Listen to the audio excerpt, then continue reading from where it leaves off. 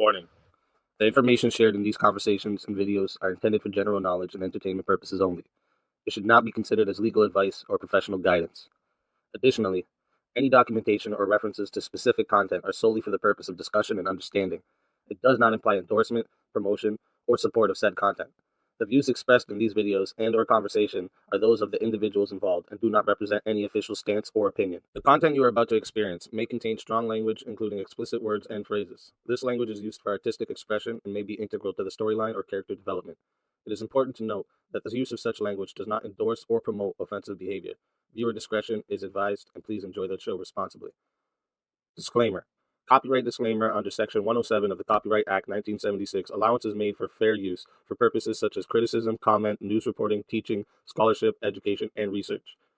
The Canadian Copyright Act, Section 29, allows an individual to use copyright-protected materials when creating a new work such as a mashup and to post the new work online on a site like YouTube. Fair dealing provision for specific purposes like research, private study, education, parody, satire, criticism, review, and news reporting. Step up, step up! Yeah! We clash! We clash! We clash! We clash! Hey! Step in the arena, mind locked and loaded. Truth on my blade, every line's exploded. You swing your words, I counter with precision. Battle of reason, this is my mission. Raise your fist, let them know. No. Raise your voice, let it blow. Woo! We clash our swords of reason. Cut through like no retreating. Yeah. No fear, no chain, no treason. Woo. We clash our swords of reason. Woo. We clash our swords of reason. Cut through like no retreating. Yeah. No fear, no chain, no treason. Woo. We clash our swords of reason. Woo. Step back, I'm a scholar and a fighter. Every claim you throw, I strike tighter. Logic and power, I never fold. In the war of words, I'm solid gold. Raise your fist, let them know. Whoa. Raise your voice, let it blow. Woo. We clash our swords of reason. Cut through like no retreating. Yeah. No fear, no chain, no treason. Woo. We clash our swords of reason. We clash our swords of reason. Cut through like no retreating. Yeah. No fear, no chain, no treason. Woo. We clash our swords of reason. Every thought a fortress, every claim a storm. We forge a truth where chaos takes form. Ideas ignite like lightning through the night. In the war of minds, we bring the light. Step in, feel the heat. Truth is my weapon, never beat. Raise them high, break the ceiling. With a fire, with a feeling. We clash our swords of reason. Cut through like no retreating. No fear, no chain, no treason. We clash our swords of reason.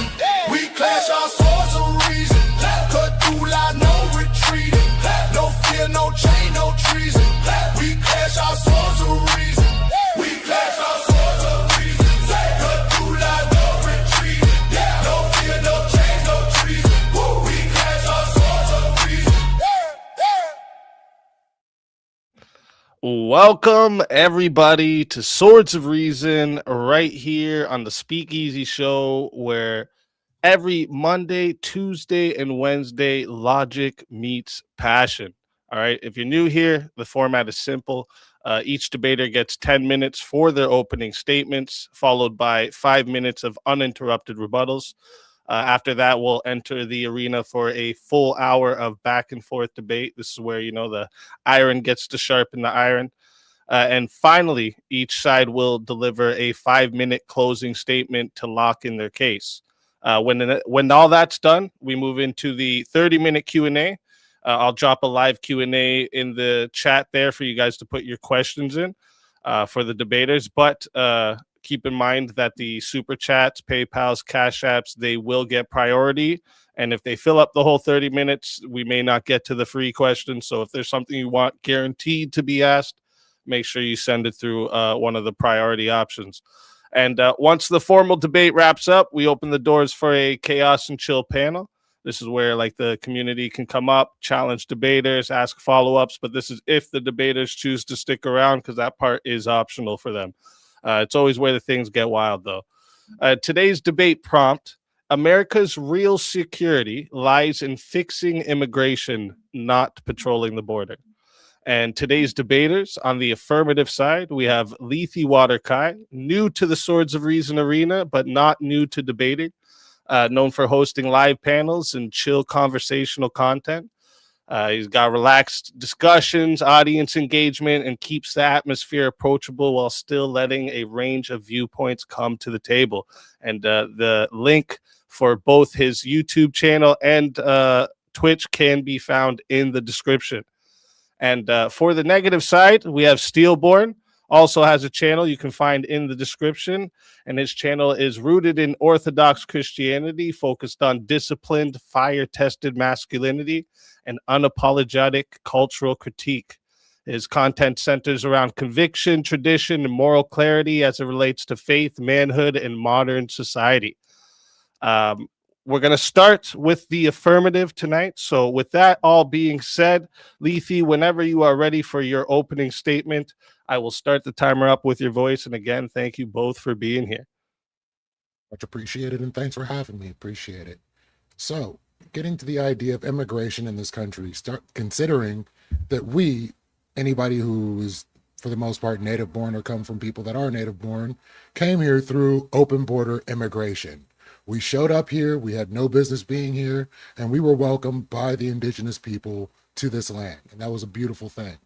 And when you consider that most of the illegal immigrants that are here in this country, I would say between 40 and 45% have come in through overstayed visas, that's 55% of the border that we have to worry about. So with that being the case, we keep pretty good eyes on the border.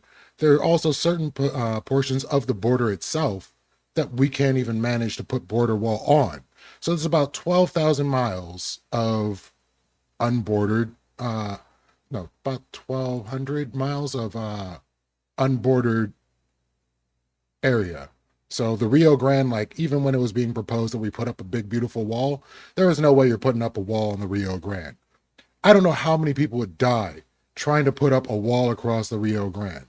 So then you consider the amount of people that are harmed from trying to get through the border, all these different things. All these people could be valuable means of our workforce.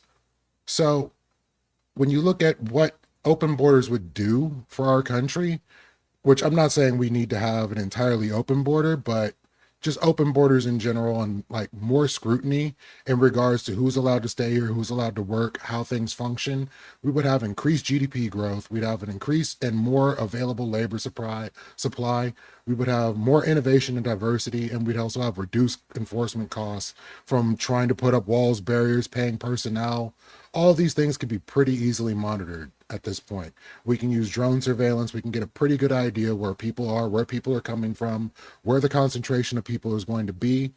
And so with that being the case, I don't think we need to worry so much about trying to reinforce the borders or even spend money, which is taxpayer dollars, in trying to enforce and put up more border wall, because it's just not effective, especially when you can just get a visa and just stay when you go to Disneyland. So I would propose we lower the barrier to entry for asylum seekers fleeing oppression, especially. You lower the wait time, but increase the vetting by increasing the judges and the funding within the immigration system for vetting those agents. Then you expedite the removal of all violent criminals straight out of the U.S. system back to their home nation and allow them to decide if they want to be placed in a prison here or just be deported back home. Also, make sure there's ease of access for genuine asylum seekers that are escaping tyranny, first and foremost on that docket, and ensure humanitarian pathways aren't strangled by bureaucracy, even if it means welcoming more voices from oppressed corners of the world, because that is the entire point of our asylum system. When, everything went down in World War II, we turned away a lot of people that could have been saved, and America never wanted to be a country that turns its back on people seeking freedom and help. So we allow for our asylum system, and we could have a more robust asylum system with more people reinforcing it. So I would say you allow any asylee from any country that's facing oppression, no allowing for special pleading, and go as far as to spend 10% of the U.S. military budget into the immigration system, because we wouldn't need as much of that to try and enforce all these things through military means, so that we could actually get more things done for the people that want to stay here and be a part of the American project. I think ultimately more open borders is a better idea. As you can see from our current immigration situation going down now, they had to make a caveat for people in the hospitality industry and people in agriculture. So you can already see that a aggressive immigration standard without anything to fill the gaps is going to be very brutal on our economy and on our workforce. So ultimately, I think we can rectify these things by just putting in common sense measures and having more judges. With that, I yield my time. All right. Thank you for that opening statement, Lethe. And with that, we're going to hand the mic over to Steelborn. And whenever you're ready for your opening statement, Steelborn, I'll start the timer up with your voice. Yeah. So, first issue with at least the prompt is that it kind of assumes a false dichotomy. It's either our options are to fix immigration, which that's going to have, that's going to be undefinable for the most part. Like, it's going to be entirely informed by your worldview and entirely subjective to begin with, or we can have border enforcement. But they're not mutually exclusive, and actually, you can't substitute one for the other. The assumption in the prompt is actually logically false. Immigration policy without enforcement is incoherent and unenforceable. Saying immigration policies alone provide security without border enforcement is like saying a homeowner is secure because he has rules about the guests that he allows in. While leaving the doors unlocked and windows open, this allows for anybody to come in virtually unopposed. If we have no enforcement of our borders, we can't remove people or prevent people from coming in. So we have to have strong borders and enforce them. Let's see. A system cannot provide security unless its rules can be enforced. Immigration law is meaningless without the ability to control entry. Border enforcement is the mechanism by which immigration law is enforced. Therefore, border enforcement is the necessary condition for national security. Necessary does not mean sufficient, but without it, nothing else works. Every immigration system assumes knowledge of who is entering the country, ability to stop unlawful entry, and capacity to remove violators. But without strongly defined borders that are heavily patrolled and enforced, there is no vetting, there is no prioritization, there is no enforcement, and there is no sovereignty. At that point, immigration policy becomes symbolic. And then for the rest of my opening, I'd actually like to address some of the points that he made in his opening. For starters, we didn't come over here and the Native Americans just welcomed us in with open arms. We conquered the land and we took it. Which, if you're going to make the argument of we stole the land, well, remember the rightful owner of the land is actually just the second to last person to own it. That's the way that everyone who has this view has. There is significant problems with an open borders policy of no way. Borders are actually going to be part of a nation's identity. Right? How would you define a nation? It would be culture, language, and borders. If you don't have strongly enforced borders, you don't have a nation. The argument that we should allow, all the illegal immigrants to keep coming in, because my GDP, this argument is so dumb and it's been debunked many times. Just so you know how GDP actually functions. If I walk up to you and I go, I'll give you $100 to eat that pile of shit right there. And then you do it and I give you the $100. And then we walk 20 feet and you see another one. You go, hey, I'll give you $100 to eat that pile of shit. And I do. The GDP has now gone up by $200 because money has changed hands. That's all that the GDP does. So just having more people that are here, having massive fucking weights on our benefit systems and our welfare systems. This is not, the juice is not worth the squeeze here, right? Why should we be trying to feed and clothe the world's people? That's not our job. America's priority should be American citizens and our struggles. Your argument or your point of we should let anybody in who is, suffering from oppression. We got to define oppression, right? So, people who are coming here illegally from, South American countries and just claiming asylum when they're not coming here for the purpose of being politically persecuted or religiously persecuted. They're coming here because they're economic migrants, because there's economic opportunities here. You say that you want to deport criminals who are here illegally. That would be all of them. All of them are criminals if they cross the border illegally, definitionally. If you break the law, you're a criminal. Yeah, and then I would also ask, are all people who claim asylum oppressed? because this oppression is a very loose term thrown around, especially by the political left, when they never actually define the term, just like they never define what a fascist is. And it ultimately boils to thing I don't like. I'm not saying that's your claim. I'm just saying that's very common on the left.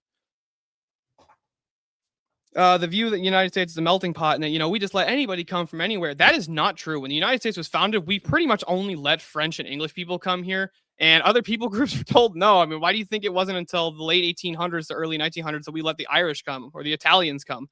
We didn't like other cultures. They didn't share our values. They didn't share our ethics, right? So we didn't want them to come in and without assimilating.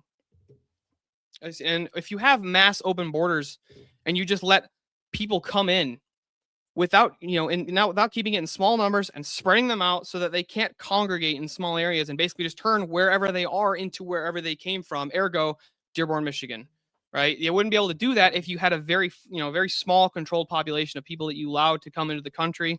You'd have to force them to assimilate.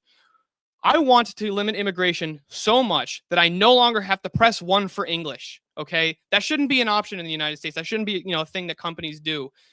English is the national language of the United States and the only language recognized by the U.S. government. Yeah, and also the idea of letting just immigrants come in to take care of all the cheap menial labor that nobody wants to do. The problem with this view is that what you're going to ultimately end up doing is you're going to be lowering the value of labor, because when you bring in a bunch of when you increase the labor pool, the value of labor goes down. It's just basic supply and demand, right? If you have a factory and nobody's applying, but they need workers, and one person applies, he has a bunch of weight to actually negotiate his starting price. If 30 people are applying for a job, and the job only requires 10 people, they don't have any wiggle room to argue I'm worth this much an hour, right? Because, well, the other guy will do it cheaper, and I have way more options to choose from.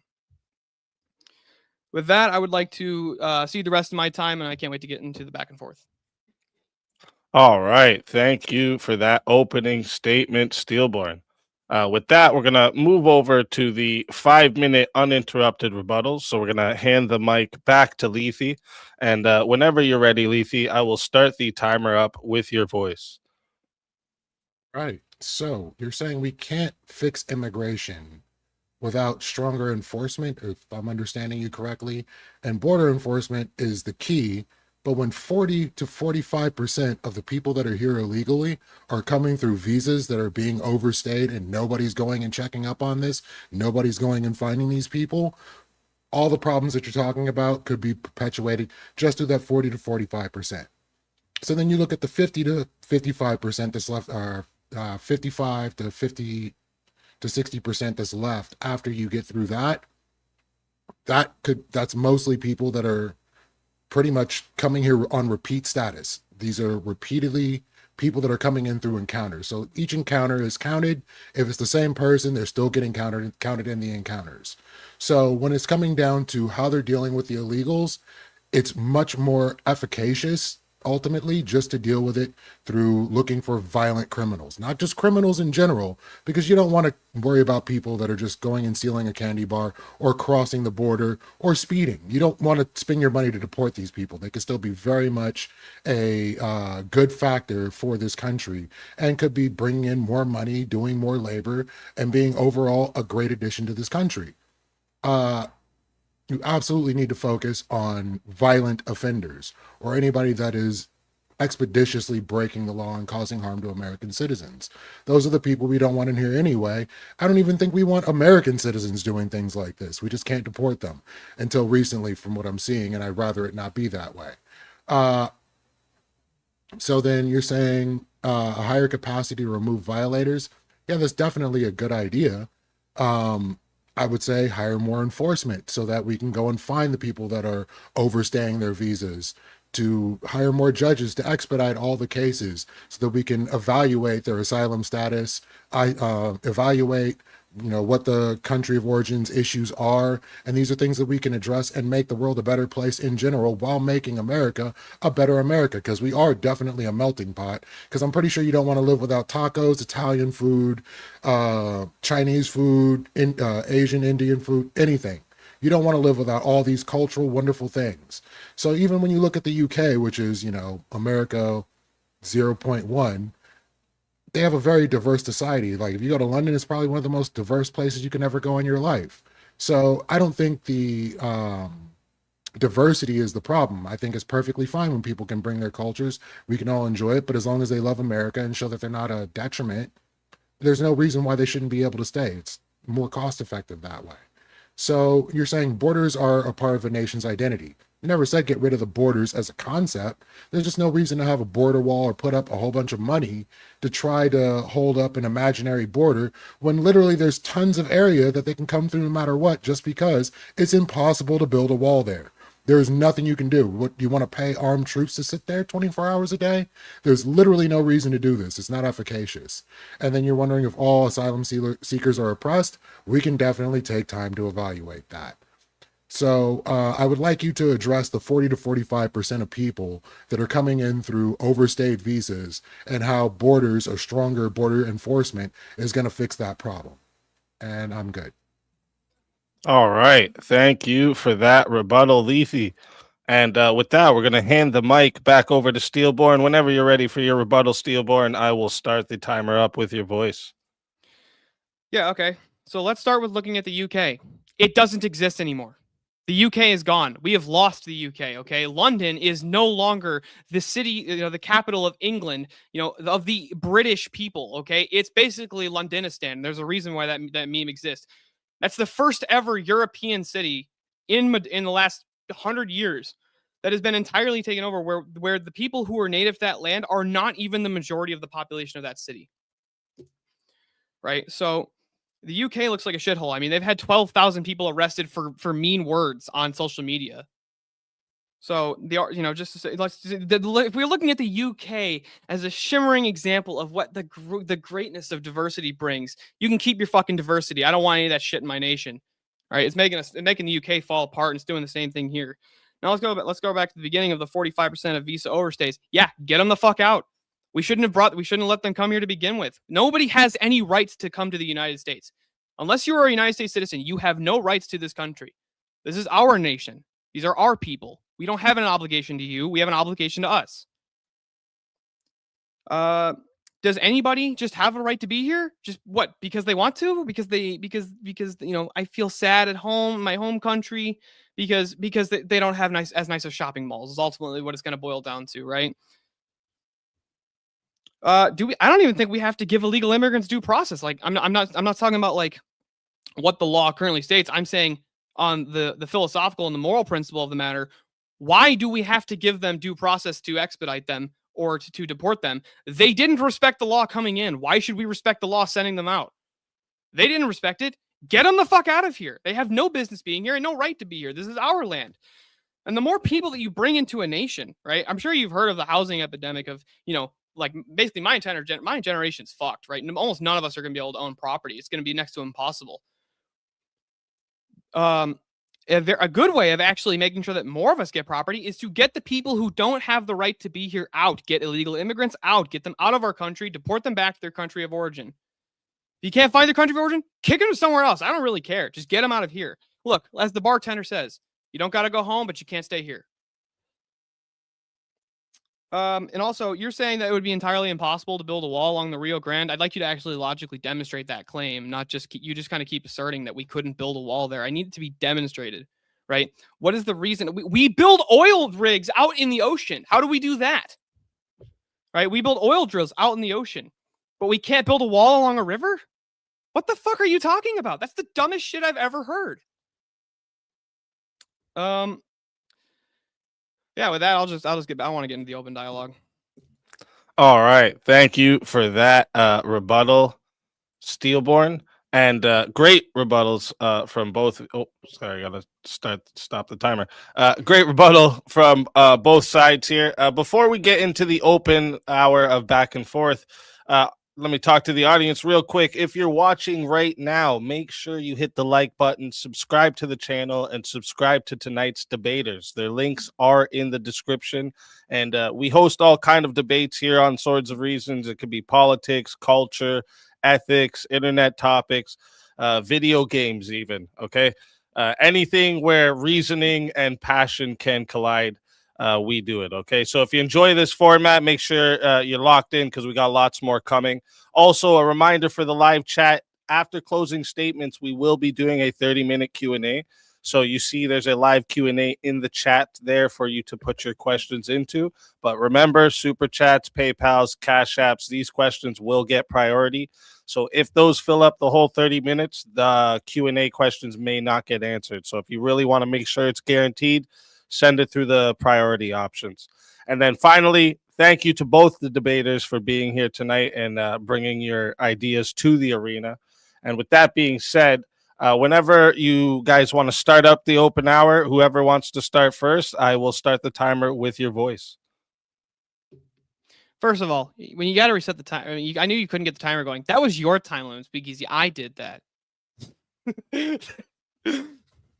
But yeah, so I want to address this visa overstays thing that you keep saying, that only counts for that, it's about 40% of undocumented immigrants. Yeah, that's not accurate. It's 40% of the 40% of the new undocumented immigrants, essentially, basically in the new administration, I think, are visa overstays. It actually only adds up to a total of about 500,000, right? There was at very least, that's been accounted for, at least 11 million unauthorized and illegal immigrants that came into the United States under the Biden administration. So I don't know where you're getting, somebody else can maybe make the math work, but I've never seen 500,000 account for 40% of 11 million. That makes no sense. So this is from Statista, and they're saying visa overstays make up almost, if not more than 40% of illegal U.S. entries. And so this is going from estimated numbers from fiscal year 2023, and it has not really subsided since then. So this is just a natural issue that has to be dealt with. Wait, so we should deport them? I never said you can't deport them, but you don't have a workforce of people that are capable of tracking these people down and removing them. This is part of the issue. So we need to hire more border enforcement and more immigration officers. I don't see what that has to do with the border. Immigration, yes, I hire more immigration officers. This is about open borders. Yeah, so what immigration does, right? So what the Border Patrol does is they enforce the policy of the United States and how we allow for people to come in through our borders. That's their job. ICE is the one who deals with the people that are already inside, but they're essentially they're ultimately all part of the same task force of I believe they're all part of the DHS. I could be wrong on that. I suck with the three-letter labels with which one's in charge of which branch, but that would be my first issue of contention is the 40% of you kept saying that the 40% of undocumented immigrants are just they're just visa overstays. That's within the very certain time period. All of the undocumented immigrants accounted for in a very short time period. 500,000 of them were visa overstays. That's where that 40% comes from. But it's not 40% of illegal immigrants in the United States are visa overstays. That's factually not the case. You've got 860,000 crossed illegally versus 510,000 that have overstayed. Yes, in what time period? Looking at. So this was via 2023, from 2022 to 2023 was the estimate. I don't know what the current estimate is. It could be higher at this point. Right now, the current estimate for the total number of illegal immigrants in the United States is around 11 million. I believe that's from the DHS as well. And I can confirm that. And I also believe that people that are here on asylum or just for overstaying a visa deserve due process to see whether or not they should be leaving. There's no reason not to give them due process, even if you feel that the misdemeanor of illegally crossing or being here illegally is enough to just get you deported for committing a crime. I don't think that meets the bar to remove their ability to have due process. I'm actually okay with. I would actually be okay with if you came here on a visa, right, and you overstayed that visa. Well, at least you came here through a legal mechanism to begin with, and you did respect the laws at least for entry. I wouldn't have a problem giving those people due process.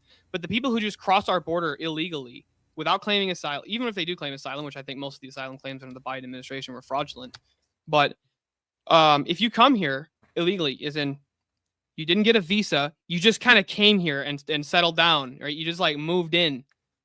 Yeah, they didn't respect the law coming in. Get them the fuck out. Why do we have to give them due process? Are you a United States citizen? No, get them out. And by the way, every other country in the world enforces this, including Mexico. If I go to Mexico right now and cross the border illegally, my ass is getting deported back to the United States.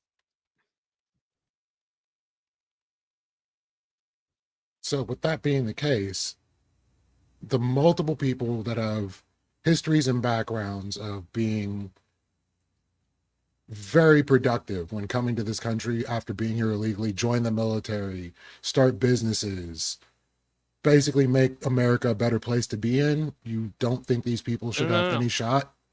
I don't think that they make America a better place to be in. I'll explain what I mean. If somebody comes here illegally, and let's say, they come here and they open up a business and they even help a small town's local economy in some capacity, what they're doing is they're actually taking resources away from the native born citizen, right? They're taking up property as in like, the storefront and their own housing, right? And they didn't need to be here to begin with. They had no rights to be here whatsoever. And if you keep bringing in people, or if people keep coming in here illegally and taking up resources and taking up land and getting government assistance and going and getting government health care and going and getting on stamps and going, or not stamps, what is it? Food stamps, sorry. Getting on these programs like this, you're going to be taking away from the domestic population. That's just how that's going to work. So they're not ultimately helping the United States become a much better, more diverse place, whatever that means. I don't even think diversity is good for the morality of a nation. If you don't have a people group to identify with, then what is it that you're identifying with? What, my flag? Literally the people that love the country. And speaking of loving the country, I want to see. Do you love a country if you don't respect its laws? They do respect its laws, just not coming They came here illegally. How do they respect because the laws they want to be here, because they love this place and want to be here and feel it's better than where they were. I'm sorry, is the standard of the United States that we respect the rule of law? Is that Absolutely. part of so if you don't respect the rule of law, you don't love the United States and its ideals. Yeah, that's absolutely not the reason why these people are coming here. It's because usually they're coming here for money. Oppression. No, they're coming for money, dude. What are you talking about? If they're on welfare, how are they coming here for money? No. They're coming here and they're getting welfare. Yeah, they're not getting welfare at the rates that people are saying that they are. But if this is the case, just getting to this point, I want to see if them crossing the border illegally or overstaying a visa is enough reason to just say, screw the Constitution, we don't need the Fifth Amendment to apply to them. And 2, why aren't we punishing the people that are hiring the illegals? I'm fine with doing that. You're not going to hear any contention from me. If you're hiring illegal labor, then you should most definitely get punished for it, whether that's being arrested or being fined or whatever whatever is decided upon. But ultimately, I'm totally okay with punishing them. Because rather than putting money into, again, more border enforcement, more walls, more personnel, more equipment, I'd rather be taking money from the people that are hiring the illegals and putting that into our tax system and into our government itself. And I would also like to disincentivize people to be working for substandard wages, which would in turn fix this whole issue you're talking about with wages. Yeah, let me ask you something, because you brought up the Fifth Amendment. Yeah. Does the United States Constitution apply to people in Mexico? No. What about Canada? No. What about China? A little iffy on that one. What? I say jokingly because, Oh, okay. John Cena had to apologize in Chinese, so I have to make sure at this point. Yeah, that's fair. But why doesn't the United States Constitution apply to these people? Because they're not on American soil. So if okay, got it. So if the United States takes over another country, like let's say we invaded and we took over, I don't know, let's say we took over Japan, right? Just for funsies. Okay, gotcha. Does the Constitution inherently now apply to Japan and all Japanese people? If we count it as U.S. soil, yes, it does. As U.S. soil, or does it have to be part of the United States? Part of the officially. It counts as U.S. soil. Like if you're on the consulate, like in another country, you're on U.S. soil. Then wait, I'm trying So to. if we made Japan a territory of the We U.S., made it them a is U.S. territory, soil. sure.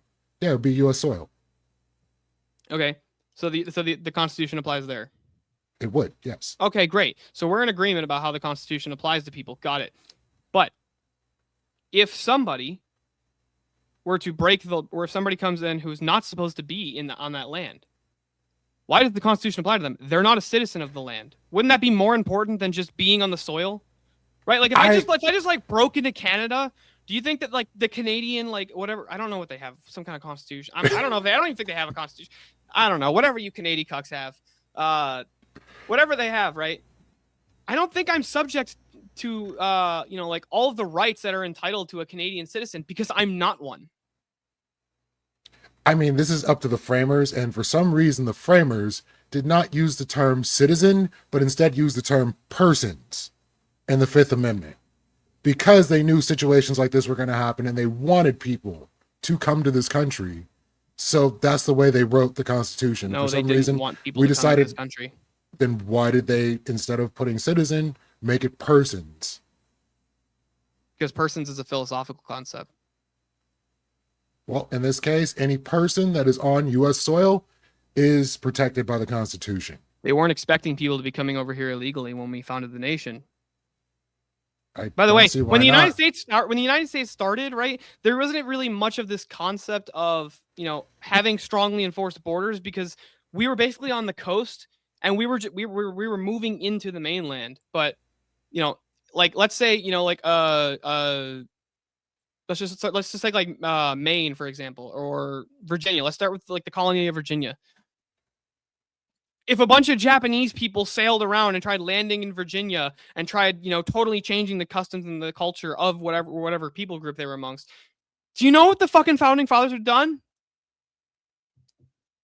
Possibly get rocked? I don't know. No. If Japanese people just tried to like assert themselves in to where people had already established land and already had established like towns and cultures and every part of that, they most likely would have just killed them in the end.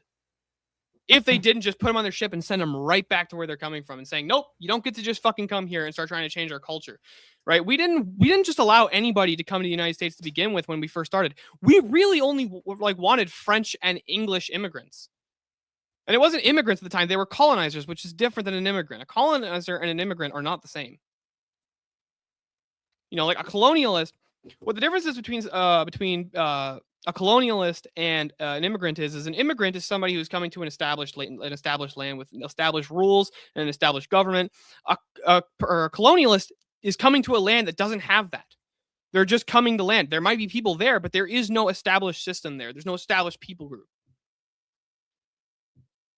Yeah, I think my understanding of what the founding fathers wanted and your understanding of what the founding fathers wanted are very different. The founding fathers didn't want anybody who wasn't a Christian to vote. They didn't even want most people to vote.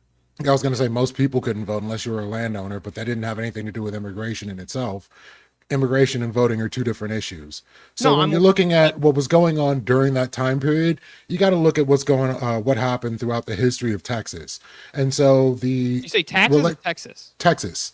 Okay. So the relationship between Mexico and what became Texas at this point was very frayed, and there was pretty open border between the two, and that was pretty amicable. And the cultures that were there in Texas, along with what was going on in Mexico, you had the Tejano people. The entire culture was a melting pot in itself of what was going on between Mexico and America. So yeah, we had beef with them. We fought wars with them. We still had borders. This wasn't an issue, but we expected that they were going to end up crossing over at some point. And we made laws and have made allowances for these things over time. And as we've gone along, we've actually depended on them for a lot of things in this country, like seasonal migration workers. Like this is just something that has always been in America. What's this? We depend on them.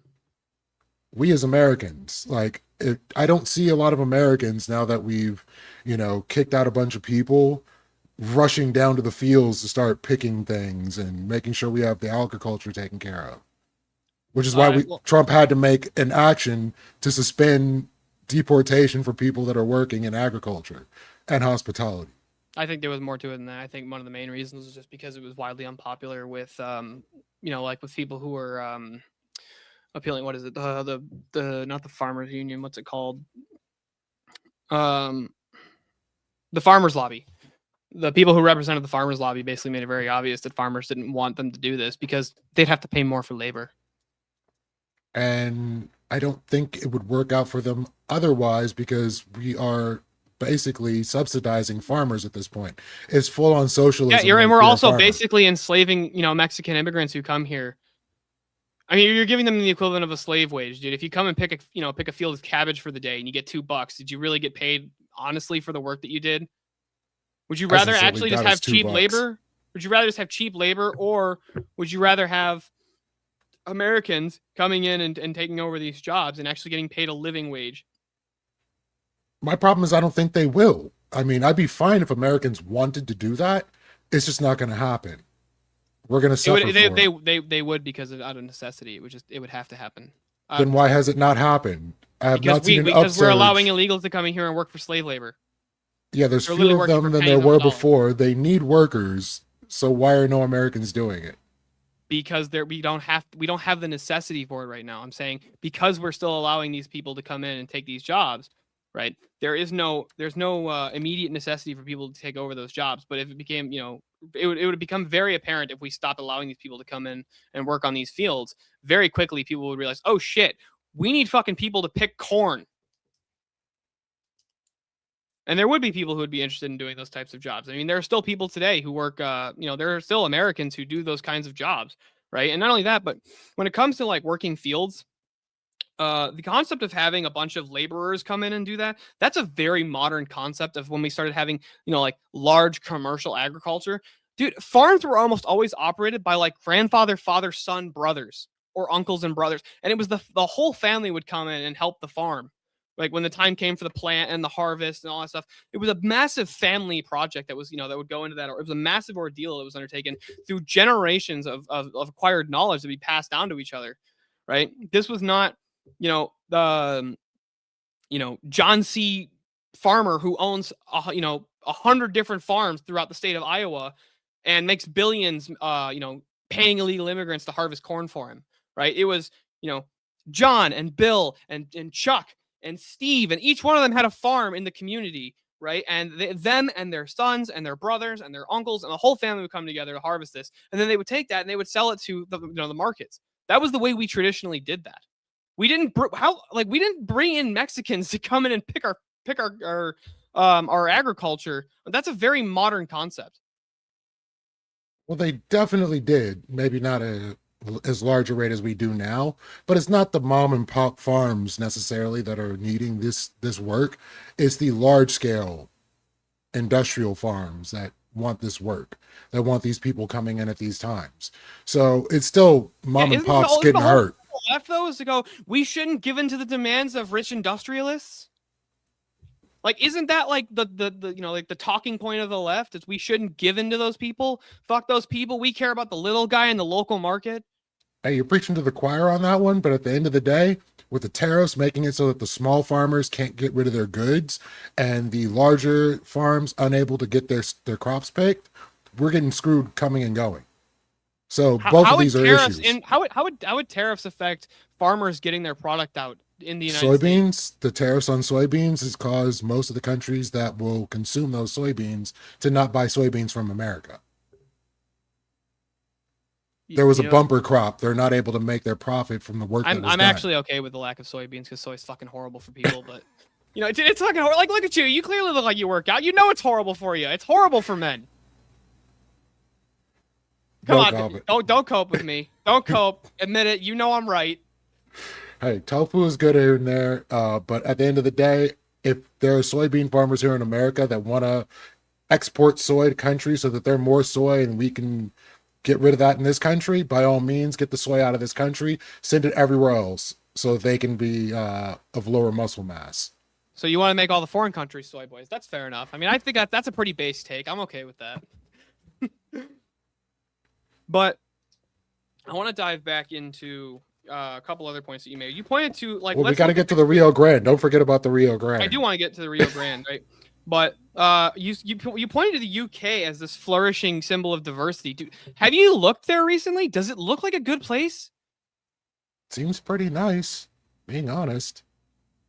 I mean, it's Yeah, dark and they're dreary. nice. I live in They're nice. California, so I'm saying relatively to California, it's not that bad. Yeah, I live in Michigan, and it's like it's basically the same here as far as weather is concerned, except it just gets way more humid here. But and Michigan's experiencing the same problem of Londonistan is having Dearbornistan, right, where the majority of the population of Dearborn is now Muslims, and they have a totally different culture, different cultural traditions, different rules.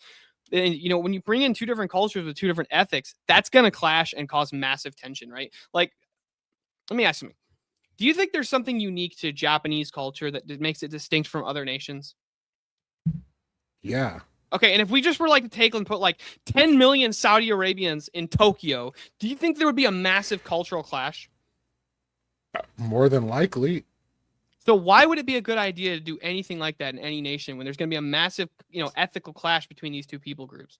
I mean, you're assuming that everything that's going on culturally in Japan is a good thing. You got black companies, you got older workers not being willing to, like, the whole, there's so many things wrong in Japanese culture that could possibly be fixed by a little bit of immigration.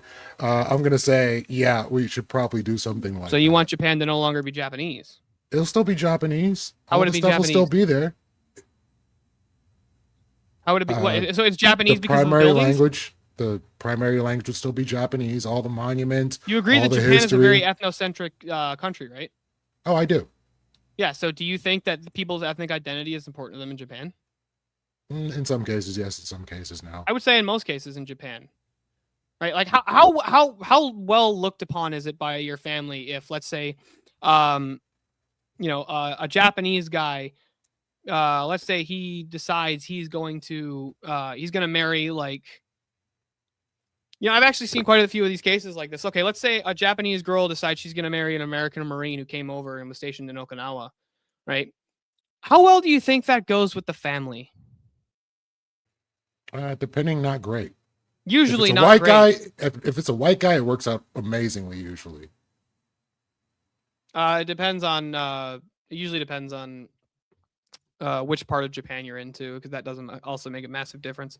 Exactly the point. There are certain areas in Japan where, like, if you're not straight up pure blood Japanese, you probably can't go there. If you look even slightly mixed, the people in the area, especially their mafia, is going to say, hey, you don't belong here, and make it very difficult for you to stay there. So even if you had an influx in immigration there, there's going to be areas where just foreigners aren't going to be allowed to go. Yeah. So, but back to the UK, because I don't want to draw away from this point. Dude, By all the UK knife stats or knife crime stats are up like 400%. I mean, 12,000 people alone have been arrested for speech crimes in the last year. Because and a lot of them were Islamophobia, right? You say something like, I don't really like the religion of Islam, and you get arrested for it over there. Why are we having problems with Abrahamics all of a sudden? I thought we loved the Abrahamics. No. The Abrahamic. I reject the concept of an Abrahamic religion. Also, I've never heard anybody pronounce it Abrahamics. But no, I have massive issues with Islam. But anyways, most of those are theologically based. But I'm sure.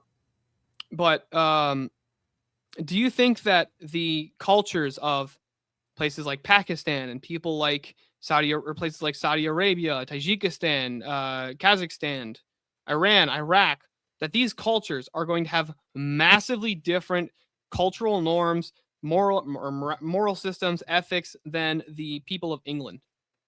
Traditionally. Initially, but over time they tend to assimilate pretty well. Are they? Yeah, even here, when most of the people from the Middle East I know, like, once it's been one generation, they're pretty much just like the rest of us. Yeah, until you get enough of them in a small area, and then you get the 5 a.m. calls to prayer every day. But by the way, in England, this is hilarious to me. There's nothing wrong with the 5 a.m. calls to prayer for Muslims, but if a Christian prays in public, in their head, they can get arrested for that. Such a great symbol of diversity there. Wait, what is this? I've never heard this before. Mm-hmm. Fill me in. I actually. There's been multiple cases of people in the UK who've been arrested for prayer, like Christians who've been arrested for public prayer. And by the way, what I mean by public prayer is this. They got arrested for that. I don't believe that's actually true, but okay, I'll take your word for it. I'll grant that for now. That's crazy. If you nodded off in public, you might get arrested because they thought you were praying. Dude, it's not a joke. Literally, there are 12,000 people in prisons right now for social media posts in England and the rest of the UK. I mean, they don't have the same constitution or laws that we do. Which, so by the way, is higher than Russia and China. I mean, China and Russia basically kill off their Muslims, so like I'm not. No, not talking about Muslims. I'm talking about arresting people for speech. The UK has China and Russia beat right now. The UK, which is supposed to be like a European symbol of freedom. Are we comparing the humanitarian rights violations of Russia and China over the UK? No, what I'm comparing is this. You gotta realize that all these ideas are going to be ultimately going to be tied together, right? So this concept of open border, we're a global people group, all this stuff. That's going to be tied to other positions, and it's going to lead to other entailments that people don't like. A lot of people don't like, right? So the concept of the global citizen is a farce, and it's ridiculous. You have nothing in common with an Islamic fundamentalist or the Khmer warriors of Papua New Guinea. You have nothing in common with them culturally. Do we want to bring those people into our nation just because they say they feel oppressed? Is that our obligation to do that? I mean, the first one I'm going to say there's definitely some things that are held in common. For the second one, not so much. That's as a whole another animal. But when it comes down to Islamic fundamentalists, like we definitely have a lot of things in common, like family, strong morals. Like there are a lot of things that I could find overlap in ideals. And well, no, what the overlap there is in the idea of having in the fact that they claim to have a theistic religion. Right, I'll grant you that overlap. That they have a theistic religion. Most of the prescriptions that they have for society are going to be entirely different from ours. I don't see where they're too much different, but allowing for that, the reason why you have do Christians advocate for stoning women for not wearing burqas? I mean, technically they should if they're going by the book, but I'm not. No, they shouldn't if they're going by the Bible. No, there's nowhere in the Bible where it says women have to wear burqas. It says women cover your hair lest you tempt the angels. In church. It doesn't say anything about in church. It does say in church. Yes, Paul writing to Timothy in church. But beyond that, the reason why you have an influx in Muslim population in the UK mostly comes from the things that we did post 9/11. So all these people ended up there because of the actions of the Western world. Okay, wait. So every time a people group like comes in and let's say they declare war on a terror cell, right? They now have an obligation to bring those people to your nation. Asylum seeking is a Western value. We definitely take in refugees from countries where people are being oppressed. Are we obligated to? No, it's just a good moral thing to do. Why is it a good moral thing to do? Because after we witnessed the massive amount of deaths from us not doing something, we didn't want that on our conscience in the future. Yes, so but we made laws to do so it's a good moral thing to do because otherwise we feel bad? I mean, apparently. You think that's a good argument? We have to bring in all of the beaners, and they're not beaners. What's the name? What's the name I'm looking for? You tell me. I used to know. I know a lot of Hispanic people. There's a name. We have to bring in all the Belditos and the Juans. All of these people because otherwise, what? We feel bad if we don't. I mean, mostly when you look at what happens globally, economically, structurally, all the way around, if you don't take in asylum seekers, you get negative outcomes. No, we don't. You don't have to take in asylum seekers just because they're claiming asylum. You don't have to do that. We have no obligation to any other people group in the world except for ours. Like, shouldn't the function of the United States government be putting United States citizens first? Wait a minute. So you're going to say destabilizing entire regions all across the planet because we don't want to deal with. Well, no, I'm more of an isolationist. I'm not saying we should. I don't think we should also be involved in most foreign wars. Yeah, and that's how you end up with a 9/11. Like, literally, it's us not taking care of business gets us situations like terror cells building up, wars, Well, if we weren't involved, destabilization. hold on. If we didn't get involved in other countries' affairs, why would the terror cells feel? What do you think the terror cells like? What do you think their reason is just because they hate the Star Spangled Banner? No, it's like all of the West. Even when Europe does something, we are inculcated in what happened. Yeah. What do we have to get involved in every single foreign affair? I would hope not, but I think if you're going to do it right, and America tends to do it right. I don't even think we do it right. I think we drag it out way too much when we can go in there. Dude, we could destroy literally all of the Middle East in 5 minutes if we really wanted to. If that was the goal is never to destroy all of the Middle East, my dude. Well, we wouldn't have to deal with it anymore.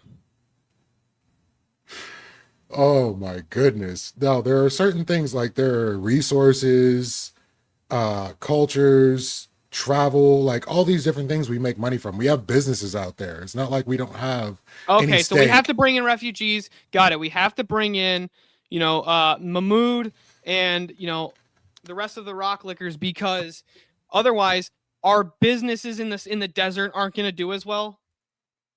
If that's your argument, sir, I have some waterfront property to sell to you in Colorado. I'm going to say American interest takes first hand over anything that goes on. As much as American interests that you consider aren't those interests, they actually are. You just wouldn't want to have to consider how much so. I'm sorry. What obligation does the United States have to getting involved in the foreign wars? Why is that our obligation? It depends on what the foreign war is. So like with Ukraine, it's literally because we had a hand in their denuclearization.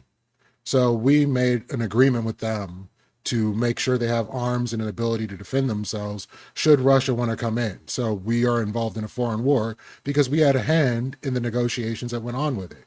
Yeah, and why couldn't we just hands off and go, you know what?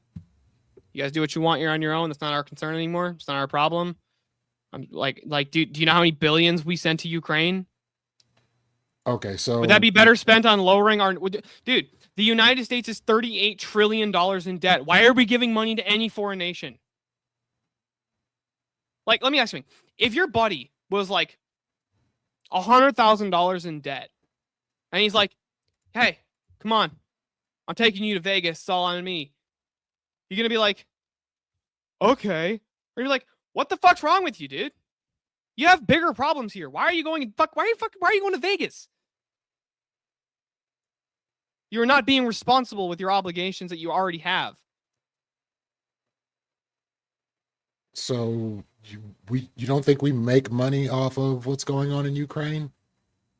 Which No, goes I don't toward think our we're making debt? money off what's happening in Ukraine, dude.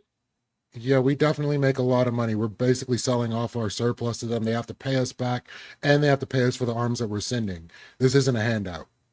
We've literally given them Do you think Ukraine's, unless other countries get involved, there's no way Ukraine wins the war against Russia. I hope you realize that, right? Them winning the war is not the point. Ultimately, Well, then how can they pay us back if they don't win? Because they're not going to lose. It's not going to be Russian Why wouldn't they territory. Why couldn't they? If other nations didn't get involved, what would stop Russia from actually just coming in and taking it? Oh, probably nothing, but that's not going to be the case. Other countries are going to get involved. So if America decides to take hands off, you were saying we got to do something about it. We got to involve ourselves in this foreign conflict that has nothing to do with us. It's literally an ocean away. and it affects you, like you don't understand that things oceans away affect you. Yeah, I'm sorry. I don't really like. Do you think that I'm not going to be able to get my what are they called? What the fuck are they called? Little potato, like fried potato things. French I'm fries, No, not French fries. hash browns, No, it's not a Western concept. latkes. I'm just naming fried potato items. Either way, if you look up and America decides to be isolationist, which hasn't worked out for any country as far as I understand, like China didn't work out for them, definitely didn't work out for Russia. Being isolationist just means every other country that's working globally takes up all the resources you're not taking, and by the time you stop being isolationist, you're so far behind the game that you don't even know where to look up. Like, if we were to allow Russia and China to take over Taiwan, to take over Ukraine, and all these other areas, the resources that they're going to amass is going to be staggering to us. So we as a world power are affected by the conflicts that happen other places in the world. Yeah, I'm not saying that we're not entirely affected, right? But ultimately, the question is, does the United States have a government, or the United States government have a higher obligation to its citizenry and taking care of them over those of a foreign nation? So I would say making sure that the foreign nation is stable will keep more people in the nation they're in rather than seeking asylum in America. We don't So have to grant them ultimately- asylum in America. You know what we can do? We can say no. We're America. We can do that. So this is what I'm saying. So already you wanted to go against the Fifth Amendment. So Constitution out the window. Us keeping our word on the agreements that we make with other countries out the window. The Constitution doesn't apply to people who aren't citizens of the United States. It absolutely does, and it's literally outlined in the language. I'm sorry. Do of the people that are not Constitution. citizens of the United States have the freedom of speech? No.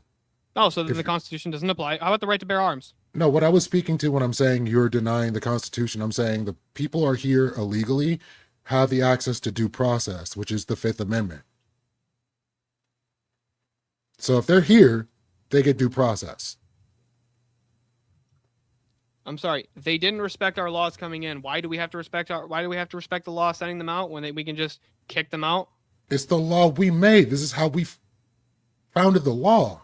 Yes. Do you think the founders had any idea that there was going to be, once the United States became an established nation, there was going to be, 11 million illegal immigrants coming in from our southern border? I believe they thought they were building a great nation that was going to stand the test of time. And much like Rome and other places, there was a great amount of immigration and they expected this. I don't think it was outside of their purview. Dude, it was not. It was most definitely outside of their purview, and I can explain how it was outside of their purview. Because Mexico was not a westernized nation at the time of our founding. Mexico was still wearing the fucking the jungle clothes at the time of our founding. Right? The Spaniards had not come in and brought in mass brought Catholicism to it and brought Western values to it at that time. That was not a thing. Like most of Mexico was still incredibly native. I guess the better word I'm looking for here. So the founding fathers favored the Romans more than the Greeks when they formed their views on naturalization. And most of the representatives at the convention opposed the Morris Amendment of making it a 14-year citizenship before somebody could serve as a senator because it goes against the values that they had. So discouraging meritorious aliens from immigrating to the country was a negative to the founding fathers. Hamilton argued that the advantage of encouraging foreigners was obvious and admitted, asserting that the persons in Europe of moderate fortunes will be fond of coming here, where they will be on a level with first citizens. So yes, of Europe, they didn't have problems with European people coming here because all of Europe was Christian at this point. They had a shared ethic. Most of Europe was Catholic, right? Now it's true that the Protestants who founded the nation didn't share all the same ethics, but the universals between Protestants and Catholics they have the same universal claims, especially on morals and ethics, right? So both the Catholic and a Protestant would agree you shouldn't kill people or you shouldn't diddle kids, right? The basic morals that come with Christianity, the Protestants held on to those that were formed by the Orthodox and Catholic Church, like. It wasn't the same, right? They weren't talking about people from Japan, right? That was an entirely different people group. That was not even in their thought process. I don't want to hit a sore spot, but you're talking about morals, the Catholic Church, and diddling children. Are you sure? Only if we can talk about secular institutions like public schools. I'm going to say it's a problem with that too. Yeah, it's 100 times worse than the Catholic Church. I'm just saying that these morals that you're speaking of are not. But I would never be so stupid as to claim that because it's a church, that's what leads to people diddling children. The thing that would make the most sense is that predators go where the children are. Predators go where they have easy access to children. I'm going to say it's power in general, but I mean, I don't think it's just power because what good is being the general manager of a Walmart compared to being a public school teacher if your goal is to diddle kids? I'm going to say a lot of people that are in those positions also abuse their power. And are you going to have more access to children, which are your prey, if you're a public school teacher or a priest, or if you're the supervisor of a Ford plant? Oh no, absolutely the first. That's why I would never. Yeah, that's why I'd never say that it's because it's a church that it leads to that. It's because it's just easy access to children. But you got to remember, dude, like the French and the English and the Scottish and the Irish, even the Italians for the most part, they all had a very common ethic that they shared, and they based their views around. This did, like, literally, like John Locke even said that the United States is founded for only for a moral people group. Under any other people group, it cannot survive. The founding fathers didn't want people who weren't Christians to be able to vote. Most times didn't want people who weren't Christians to be able to come here. We had very, very limited immigrations from the Barbary pirates. That there were some of them that were allowed to come, like very, very few. And very quickly we fucking kicked them out because they were enslaving white people and taking them over, and we went and fucking killed them all. So when you're looking at the examples Like, you're giving, the United States government used to pay privateers to go and kill Barbary pirates and like literally go pirate hunting. I mean, it's kind of fucking cool. I mean, like, could you imagine if we did that now? We are kind of doing that now. No, I'm saying privateering. Oh yeah, that'd be interesting. American sanctioned privateering would be a great thing to do, because a lot of Americans would probably be more interested in that than agriculture at this point. But getting to your example of the Italian people, the Irish people, and the shared ethic. Initially, when America was founded, they weren't really big fans of the Irish and the Italians either. And they weren't really put under the umbrella. So like over time, these groups are also accepted once we understand, oh, they can be cohesive, they can assimilate into our way of life in America. And this went all the way up until when John F. Kennedy was being elected, when people were saying, oh, but he's Catholic, like maybe this is a bad idea. Like these things have been That's because the United States was founded by Protestants. That I agree with. But you know, every state at the founding of the United States had their own state religion. Not every. No, like all 13 of them had an official state religion. The what's that?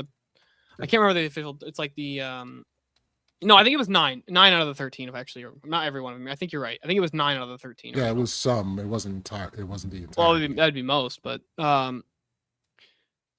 they had shared ethics, but because they couldn't decide on a denomination, right? It was never like the concept of, well, we can't really decide which one's right. It's like, no, we all knew at all the founding fathers knew that it was Christian ethics was the superior ethic to any other. And we were okay with importing people or having people with those same ethics come here. But we didn't want Muslims moving in the United States or Hindus moving to the United States. They didn't share our ethics. They didn't share our virtues. Right? Why do you think there was all that conflict between the Native Americans and the Westerners who came here?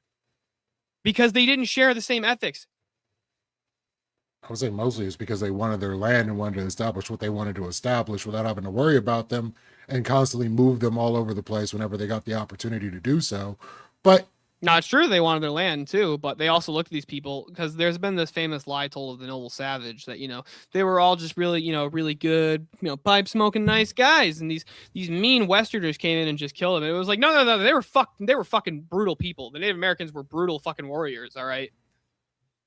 In a lot of cases, like, I'm not going to say that all of them weren't against people coming in and taking over areas that they hunted and had family in. Like, of course, they're going to fight against that. But a lot of them were also very amicable to Americans coming in, settling down, and trying to be a part of the same cultures that they were.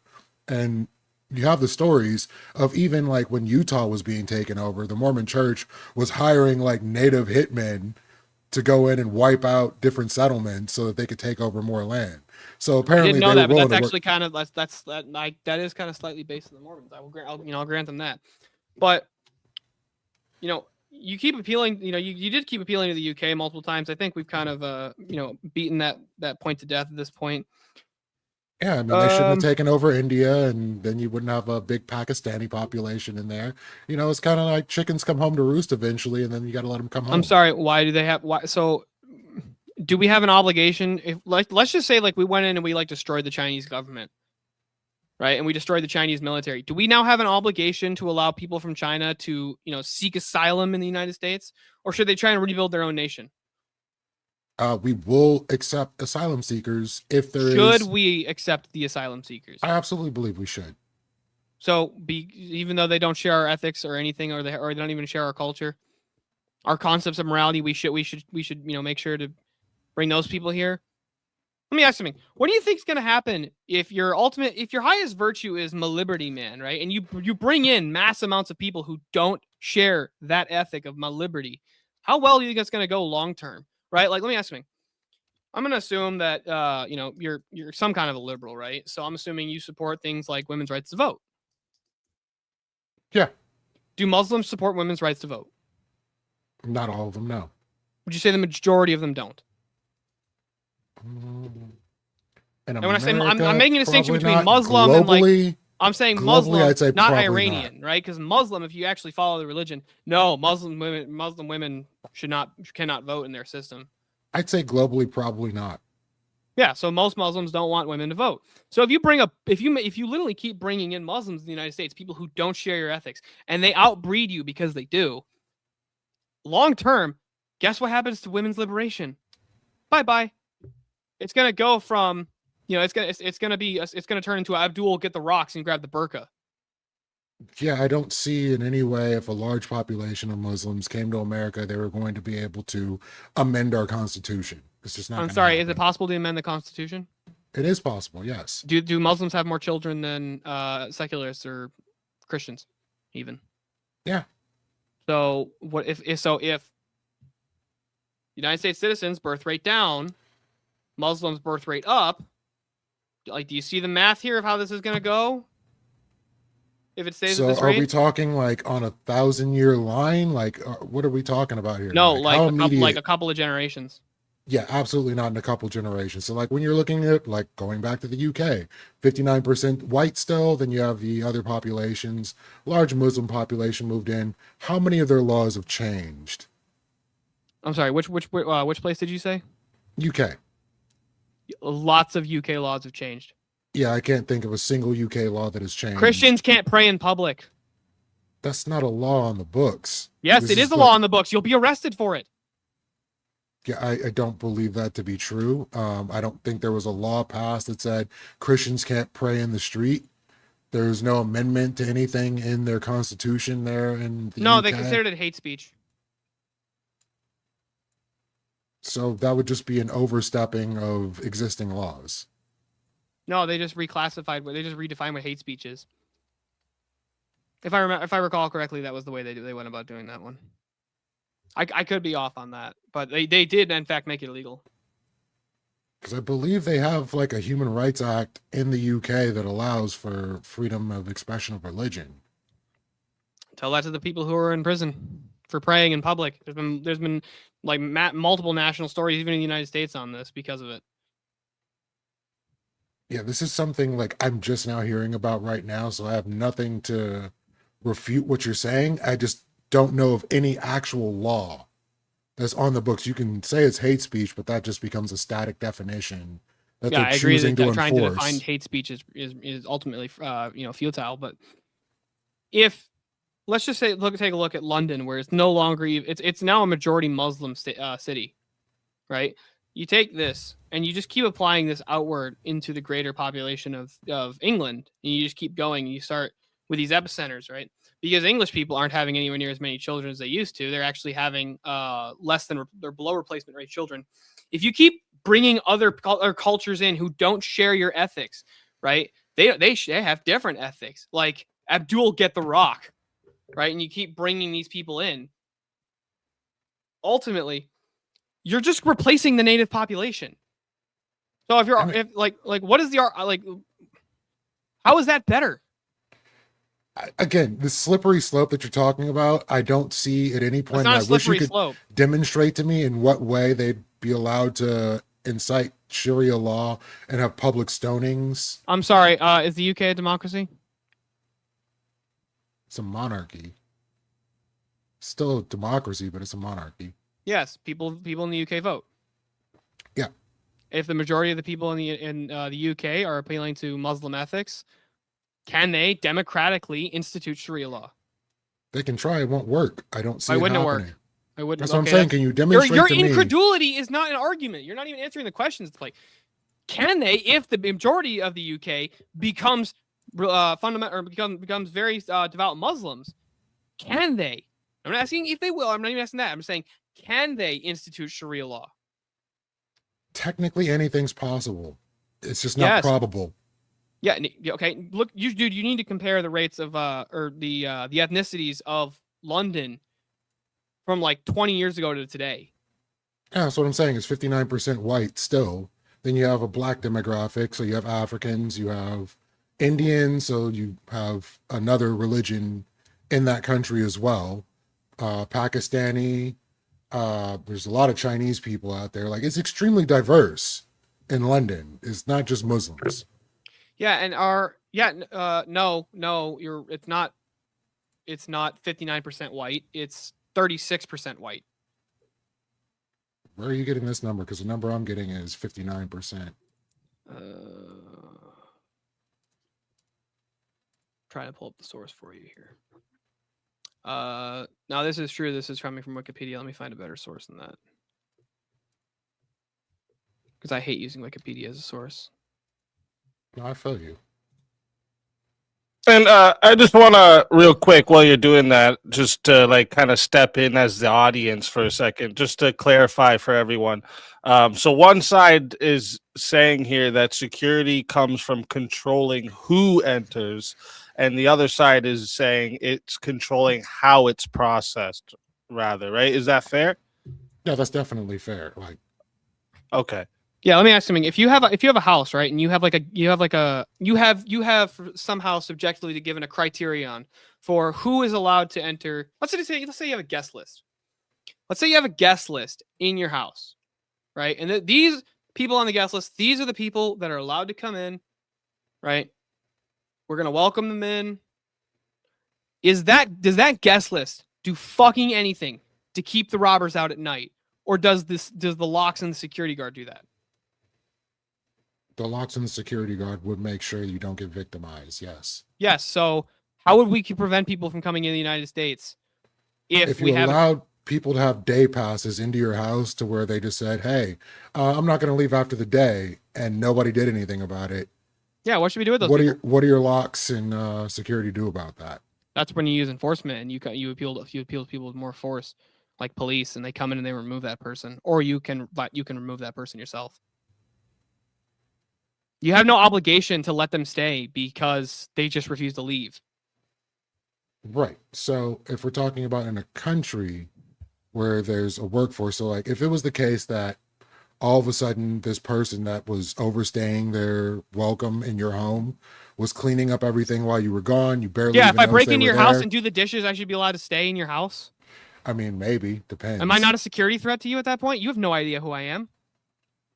And that's where the vetting comes in. So if we are able to find these we people, make sure they're extra nice as they come in illegally, and they rob the United States citizens of our welfare programs, right? Because like it ultimately, it is like they receive massive benefits, especially in healthcare. We do have some of the highest quality healthcare. I'm not saying the cheapest, some of the highest quality healthcare anywhere in the world. Now, and there's literally nowhere in the United States where if you go into an emergency room, they can actually deny treating you. They're just not allowed to. They have to treat you. So would that not be more? You don't have to give hospitals your information at all. You don't have to give them any information. And is that not a good reason to make sure that all of these people are documented? No, it's a good reason to say, get them the fuck out of here. They don't deserve to be here. So if a person is putting in more into the system than they're taking out, they're not putting more into the system than they're taking out. They absolutely are putting more into the system than they're taking out. They're not putting more into the system than they're taking out. So you don't believe that illegal immigrants are bringing more money into the system, as well as tax revenue that they are not receiving any benefit for? They're not putting money into Social Security. They're not doing any of these things. I'm sorry. Who do they pay taxes to? Their employers end up taking that money that goes from payroll tax and everything else as being. You know the point of hiring illegal immigrants so that you can pay them cheaply under the table? Yeah, they still have to put something in documentation because the money under the has to table be means seen. you didn't put anything in documentation. It was kind of like a wink, wink, nod, nod situation. Yeah, I don't know if you understand how to illegally hire people on the books, because there's a certain amount of money that's in your corporate accounts. All these things are going to be audited and taken account of. Like, this is just something that's going to happen. There's going to be a payroll tax. There's going to be money that goes out. Then also, once these people get the Not if you money, hire them as a subcontractor, you don't. they put money into the economy by purchasing goods, other things like that. Yes, and then they also take massive amounts of money out of the tax dole when they go into a hospital and go cough cough. I'm coughing up blood. I've got something wrong with me because they couldn't afford to get medical care back in their country because their country's a shithole, right? And they come and they or it's communist, and they go cough cough. We have to treat them by law. We have to treat them. The hospital's not allowed to deny you treatment if you need it, right? And they're not required to give the hospital any information. So there's no way to actually trace that bill back to them. So where does that bill come from? Who pays that bill? I mean, ultimately, the taxpayer is going to have to pay the bill, which is why they should have a social security or ITIN number. So we just make them a citizen and then you're good. Just make the people who broke the law to come into the country legal citizens. That's just a great idea. You don't have to make them a citizen. You just have to document them. They can work their way towards citizenship. There are people that have been in the country 10, 15 years. Working, yes, and they violated the laws to get here. Get them out. I'm sorry. You are aware of the fact that my generation is basically not going to be able to own property, right? If we continue. And that's literally about corporations. Like the amount of houses that are owned by corporations. It's simple supply and demand. If there's more vacant houses and less people who want them, then the value of the houses goes down, right? Because we're importing or we're letting more people come in than we have the ability to even build for, right? We're bringing in something to the tune of like, I think, what is it, like 1 million legal immigrants a year? Mm-hmm. On top of the like 11 million who came in illegally under Biden. So minimum, we have 12 million immigrants in the United States right now. So what you're telling me is the people that are working under the table for $2 an hour are buying up all the houses from Americans, and we won't be able to have houses because of them. When it's like a bunch of them come in, 4 families of them living in maybe one house that they're renting. That could be the way, but the other thing that they do is they also take they take a good section of their money and they send it back to Mexico, basically tax free.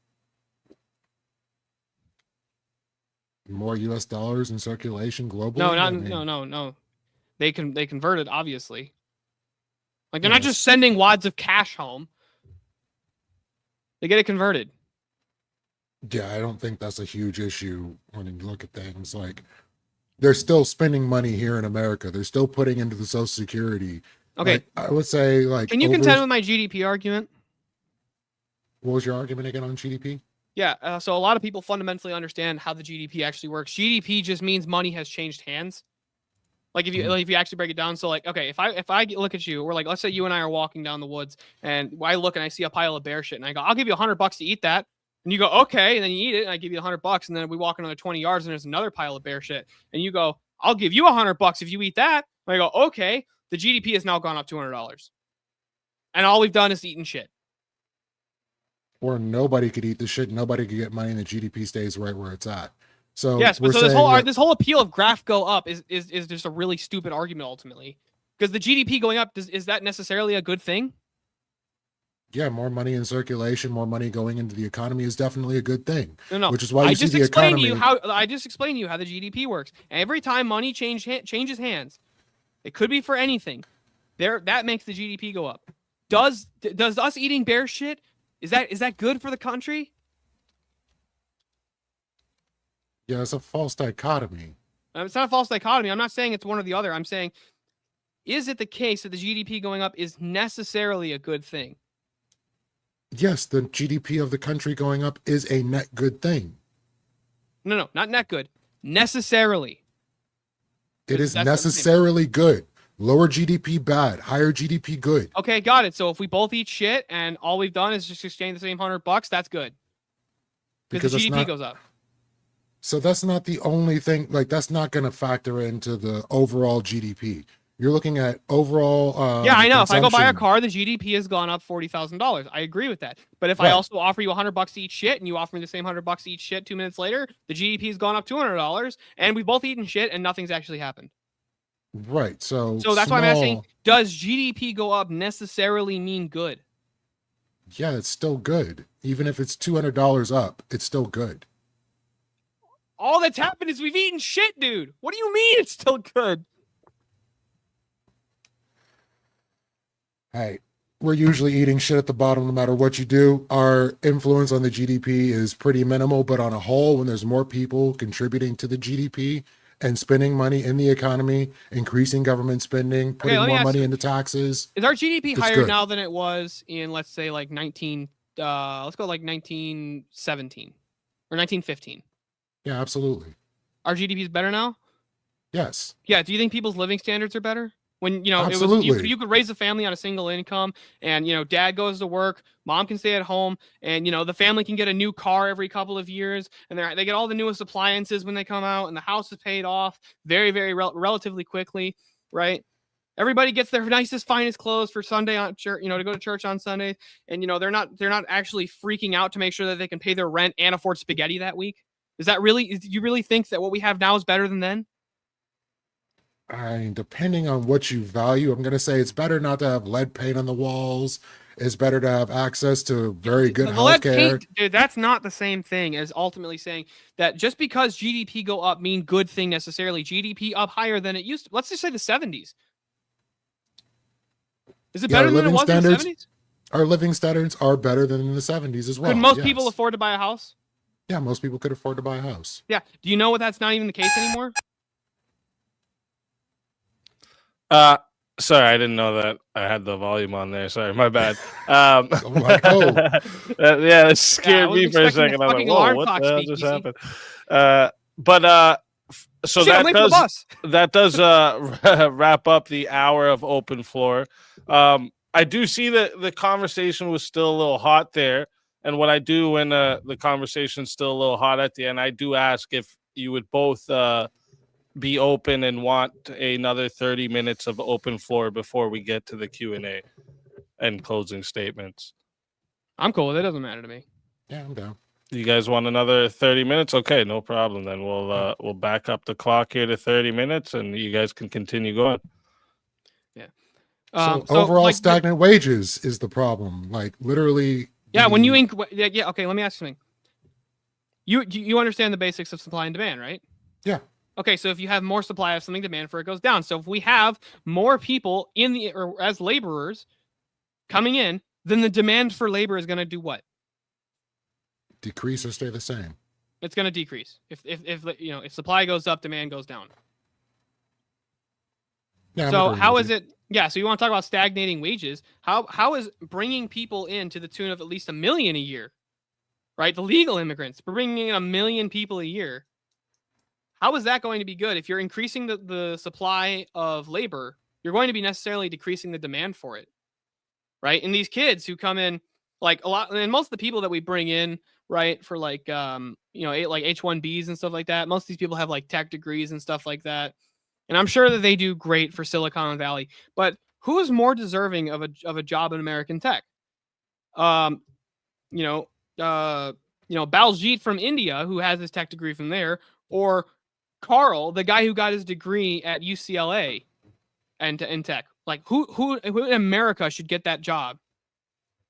Whoever's most qualified, honestly. And usually the H-1Bs tend to be pretty well qualified, but it's also the issue that they can make contracts with people with H-1Bs in order to lock them into contracts and pay them less while producing a similar quality of work, which is a problem with immigration. Well, I'm sure. I'll just grant that they give them a similar quality of work, but if they're, basically what you're saying is with this contract, they're kind of like, it's more or less indentured servitude because they're not getting paid what they should be paid to do the work. And they don't have the freedom to go to another job because they've signed a contract. So they're pretty much locked in. No, I don't like the immigration system as it is, and I think it needs to be reformed and become more robust. So bringing more people in. No, I didn't say bringing more people in. I just said the immigration system. You said you want an open border. How is that not bringing more people in? Because I don't think all those people would be able to stay, and I don't think the same amount of people would be trying to get in. If the enforcement... Let me ask you something. If we outlaw behavior, does the quantity of that behavior necessarily go up or go down? You would think it would go up. If we outlaw the behavior? Oh, sorry. If we outlawed a behavior, no, it would go down. Yeah, the amount of that behavior will go down. How about if we legalize something? Like, do you think? Let me ask something. So you would agree with me that marijuana in most states is recreationally legal in most states? Yes. Do you think there are more people today who smoke pot than would have if marijuana was still illegal? Probably more. Yeah, there's more. That makes sense. That follows. So if we made crossing the border legal, do you think the number of people who are going to be coming over that open border is going to go up or down just based on these trends that we're seeing? It's going to go up initially. What do you mean initially? Because the people that are going to come here that are actually going to take the time and put in the energy to get here are going to come here. And for whatever reason, if they have like crime in their background, or they don't work, or they don't contribute, they're going to get removed from the country. That's just going to happen. So I don't even understand. What is the distinction that what is your distinction here? If you still agree that we should make people wait, they shouldn't just get instant citizenship. How is the system you're offering even any different than the status quo? I'm saying put less money into border enforcement because it's not effective and it's wasting money. It's not effective. Allow for people. Hold on, it's not effective. Not as effective as it should be now. I'm sorry. Can you tell me what was the rate in which illegal crossings of the border dropped when Trump took office and started enforcing the border? The border was being enforced to begin with. No, it wasn't. Just take a guess at how many illegal or how much crossings of the border, southern border, went down. Just take a guess. You don't got to Google 30, it. You can Google it if you want. 30%? No, I'll say 30%. 95%. 95%. Immigration through the southern border dropped by 95% when Trump went into office. And all he did, by the way, was just enact the current law that we have. The problem was the Biden administration just wasn't really enforcing it. They were just trying. What did he do that made people not come to the border? He brought back our catch and release program, or he brought back not catch and release, but he brought back the stay in Mexico program. So what we used to do is if somebody was coming over to the United States from Mexico and they were seeking asylum, we used to have a wait in Mexico policy where it's like we had essentially like waiting centers inside of Mexico, so not in the United States, where they had to wait for their asylum to get cleared. He brought back that, and then what was happening under the Biden was the catch and release, which was, okay, we catch them, got it. We mark down their name, let them go. That was one massive aspect that he did. The other one was he started deporting people, a lot of people. That right in and of there, or that, and by the way, when you get deported from the United States for illegally crossing, most of the time you're banned for life. Okay, so the Remain in Mexico policy is not back in effect. It was only allowed to be in effect due to the public health emergency that was going on during his administration, and eventually was phased out due to that being an emergency power that was being used. The catch and release shows that, hey, we had encounters at the border. Usually it was the same encounters over and over and over again. So why would we have the same encounters over and over again? Because you put them back in Mexico, they come back and try to cross the border. That's not catch and release. That is literally catch and release. That's not the way we were doing catch and release. Encountering them at the border, you give them a court date, you put a monitoring system on them, and you send them on their way. If they show up for the court date, cool. If they don't show up for the court date, you stay out. It's kind of how it works. No. If they don't show up for the court date, we don't know where the fuck they are. By the way, if you try and do a program like that where it's like we catch, we encounter somebody at the border, and we go, okay, here's your court date in 4 fucking years, 3 years. Who knows where the fuck they're going to go during that time? We're not putting fucking, like dog tracking chips in their necks. I think they got tracking bracelets in a lot of instances, which is also what the Trump administration has done. But literally, Biden took steps to speak with Mexico and actually get them to enforce the caravans or the groups of people to not come, and lower the encounters. So you're telling me that Biden appealed to the Mexican government, which is which you and I both know. Come on, dude. We both know that's run by the cartel. To stop the cartels. Yeah, that's what happened. Okay. So as much as I believe 95%, as much as I believe 95% of the border crossings have ended, is as much as I believe that. I don't know how effective either were. The number of reported crossings dropped by 95% when Trump went into office. Yeah, by who's reporting? The DHS, I believe. Because I'm going to say I don't necessarily trust their numbers, but I'll have to accept it if that's what they're saying. But I cannot believe that, especially with the idea that, like, literally between Obama and Biden, like, both have deported more than Trump did in either of his administrations thus far.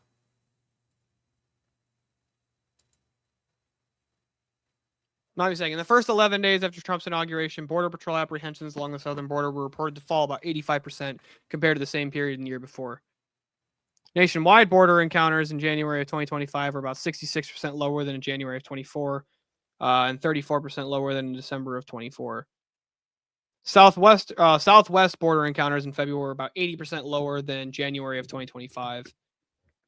Apprehensions between ports of entry at the southwest border reportedly dropped 94% compared to February of 24.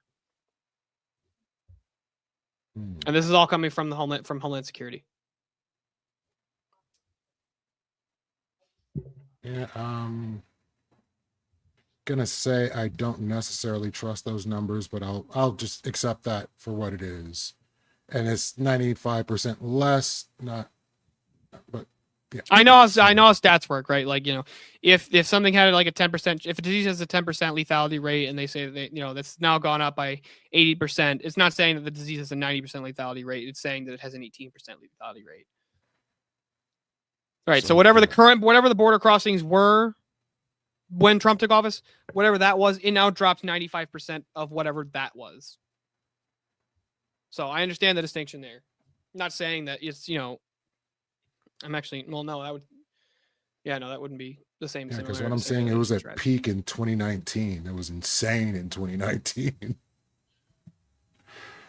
Look, why do you think we have to build a wall was so popular?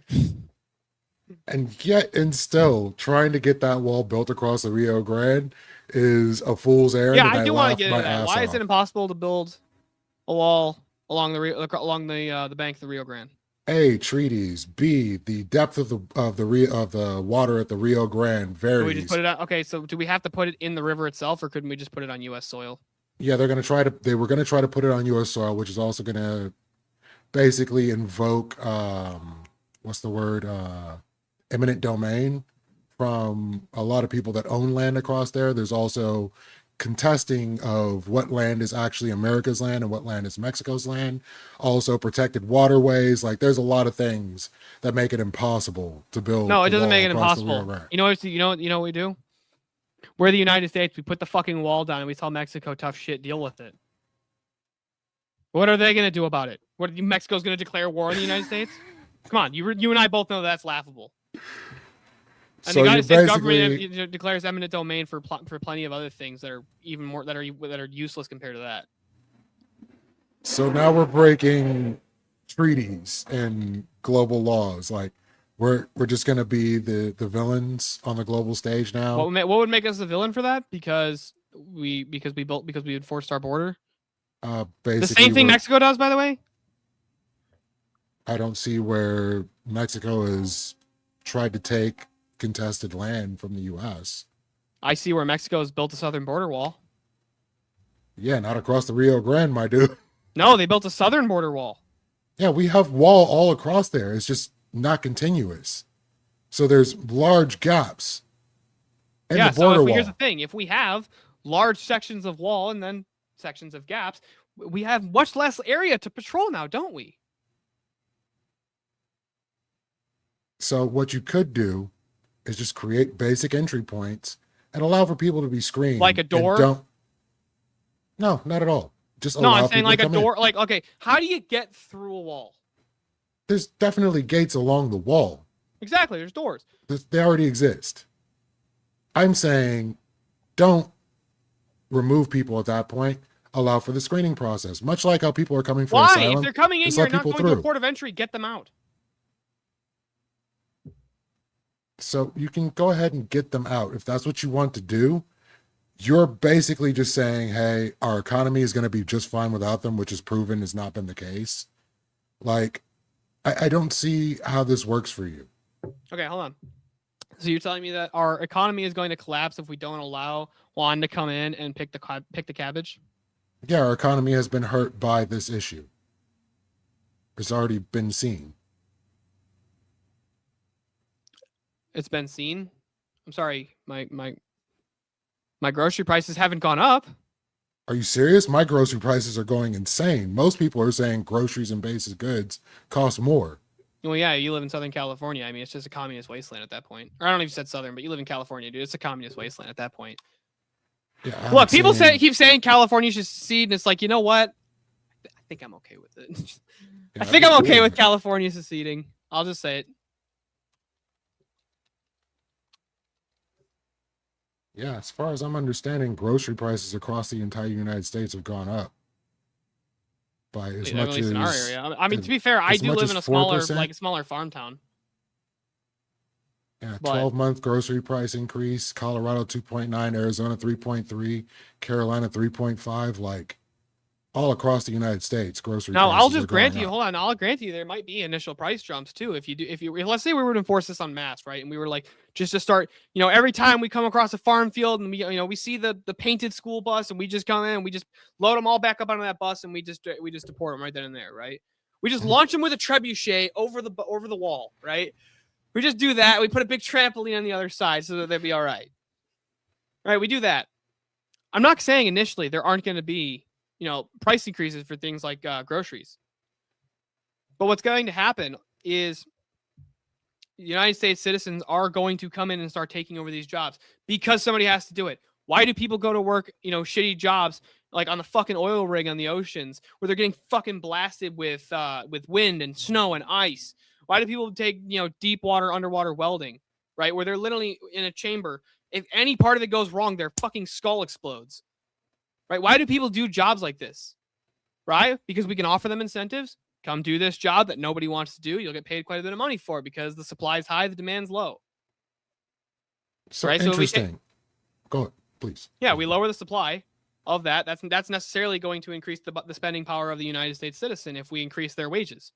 And I'm not saying we increase their wages artificially by like just increasing the dollar print and using inflation. I'm saying what we do is we have to increase the demand for labor by removing some of the supply. And some of the supply is here illegally, and that's a great place to start. So you said that California is a wasteland, right? Yeah, I said I was being tongue in cheek. No, I got you. So like, I want to bring up the idea, like here in California, you got $20 minimum fast food wage. Yeah, the problem with artificially establishing a really high minimum wage is that businesses can't afford it. Like especially with the tax rates of California. Why do you think so many businesses are leaving California? So why do you think they implemented a $20 minimum wage? Because they're a bunch of socialists who say that we need a universal basic income, and they try and do this artificially rather than letting the market do what it's supposed to do. So it wouldn't be because they would have 2 to 3 people on a shift taking care of hundreds of people to the point where they got burned out and people just stopped showing up for shifts and they just weren't selling anything at all. Well, whose fault? Why is it the government has to mandate what the minimum wage is at? That should be ultimately the problem. Like, let me ask you, if you have a business and your business is fucking running shittily, should the government come in and give you a handout to keep your business afloat, or should you fucking suffer the consequences of being a bad businessman? No, I think you should suffer the consequences. Right. So trying to establish a $20 minimum wage, what that does is it basically is forcing a company's hand. How are they? Okay, let me ask you something. Let's say the minimum wage is $20 an hour, like you just said. And it's a company like, McDonald's. I'll just take McDonald's. That's a great example. You're telling me that it requires $20 an hour to flip a burger? Like McDonald's was designed for that kind of market, was for senior citizens and high schoolers to earn some extra cash. Right? Like that's literally how that was the employment model of McDonald's when it started. And McDonald's, by the way, has never made their money in the food. That was never where they made their money. They make their money in retail. That's why the food tastes like shit and it's all garbage. They don't care about the food. It's not high quality food. You want high quality food, you go to a real restaurant where you got to pay a little more. But if you force a company to pay a minimum wage that they did not plan on paying, how are they going to account for that extra spending they now have to do? They account for the spending by making sure that their workers are handled and that they're still taking in profit. No, So they're if going to nobody increase wants the to price work- of goods. They're going to increase the price of goods. Yes and no. So like when In-N-Out had to raise the Dude, the the Big Mac was minimum like wage. $2.50 in like 2000. Okay, it's like $10 now for a Big Mac. That's exactly what I was gonna get at. So a double here in California was like $4.50. It went up to $5. Don't You Be Smart's a good name of In-N-Out. I may be out in the Midwest, but it's my favorite restaurant ever anywhere. I love In-N-Out. So they went above the $20 minimum wage. I think they're doing $25 for the minimum wage, and the price of their burgers only went up like 25 cents. Well, In-N-Out's also mostly they're also a private like Christian organization. There's tons of people who would give who like assist with that. But not only that, right? But most companies can't afford to do that, dude. Like, let's be realistic here. Flipping burgers ain't fucking worth $20 an hour. That's a very low skill job. Like, you don't need to be real fucking smart to figure out that, like, on this side when it starts to sizzle, you can flip it over, right? And then you put, you sit there. It doesn't take. It's not rocket surgery to make a McDonald's McGriddle, dude. That's not worth $20 an hour. Like, can we agree that's not worth $20 an hour? That's if you're assuming that's all they're doing. If you're flipping the burgers, you're doing customer service, you're taking orders, you're doing quality control, and there's only 2 of you there. Nobody can take a break. You're working like extra hours. People aren't coming in for their shifts. Eventually, you're the only person that shows up for a work shift, and you decide, I'm not even going to open up today. And your employer is sitting there like, where's all my employees? Why does nobody want to work? Guess who's not making any money? Yes. So why should the government come in and say, okay, you have to do a minimum $20 minimum wage, rather than letting the fucking business fail because clearly their model is bad? Well, you do understand that if the workers don't make enough money, they're going to get state welfare anyway. So it's incumbent on the state to make sure they have to pay out less welfare at any particular frame of time. So making sure that the employees are making enough money not to be on welfare if possible is kind of an important thing to do. Yeah, I grant that to you, but there are other jobs than working at McDonald's. Dude, like, McDonald's should not be a $20 an hour job. So you're saying if you wanna McDonald's make should go out of $20 an hour- business? Yes, I'm okay with McDonald's going out of business if their business model sucks. That's the whole point of free market capitalism, is if your business model sucks, you go out of business, right? You want to make $20 an hour? Go become a contractor. Go pour concrete. Go become a welder. Go become an electrician. Go do something that's an actual skillful and useful trade, like, skill that people need and they're willing to pay good money for. Like, so I have family, like my family grew up in Southern California. I didn't, but like my parents. Good right? on them. Right? They're contractors. Been doing construction since he was 15.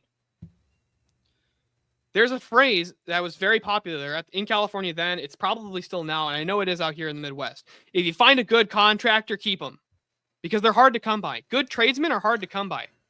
Any idiot can install a toilet, but it actually takes somebody who cares about their job and somebody with actual skill to not leave a massive mess, to make sure it goes in and it looks right. There's actual skill that goes into doing construction. A lot of people think it's just dumb, hit the nail with the hammer. There's actually a lot of skill, thought process, mathematics, a lot of complex geometry that goes into doing construction well, right? That's a skill that people are willing to pay for. Flipping burgers ain't a fucking skill. Any idiot can do it. You don't deserve $20 an hour flipping a burger. So anecdotally, and it's really irritating to me, since especially in California, we had the National Guard come in and forcibly remove a bunch of people. When I had to move recently, I had to hire some people to install some things. Guess who showed up to install my stuff? A bunch of people who were underpaid because they weren't here legally. Well, I'm saying ethnically, who do you think showed up to install my stuff? I have no idea. I'm sure you could say they were probably. Are they Mexican? At the point? No, I was hoping it would have been Mexicans because it would have been done right. In this case, it was Russians. Every message I got back was in Cyrillic, and when they got here, they're like looking up ChatGPT to figure out how to install my stuff. Yeah, I think that's stupid, but I'm saying good contractors, right? Like, good contractors, people will pay good fucking money for them. Here's the thing, if they do the job and it looks like fucking shit and it doesn't, it's not up to standard, it's not up to snuff. You can easily get another contractor to come take a look at that and go, yeah, this is fucking wrong. And then you can then take those other people and go, yeah, I ain't fucking paying you. You fucked this all up.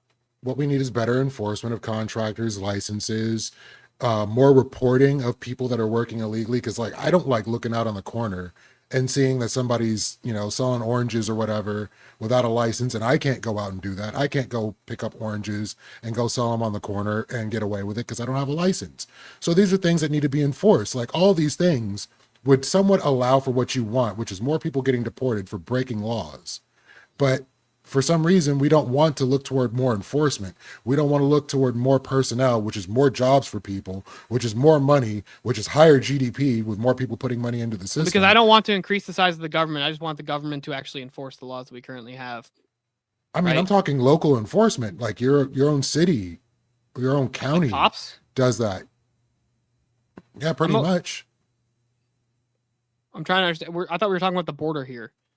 Yeah, I'm saying the border enforcement isn't going to work the way you want it to. Because like I said, you have over 40. Do we have to deport people if they didn't come here in the first place? Like they didn't illegally come in? No. Are we going to have to deport anywhere near as many people? Unless we could guarantee that nobody can get in. No, that's what I'm saying. No, because that's the case with that. That's not the case with any law. There's literally no law in the books that we apply this way of saying if we can guarantee nobody will do it, then we can make it illegal. But otherwise, it's off hands, man. So like there are people that still fucking murder, but murder is illegal. So what I'm saying is, if we enforce heavily, and I mean, I'm okay with violent enforcement of the border. Right? It's very simple. These are our rules. You do not cross our border illegally. If you want to come to the United States, you have to go through a process to do that so we can actually know who's coming into the United States. And it's going to be a long and tenuous process.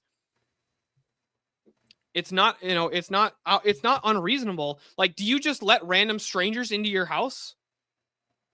I mean, when I was getting my stuff installed, I did, but not usually. That was because you had a contractual agreement with them or something of the like, and you're trying to, but you're not even a stranger to this person at that point. Like, you've never met them in person, but at least you have an idea of who they are, what they know, or what's going on here. It's not like, if some random dude just knocks on my apartment and is like, hey, can I come in? Fuck you. No, you can't come in. What the fuck's wrong with you? Why should we have a different standard for our nation, which is our home? Of just letting any old fucking, any old guy who just wants to come in, just letting them in. Which is what an open border policy is, right? You don't know what kind of people you're bringing in there. They might not even have to have a criminal record to be criminals. You agree that not all people who are criminals have a criminal record, right? Absolutely. Okay, great. So how would you even enforce that? Like, how would you keep somebody who's like an MS-13 gang member but has no prior arrest from coming into the country? If we have an open border policy. And I'm saying they're getting in anyway. Even with our border policies and the amount of money that we spend on the border and enforcement, they are still getting in. There's still a persistent problem. So we need to have better ways of tracking these people down and getting them out of the country, especially and tell your governors to stop freaking out every time we send ICE into a city. They're not removing those people. They're removing normal working people. They are trying to remove those people, though. Those are that is actually so. Like, you understand that, like, there's like a hierarchy of priorities when ICE goes into a city, right? They're not just going and looking for the guy who's painting without a license. They are actually originally their main goal is to start with the violent people. We need to get the MS-13 gang members out. We need to get the Tren de Araguan gang members out. The satanic tattooed, face tattooed child bangers out. We need to get those people out, right? Dude, there was like entire apartment complexes taken over by Tren de Aragua in Colorado. Can you imagine if Americans went into Mexico and took over a fucking block of Mexico City? How well that would go over? I mean, Tren de Aragua, New Jack City does sound interesting, but I don't think it bore out the way that they said so in the news. Most of the people didn't agree that that's what happened. But all the same, well, yeah, because Colorado, they're all fucking progressive liberals. And they're like, no, it's fine. We love that, we're scared to walk into our apartment because I'm a diverse city and I don't want to be racist. And it's like, there's nothing racist about saying I don't want gang members running my apartment complex. Yeah, but they're too afraid to be called racist too. Again, it remains to be seen that that's what happened. But what I'm saying is they initially wanted to go after violent offenders and criminals. That's what they said they were going to do. That's what they initially tried to do. Just so you're aware. All of them are criminals. Every single person who crossed the border legally is by definition a criminal. Yeah, I'd say a misdemeanor is not exactly what we want to be looking for on the priority list. When you're talking about Tren de Aragua, MS-13, I can agree with you. Like violent criminals, drug dealers, people How about that people are who breaking just come here and abuse our laws. systems? Like, should we stop them? I think we can catch that through regular fraud enforcement. Like that's not really a big issue in my head. And how I do think you we track should be people? enforcing How do you that. track people that don't have a social security number? They don't have a driver's license. They're not registered to anything in the United States. You have no idea who or what they are. You don't even know what they look like. Give them a social security number. If they're willing to have one, that's another step towards citizenship. If they're breaking the laws, getting fake social security numbers, that's going to be part of their ticket out of Like, here. do you think that that's like just a good concept? Like, just because somebody wants to come here, we should then give them a social security number because they want to become like. I would be like, if your argument here was like, we should do something similar to like service guarantee citizenship, right? Like you come in and for like multiple years, unpaid, voluntary through the state, like you come in, like let's say you're like a volunteer firefighter or a volunteer EMS worker, or you're you sign up for the military in some way, and you also have to renounce any claims to your previous nation. I'm not even opposed to systems like that, service guaranteeing citizenship. But I don't want people coming to the United States so they can go fucking pick crops for $2 an hour, which is ultimately going to be not only be like, it's for one, it's just immoral to do it to them, dude. Like you're literally just getting slaves. How is I'm that not inclined to slavery? agree with you. No, I'm inclined to agree with you, and I would like to, like I said, find the people that are hiring people illegally I'll give you full agreement and here. enforce labor laws against that. If they're doing so, they need to file it. They need to let it be known. There needs to be taxes. There needs to be all these things. Enforcement is the key when it comes down to all these things. Unfortunately, Yeah, I do agree we with you. don't have Enforcement it. is the key. So we just what's deployed easier to recently manage? a Hold on, dude what's that easier was to manage? Letting in millions of people, or over the span of years, letting in millions of people come in, and just adding more and more and more and more people that need to be tracked and kept track of, so that we know that they're not breaking the law, or not letting them come in the first place, or at least significantly reducing the numbers. Like, what's an appropriate number of people to legally migrate to the United States in a year? What seems appropriate? I never thought about that in particular. I would say, like, what's the usual? Right now, it's 1 immigration? million, which is it's an unsustainable number if we keep that number up. Yeah, I would say that's close to a number that actually is sustainable. No, I don't think it's sustainable, and here's why. It's sustainable if your ultimate goal is to replace the native population in the United States. Because the problem is, what we need to do in the United States, we need to incentivize more Americans to have children because they're not. Our birth rate in the United States is way below replacement, and what we're doing is we're just pulling people from mostly very religious groups such as Roman Catholics, Orthodox, Muslims. These people, they from their view, have a divine command to reproduce and have children. That's like part of their obligations to God from their view, right? If we keep bringing people like that in, and our people aren't having children, you're going to replace the population of the United States. You're literally just going to replace them. And why would they adopt our systems that clearly didn't fucking work if they're replacing us? Like clearly that system didn't work. Their system did. Their lineage continues. And instead, we're like, don't have kids because of climate change or whatever the fuck. I mean, honestly, we're not having. Go ahead. Oh, did you want to answer it quick? Yeah, like honestly, we're not having kids because like literally we can't afford to have kids. We don't have childcare. We don't have. And why do the poorest the means people in to the do world so. have the most amount of children, sir? And why are the poorest people in the world involved in CPS so much? Like, No. No, the poorest people All right. globally. All right. So that right there is going to wrap up the open floor. Just want to say first off, thank you to both the debaters for coming out and putting their ideas to the test. Okay. Quick reminder to everyone in the live chat. Okay.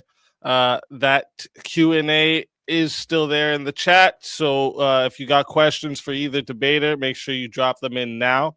Because after the opening statements, we're going to do the 30-minute or closing statements. Sorry. We're going to do the 30-minute Q&A. So if you want to make sure you get your question answered too, send it via super chat, because if the super chats fill up the 30 minutes, we may not get to the Q&A questions. With that being said, we're going to move into the closing statements. Each debater is going to get 5 minutes to make their final case here. So we're going to start off with Lethewaterkai, and that'll give Steelborne the last word. So, Lethe, whenever you are ready for your closing statement, I will start the timer up with your voice. All right, we are good to go. So ultimately, what I say is enforcement of immigration is the better way to ensure that our money is best spent, making sure that more Americans have jobs. We are more secure, more aware of who is in the country, what they're doing, how things are going, real numbers of immigration, as we have to sit here and constantly speculate about what the actual numbers of illegals are. If we were able to have a more robust system of tracking people and keeping tabs on our immigrant status of the immigrant status of people in the country, I think overall we would have better outcomes. Trying to enforce a border and keep people out at stake of people's lives in some instances, even the people that are enforcing the laws at the border, is probably untenable and not the best way to handle things. When you already have 40% of the people immigrating here, staying here on overstayed visas, and we don't know where they are, what they're doing, what crimes are being done, that's probably a fault of the system at hand. And so when we already understand we're not even going to be able to keep 40% of the people out, and that 50 to 55% is coming through the border itself, and a lot of these people are finding their way into the country, asylum seekers, so many different ways that they're getting in, why not just find a more tenable way of handling these things? So I would say making sure that people aren't sitting there waiting for court cases for upwards of half a decade is probably a good thing. When you're deporting people that served in the military for 15 years because of their immigration status, I think that's a bad thing. That's a person that wanted to fight for this country and was willing to be here. They were willing to face the consequences, and now they got deported. Well, self-deported, unfortunately. And this, I believe that dude was Asian. So, like, people from all different walks in this world want to be here in this country and want to participate in the great experiment that is America. I don't see why they shouldn't be able to, and why they shouldn't be able to like actually show that they're a good addition to this country. We appreciate every single culture. You want to be able to go out and get good tacos. You want to be able to go out and get good Chinese food. You want to be able to go out and experience other cultures, festivals, all the things that the world has to offer without even having to go to another country. Why should we have to go to their country? They should be able to come here and experience everything that they experience.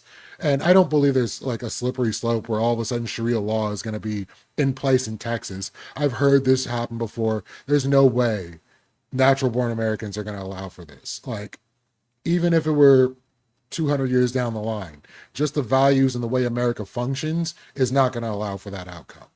But if we think and we're so scared that allowing other cultures into this country is not going to make them more like us and we're going to become more like them, maybe their system is better. And I don't believe that's the case. I believe they came here for a reason, and eventually they're going to see our way is better, as they always have.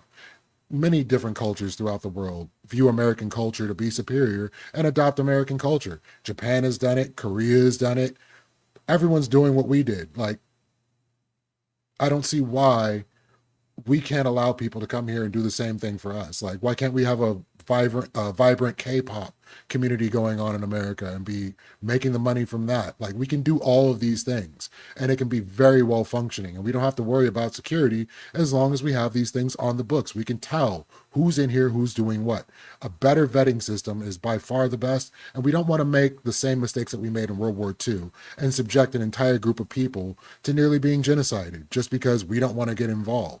And so we're going to sit there and allow entire areas and regions of the world to fall apart and fall to tyranny, only for it to end up on our doorstep eventually. Why not be proactive in this?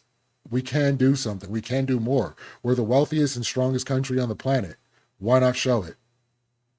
And that's my time. All right. Thank you for that closing statement, Lethy. And with that, we are going to hand it over to Steelborn for your closing statement. And whenever you're ready, Steelborn, I will start the timer up with your voice. Yeah, so I want to start with ultimately he never demonstrated why it is that we should actually, we shouldn't enforce our border. Like, we shouldn't be spending money on enforcing the border to prevent people from coming in. And instead we should just give everybody citizenship, just grant them all citizenship, just give all of them citizenship, right? That's just fine, right? Because then more Americans will have jobs. Yeah, in a technical sense, sure. If you just classify them as American, then yeah, I mean, I guess more Americans would have jobs. But what about the native population? Are more of them going to have jobs? If so, it's all basic, simple supply and demand. The more supply, the lower the demand, which means lower wages, right? You can literally track this. Every time we've increased our labor supply, the wages have gone down. You can go back to when there was the massive push to put women into the workforce. The men's wages stagnated. It had to have, and it did. because we've now doubled the labor pool. Every time you increase the labor pool, your demand for labor goes down, which means wages are going to go down. You have less bargaining power for your wages. The thing about the guy who the soldier who got who self-deported, there's also there's been massive incentives pushed upon that because self-deportees can re-immigrate. They're still allowed to do that. There's nothing wrong with somebody doing that. And also this idea of why should we get involved in every single foreign conflict that comes awry, and because it's just ultimately going to end on our doorstep. No, that's no guarantee that it's ultimately going to end on our doorstep. You know what? You have no justification for that. You just fucking made it up. And also, Americans are really fucking tired of getting involved in foreign wars, dude. I mean, we've been tired of it since Vietnam. Nobody wants to be involved in foreign war. We had no business going to Vietnam. We had no business going to Iraq, Iran. Nobody wanted to be there. We all fucking hated it. I talked to every veteran who went to Iraq and Iran, and they say they fucking hated it. But none of that. It was super unpopular with the American people. After like 2 years at best, it was unpopular. Nobody wanted us to be there anymore. There was no point in sending our soldiers to go die in Afghanistan when Afghanistan didn't implement our system. And why would they? Like, from their view, Abdul get the rock because she took off her burqa is better than having our quote unquote democracy and our republic, which I don't even think we have a republic anymore. The republic to me seems to be dead. But his whole argument the entire time was just my GDP go up. The GDP go uppy up. I know the GDP go up. Is that necessarily good? Well, what if we both eat shit and the GDP went up $200? Is that good? No. But so then is the GDP going up necessarily good? Yes. That's literally P and not P. That's a performative contradiction. If the GDP go up in this instance and it's bad, and the GDP go up in this instance and it's good, is GDP going up necessarily good? Yes. That can't be the case if this one, the GDP goes up and it's still not good. And you never made a strong... the main thing about this is a really simple argument. Your guest list does not secure your front door and keep people out who aren't supposed to be there. Your locks and your guard dog or your security guard, if you have one of those, I'm saying, like, that's what ultimately enforces that. Pieces of paper do not enforce that, nor do they prevent it. Like, criminals do not respect the law. That's why they're by definition a criminal, right? So they don't care what is made illegal. They're going to do it anyways. That's what they've chosen to do. If you have a piece of paper saying you can't do that, you can't, no, you can't do it. I said, no, that doesn't fucking mean shit. Enforcement, somebody putting a fucking, an M16 to their head and saying, you better fucking stop this shit, cut it out real quick. It's a little more like, they're a little more likely to comply, right? All law is backed by force. It has to be. It's all backed by, at the very least, the implicit threat of force, which is why people even respect the laws to begin with. And there are plenty of people who don't respect the laws, right? But when the laws are enforced, you have a much more cohesive society. You keep trying to, and when you try to immigrate people from different cultures with different ethics and different worldviews to our nation who don't share our values, that's going to be a cultural clash, right? For example, Muslims hate feminism. All of them hate feminists, and they hate feminism, the whole movement. They hate all of it, right? And they're doing everything in their power to get that pushed out and get it done with. They also hate, the fundamentalist Muslims at the very least. They hate Christians and they hate Christianity, right? They hate Jews. They hate every one of these groups. Bringing a bunch of them in, that doesn't seem like it's going to bode well for the people who are here who aren't that group. And he's over here, he's smiling like, oh my God, this is so ridiculous. And go over and look at Londinistan. Does it seem like a great place to be with, Tommy Robinson over there? And he's actually getting quite a bit of political movement there because people look around, they see the problem, and they go, yeah, this is a fucking problem. Mass immigration needs to stop now. That I'll see the rest of my 1 second. All right. Thank you for that closing statement. And that right there concludes the closing statements. And again, great work from both the debaters tonight. If you are enjoying what you're seeing, make sure you like the stream, subscribe to the channel, so you don't miss any of the debates we host here on Swords of Reason. We run all kinds of matchups, like I said, political debates, cultural debates, social, philosophy, video games. Like, if there's a conversation worth clashing over, we bring it into the arena, okay? And also, don't forget to subscribe to both tonight's debaters as well. Their links are in the description. You know, show them support.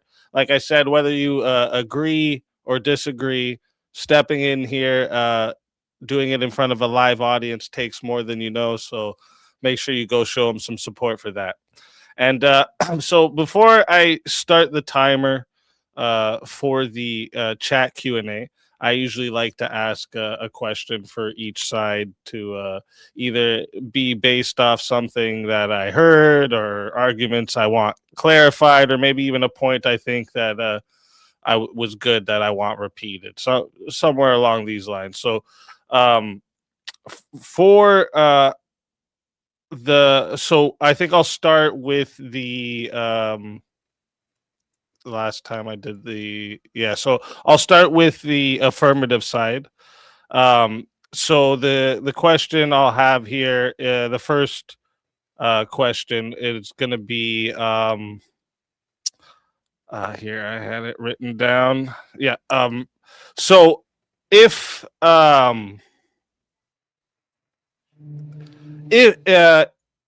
what would be the like primary mechanism for like fixing immigration policy? Or sorry, I'm wording this wrong. Sorry. What would be the primary mechanism by which fixing immigration policy increases the national security more than increased border patrol would? So, like, you already have the issue where people are coming in seasonally to do migrant agriculture work, things like that. Making sure all these people get permits, like making sure there's a point where they can go before they can work, and also enforcing that against the people providing the compensation for the labor would give us a better handle and control over who's coming in, who's working, who's staying, who's doing what. So, with more enforcement and better oversight, I think we can have better outcomes in immigration over like making these people fight for their lives to get over the border every year and be illegal while doing something we, the American public, kind of want them to do. All right. And did you have anything for that, Steelborne? Yeah, we don't want them to do it. We don't want them coming here and taking jobs and working illegally. That was Trump's main message, and he won the popular vote. Clearly, he had a popular mandate of, we don't want these illegal immigrants coming in here and working and stealing from us, right? Ultimately, they have no right to be here. But he made a caveat for these people, like literally in that immigration, you had to say, whoa, wait a minute, maybe I was a little too hasty. No, I think that what a bunch of people did was make emotional appeals. Go, but look at this, look at Juanita, like, you know, she's getting deported, but she had a baby here, and her baby's a citizen. That's why we need to get rid of birthright citizenship for illegal immigrants. It was all just emotional appeals. All right, so then my second question for the affirmative is, what is the minimum level of border enforcement that you believe would still be necessary for national security, and why? I would say keeping satellite images up and drones, maybe a minor amount of personnel around the border to make sure there's not like massive weaponry or anything crazy coming across the border.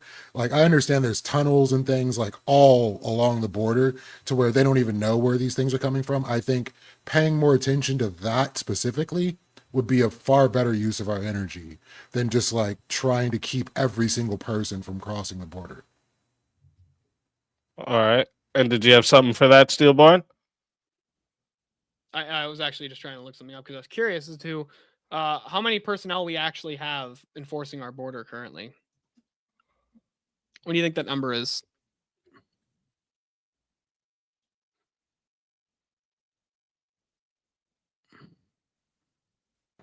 I would say roughly 3,000 to 5,000 troops, give or take.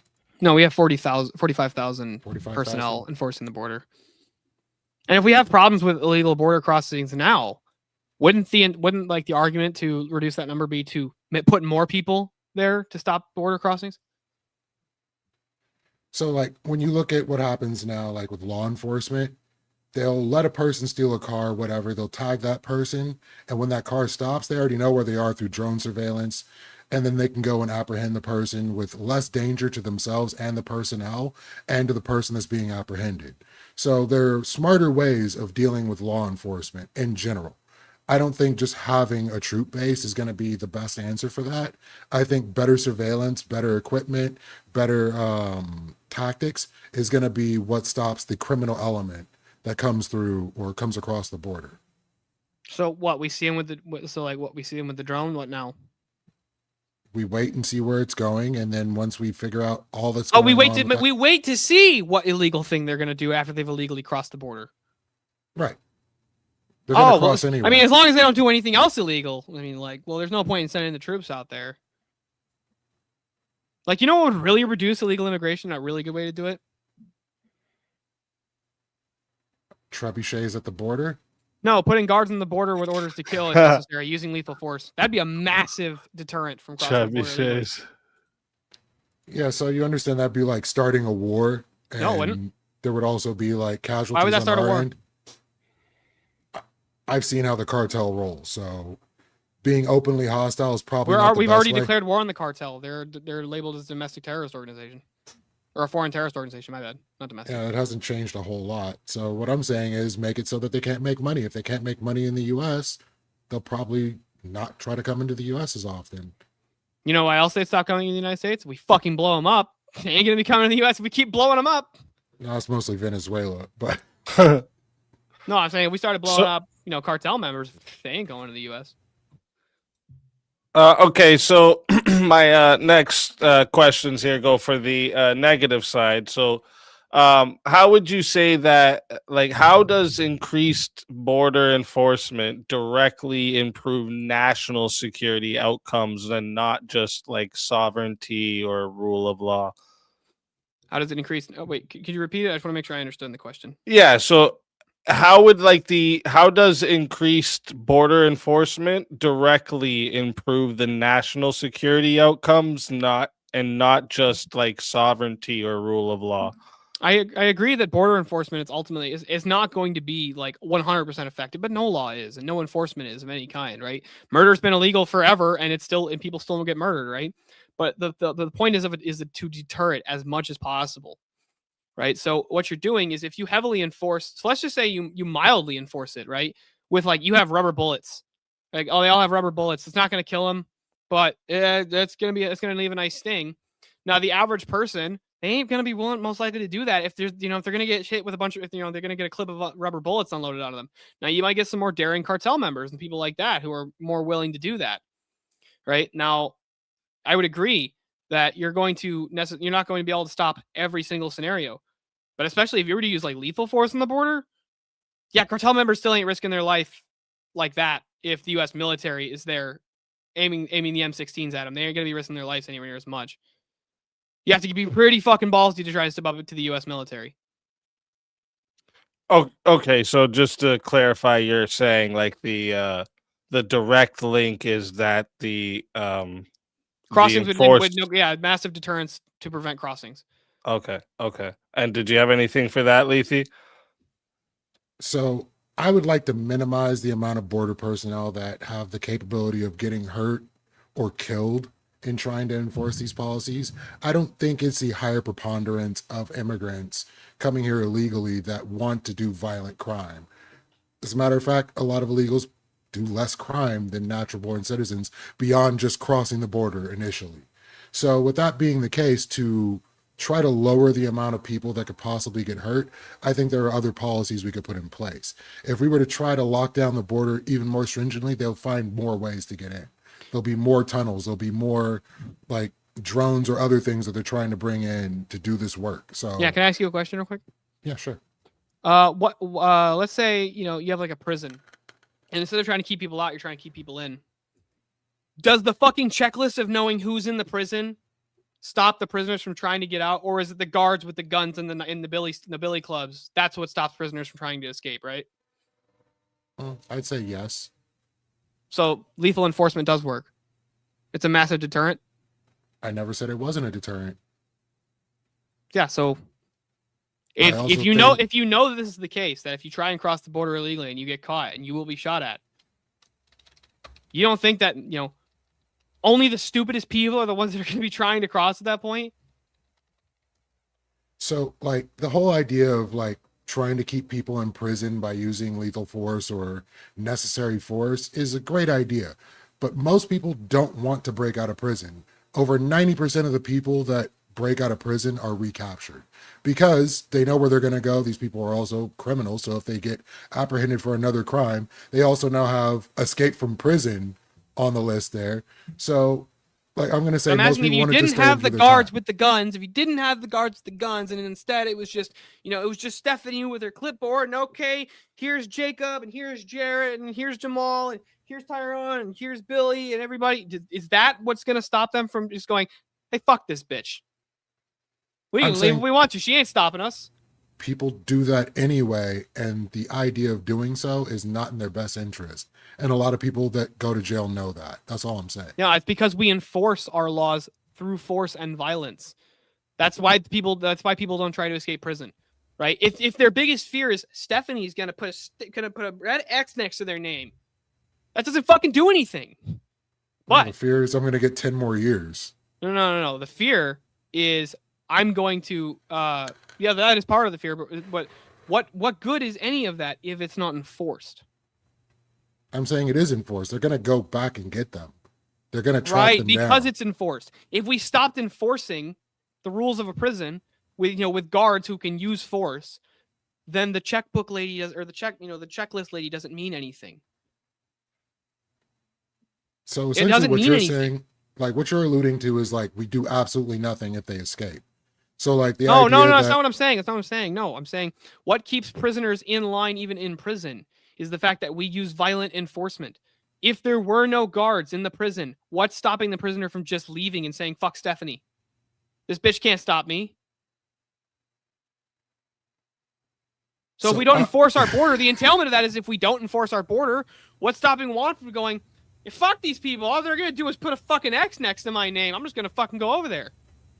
Versus if we have people who are using lethal force, like, soldiers standing there. Like, would you rather have our soldiers stationed in Okinawa and all over the fucking world rather than here protecting our nation?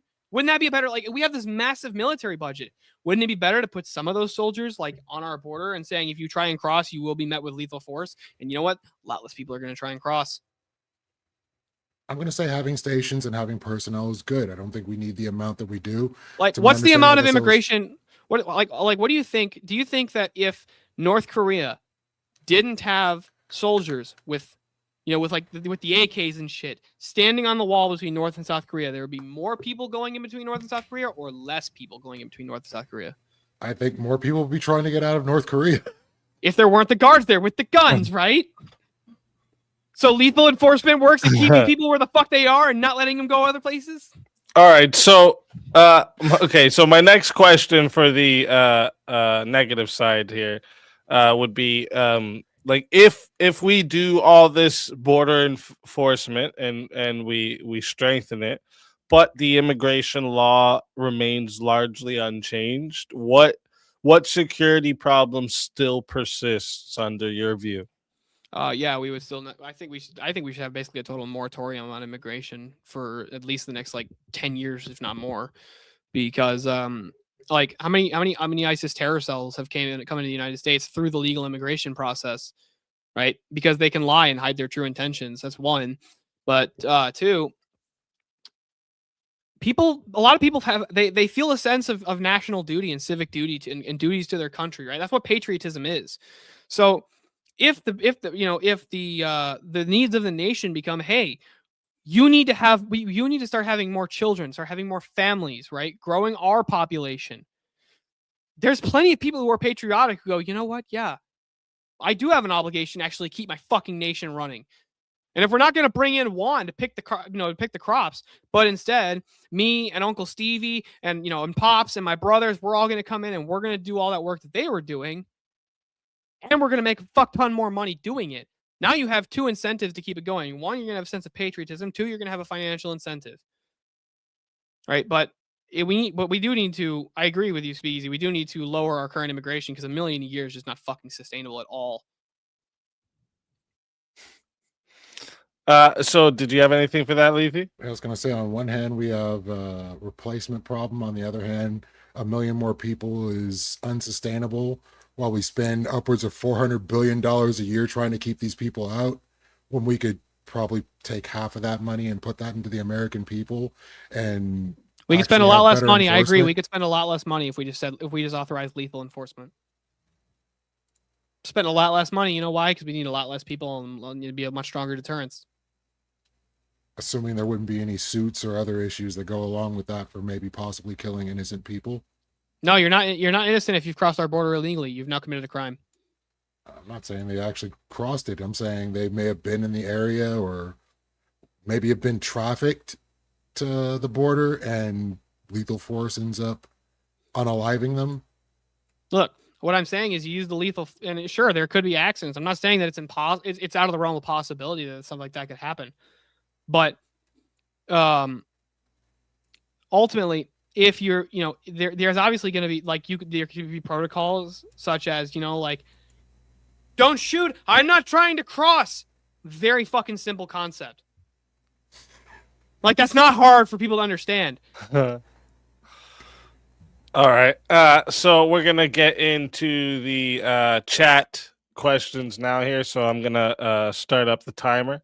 The ones that aren't questions, like if you want to stop for anything, just interrupt me. Because the ones that aren't questions, I kind of just move on. But yeah, so we're gonna start that up now. Let me start the timer here. First off, right away, we had a couple new members. One was Mr. B. Thank you very much, Mr. B. Cap'n Planet, shout out to you, very much appreciated. And then we got a gifted membership from Toe Knuckles, one of my favorite YouTube names, just too funny. And thank you very much. Where's for the K? support. Where's the K? He spelled Knuckles wrong. It's great. I love it. Then we got Kokomo comes in for 10. How can you want open borders when there is already big issues with housing and government service delivery? Too high immigration ends up eroding the standard of living for the individual. I would answer that question, but you sent it in Monopoly money from Australia, so no, I'm just kidding. Just kidding. Anti-immigration at play. We don't want your money immigrating to American shores. I'm okay with Australian money coming in, even though it's not worth as much. Yeah, housing issues are not an immigration problem per se. It's primarily allowing for corporations and other entities to buy up property. Other people from other countries are buying property, especially Chinese people, and people from the Middle East are buying up property. There's more houses that are unlived in America than there are homeless people. So I'm going to say the housing itself is not the issue. It is the inflation of the cost of housing that is a primary issue for a lot of people. And government services, I would say if you take some of that $409 billion that we put into the border and put that into services, we'd probably be doing a lot better and allowing them to pay into those services when they already bring in $25 billion toward the Social Security. There'd be more money going into services. So by all means. Look, you want to say that you're not a fan, you're not a fan of like the BlackRock, Vanguard, State Street. I'm right there with you, man. I'm entirely against massive monopolies like that. But even if, like, let's just say we don't take down the monopolies, right? And they own the homes, right? They own a bunch of homes, and they're just not letting people live in them because it increases value because supply and demand. How is bringing in more people going to increase the supply of homes if we don't how would that work? If you bring in more people faster than we can build homes, how would you even do that? Have some of those people build homes, but I still think there'd be adequate housing for them, as there's still plenty of it. It's not a housing shortage. If there was a shortage, then I could agree with you, but this isn't the case. And we definitely need to build housing, and a lot of the people that build the housing were illegals. So if you actually go back and you look, right, do you know on it, like, what the average United States home, right? Like, not talking about like, the mansions and stuff like that, but like just the average like family home, like 2 or 3 bedrooms, 1 bathroom, like the white picket fence suburbia, that experience. has almost always tradition and historically costed the same amount in the United States.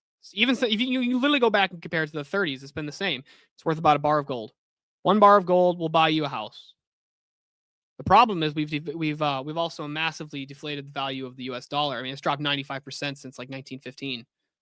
We've lost like 95 or 96% of the dollar, like the dollar's value.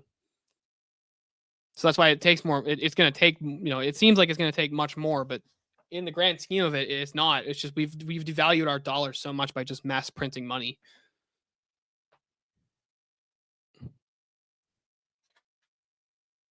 Okay. I was a muted. bar of gold is not going to get you a house these days.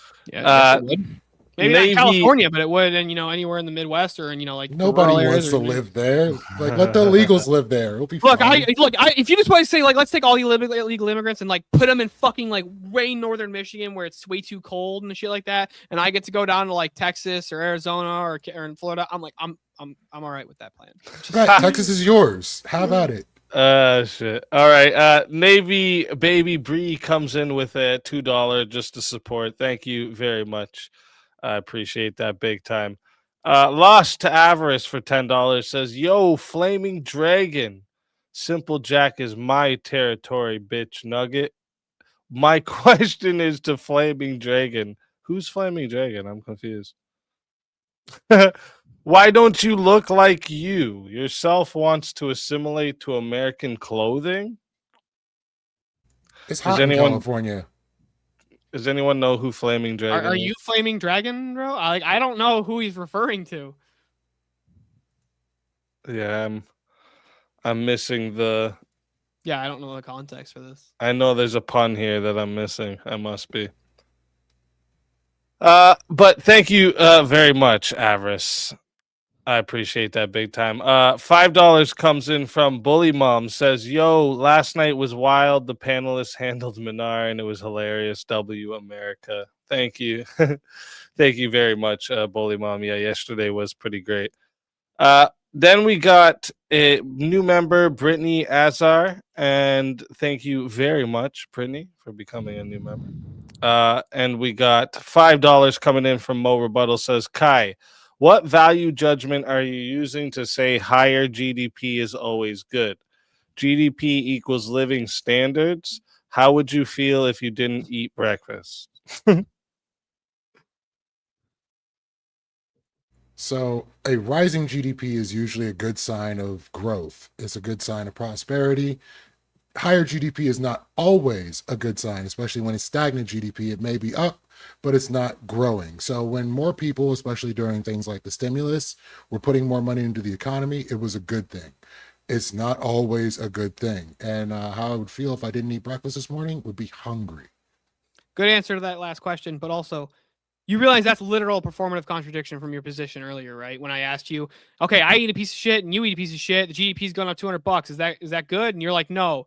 I'm like, but GDP going up necessarily good? And you're like, yes.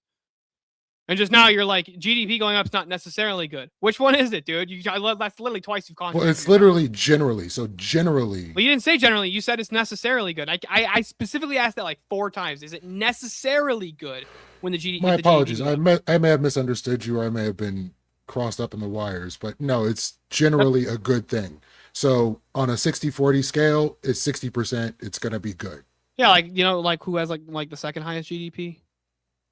California? No, not. I'm not talking about states. I'm talking about like worldwide. Worldwide, that would probably be China at this point. Yeah, how's China's living standards? Are they doing great? A lot of them are doing pretty freaking well. The wages are pretty high, depending on where you are. If you're on outland China, you're probably not doing so well. But I got a buddy that moved from here in California to China to be a basketball coach, and he now has a kid and is making tons of money to be able to afford to buy new Magic decks and come out here and hang out whenever he feels like it.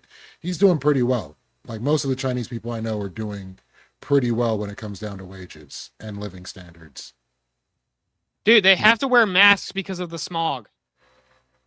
I didn't say air quality was good. That's a whole nother issue. That's a lower standard of living, though, right?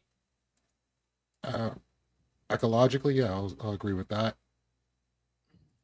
They're doing a lot to clean up the air out there. They've been doing a lot of green initiatives, which is another part of why the communist way of doing things gets things done pretty quickly. So Oh God, don't you if dare Xi start with says, communism. I'm not a fan of it myself, but if Xi says, hey, we go green tomorrow, they go green tomorrow. It's not us like waiting for politicians to get in line. They just do it.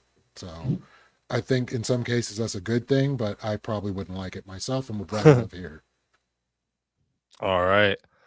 We got 10 comes in from Kokomo, says this whole debate from Lethe, my GDP times 1,000.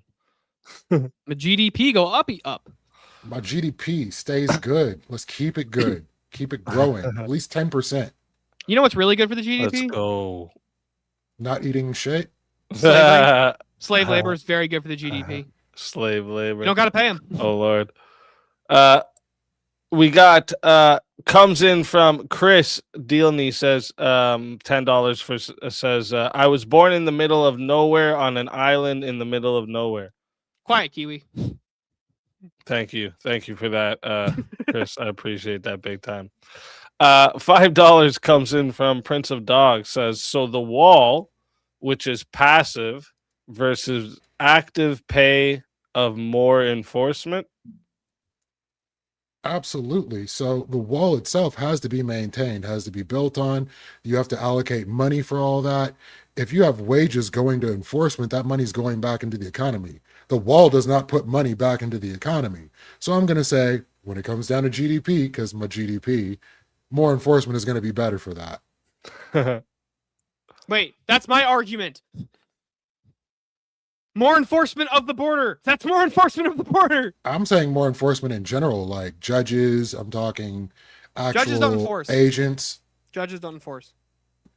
Judges do, like having more judges is going to get more enforcement done because more people will either be removed or added back into the system. Like you're going to have more agents bringing people in. No, dude, judges don't. Yeah, I enforce think the you law. both They just- did say something. Like I think you're both using a version of enforcement from what I've heard so far. You know, tonight that like where like you're saying you want the proactive enforcement, Steelborne, where I think on Lethe's side, I'm hearing more of like a reactive enforcement. Like once, if we find out these people that cross are doing bad shit, then we go get them. Is that correct on what I've? Yeah, that's basically what I'm saying. Okay. Yeah, I just say enforce the border, and then you don't have to worry about co-get-ems as much. All right. Prince of Dogs for another $5. Thank you, Prince of Dogs. Says, what about the homeless? Quick, simple jobs could save their lives. Yeah, we could just put the homeless in the field. Could do that. I mean, I'm going to say we have a preponderance of people that probably can't hold jobs or do work that are homeless right now. I would say if we were to get a mechanism for taking care of mental health first, that could probably be a reasonable idea. All right. Next one comes in from Premonition, our based grandma. Thank you for the $5 super chat. We got not infrastructure for illegals. Close U.S. for 30 years until every American has a home, food, medical care, full stop. Sounds like a plan to me. I got to say that border wall was amazing for the infrastructure of illegals. They were able to build more homes for themselves by taking parts off of that wall than we ever could have done with any humanitarian care. This is better. You know what than would have USA. stopped them from taking apart the wall? Better wall? No, they start taking apart the wall and we fucking shoot them. They'd stop real quick, wouldn't they? Am I wrong? They're destroying U.S. property. At that point, I mean, just like. Yeah, let's just start lighting up people in Mexico because we built a shitty wall. All right. Thank you again for that premonition. And that looks like the last super chat. So I'm going to move over here to the chat. Guys, Q&A. what the hell? Speakeasy put all this work together, setting up this debate. You guys Yeah, need to send tell him 'em. all of your money. What is wrong with Tell you? him. Send Tell him him. all of your money. We need more. super Yeah, chats. if you want to bump yourself up, chat, you can always still send super chat. But until then, we're gonna go over here to the Q&A. First one that came in was James says, "What if we just blindly and blatantly open the border? Won't that be awful for the four position? Shouldn't we do both, fix immigration and close borders instead? I agree.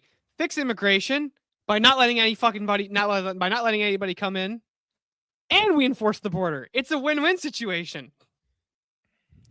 So I would say that we could do more for like the ranchers and the other people that are living along the border to make sure they're not affected by anybody that's coming in, and also keep up a good monitoring system of anyone that's going in, so we can go pay them a visit, see where they're going, see what they're doing, what their whole reason for being here is, and if it's nefarious, get them out of here. Otherwise, set them up with an appointment so they can get legal status and move on with our lives, because not everybody that's coming over here wants to cause harm. They want to make their lives better, just like all the people that came here before. Yes, but does the United States government have more of an obligation to the people who want to come here and make a better life, or for the people who already are here and don't have and want a better life as well? Should we, if we're going to, if our goal here is ultimately going to be materialism and increasing material standards, shouldn't we try and increase the material standards for our people and not some other country's people? Why can't we do both? Why can't we do both? Because it's not feasible. You have to prioritize one group over the other. Why do we have to prioritize one group over the other? Because if you're trying to increase the material standards of another nation's people, that's necessarily going to take away from the increase of material benefits to our people. Or could it be the case that increasing the material standards for other people could increase our material standards because you have more of an influx of money and work? No, because you're bringing more people in and that are going to take resources from the native population. This clearly isn't the case when it comes down to where you're looking at what services are going out versus money coming in. What? All right. Next question we got here is comes in from Chris again. Thank you for the $10. Will illegal or legal immigrants defend America if not came to it? I think it's a weirdly worded question, but I think he was asking is if the United States went to war, would the immigrants would they sign up? Would they be wouldn't they be the first people to sign up if they just love America so much? I can't say yes or no on that. I know there have been a reasonable amount of illegals that have wanted to fight for this country and have done so, and one recently self-deported after giving 15 years of service. So I'm going to say there are people that are illegal that love this country and want it to be better. Look, I'm not even even though I'm very basically like a no immigration person, I'm not opposed to the service guaranteeing citizenship. But I think ultimately with it's not necessarily going to bring the type of people who want to come to America just because they love America. They're going to want to come to America because there are far better economic standards here than what they have in their native countries. And of course they would want to come here. Why wouldn't they? It's like if your options are, if your options are Detroit compared to some incredibly, wealthy city, you're not going to pick Detroit over the wealthy city. That just makes sense to me, right? So I feel like you're incentivizing people to do the wrong thing. Or we could just be trying to make Detroit great again. I'm okay with trying to make Detroit again. Make Detroit great again. Let's go. Another one comes in from Prince of Dogs for $5. Says, we spend more on immigration than we do for mental health. What if we used the funds for mental health? That is genius. Thank you, Prince of Dogs. That is a great idea. I would think. I need to know what he means by immigration. I think if Prince of, because he could be saying two things here. He could be saying we spend more on the process of bringing people here, on H-1Bs and stuff like that, and spending money on immigrants than we do on mental health. Therefore, wouldn't it be better to use those funds that we use to bring immigrants here and pay for things like that on mental health? He could be saying that, or he could be saying we spend more money on deporting immigrants. I'm not sure what he's saying. It's too vague. And he does have a quotation around. Yeah, that's why it's even more confusing with that. I think what he means here, I could be wrong, but I'm guessing what it is. It's like in general, what we spend on immigration, the process, guarding it, all of that. Here's how we do this. Prince of Dogs. Send in another $5 to clarify what the fuck you're talking about. None of us get it. That's hilarious. Well, he does say general term. Yeah, I think I was on the right track. I think it's in the sense of like all the things we spend on immigration, let's move all those funds to mental health instead.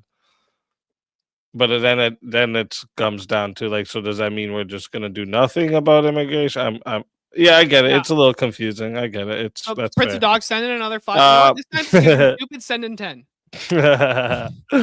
Prince of Dogs is a G. Thank you, Prince of Dogs. But yeah, it is a little confusing. I can't lie. Kieran sends in $10, says, Lethy, if you fix immigration so people can come to your country, wouldn't it make sense to have strong borders so the migrants know which country they are moving to? That is a great point, Kieran.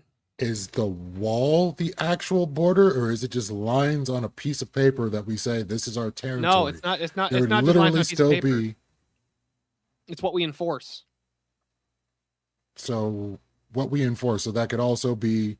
Let's say the United States government just decided Texas is no longer ours. Texas is now part of Mexico, and we stopped enforcing the border of Texas as being part of the United States.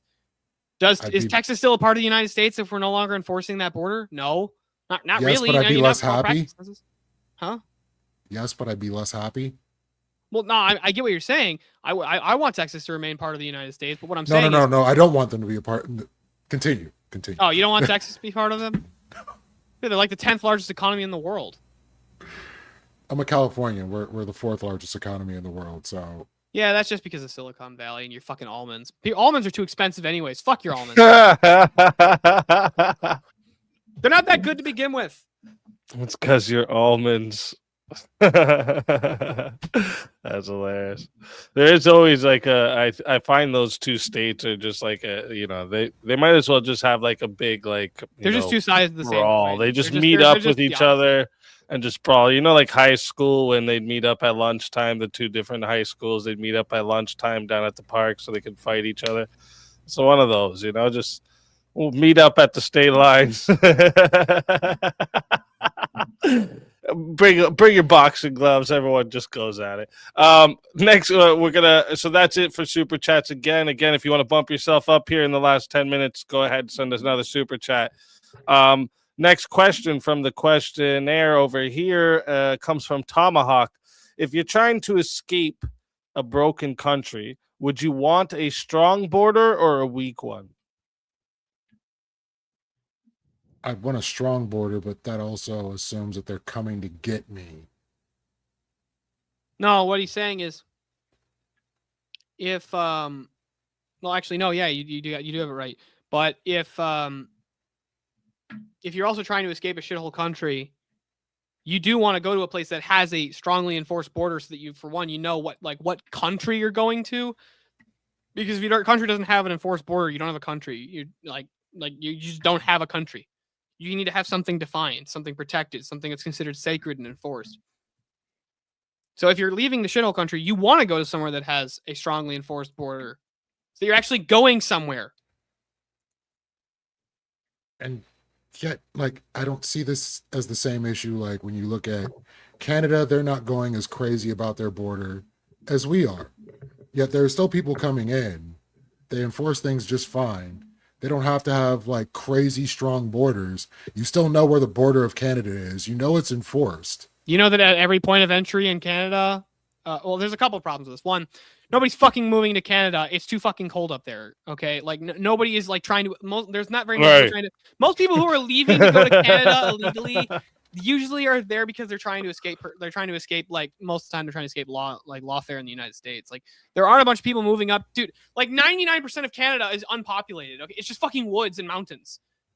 Something. What is it? I think it's 90% of the Canadian population lives on the border of the U.S. and Canada.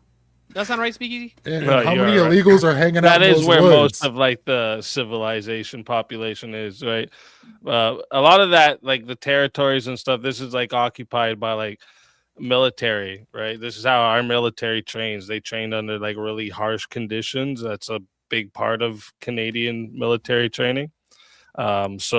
Yeah, I think they got some other shit going on up there that we're not allowed to know about, but yeah. I think You I'm gotta Marine think to it's still like win, though. it's like Hold on. wastelands up there that nobody wants to fucking live in. So where's a good place to do some Yeah, it's secret basically shit? just it's basically Antarctica. It's basically just Antarctica with trees. A Fair lot enough. of moose. And no, moose. Yeah, and everything up there is trying to kill you. The elk will try and kill you. The moose will try and kill you. The bears will try. Everything up there is trying to fucking kill you. Okay, the bears and the wolves Wolves. are gonna eat your ass. We got some mean wolves. Dude, Yeah. you ever Maybe seen a we need moose more of moose that. compared to like a car?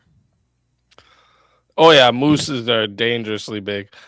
We got another 5 comes in from Emmett.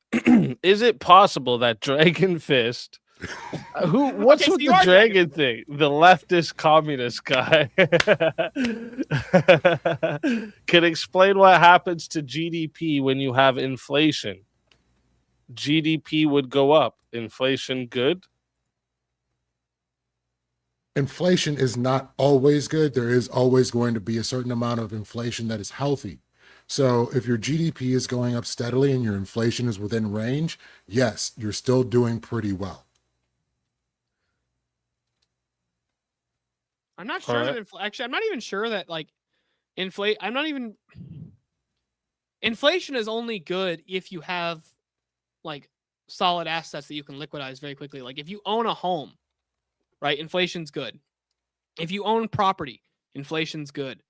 But like if you don't own those things and you're not investing your money into something concrete and let's just say you're saving money, right? Like you're just saving money in an account. Inflation fucks you over every time. Inflation's great for the people who own shit, right? Like my folks bought their house for like $100,000. It's worth $500,000 now. They haven't done anything else to the house. It just went up because of inflation. Right, but you got to understand, like when you have low inflation or too low inflation, that's also a sign of like weak demand, a poor economy, higher unemployment. Like there are reasons why you're going to have lower inflation. Usually those are indicators that you're going into a recession. So you want to have some measure of inflation, just not high inflation. I'm not even sure that having some measure of inflation is necessarily like, okay, like what would be, how is it bad if let's say you buy a house for $200,000, right? And there's no inflation that happens. And let's say you own the house for 20 years, no inflation. And then you sell the house for $200,000. You're not in a worse place than you were. You haven't gotten to a better place, but you're not in a worse place. But there's also like no appreciation on assets at that point. That's true, but you're still not worse off than you were. It's still a sign that's trending toward you're looking at a recession. So like usually Over 20 years, over 20 years, and you have no inflation, right? And it's not saying that the economy doesn't crash. It's just, the number of printed money isn't going up. Yeah, you're just not going to see that. That's not a healthy economy. There's something wrong. Yeah, but what's wrong? Conceptually, it seems good, but it's literally showing that you're just stagnant and there's no growth. Yes, but what's wrong with even that? Like, if people can still earn money and the value of money isn't depreciating, which is what's happening with inflation, the value of money depreciates, right? Why is that better? Because like ultimately, it's great for people who own things like property and houses, and they own real estate and they own like concrete, tangible, material assets. But if you don't own any of that, inflation fucks you over badly. So that's assuming we're living in a vacuum, entirely encapsulated America. Our inflation stays at 0 and there's nothing else going on that affects us. Whereas things are static throughout the entire world. You want to have a greater rate of growth as opposed to whatever's going on in other countries around you. So if you're stagnant and other countries are doing better, eventually you're going to end up at a negative and you're going to end up in recession. Like, there's just no winning.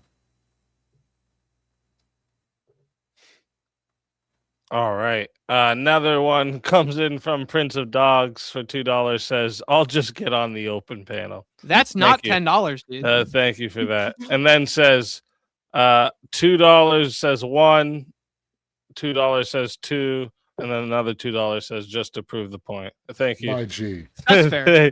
Thank you, Prince of Dogs. I appreciate that.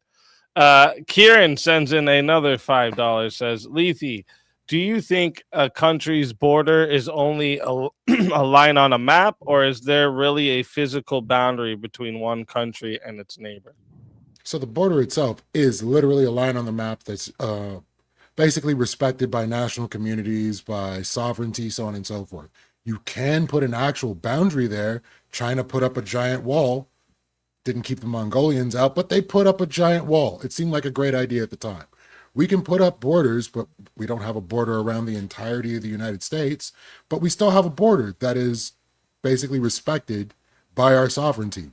So that's just going to be how it is. So I would All agree with right. you that a border is ultimately it is a social construction. But what he's saying is even if there are plenty of things that are social construction that has real material effects, right? Like, is a dollar bill worth actually a dollar if we don't agree that it is? Absolutely It's just a not. piece of paper. Yeah, it's just a piece of paper. But the material effects of having a border and that being enforced, that does have a massive impact on people's lives. Yeah, Right? I'm If you not don't have saying an it doesn't. enforced border, there's nothing stopping another country from just coming in and going, "This is our shit now." Well, Do literally the something about it. sovereignty and the understanding that the U.S. military is going to step up and have a problem with an invading country. So, like, that's just how it's going to happen. Just having an open border isn't going to make it so that anybody can just walk in and start war in the U.S. Our military-industrial complex would go nuts. Yeah, I would agree that that'd be the case in the United States. But let's say there's like, let's just take like the UK for example. Let's take England, right? If England stopped enforcing its borders, like basically the way they do now with like the boats that come over from the English Channel, and they just let people come on, what are they? What is England if there's no people there enforcing? Like, these are our lands. This is our home. It doesn't mean anything if you don't have enforcement behind it. Are you saying like hostile takeover of UK, or are you It saying can even start. It can be a passive takeover of the UK, right? Like, it could literally be a Trojan horse scenario that just keeps going in and keeps going in and keeps going in. And at first, oh, it's not a problem. It's not a problem. It's not. Well, we feel, but like, look at these poor people. We feel bad. It's not a problem. And then the next thing you know, they're fucking like, Abdul get the rocks, like I've been saying over and over and over again. yeah, right? if it's Abdul get the rocks, Abdul gets tossed out on his ass. It's just kind of how it goes. Well, yeah, if Abdul does that when he first gets there, but if Abdul becomes the majority of the nation, Abdul get the rocks. Nobody's arguing with him. I don't see that happening. All right, so that's it Incredulity is not an for argument. that's I'm just it. incredulous to the point. Like, that doesn't tell that's not an argument, dude. All right, that is it for the super chats and the time. So first off, thank you to everyone that for the questions, the engagement, the support. Again, it really is what allows me to keep bringing you these debates.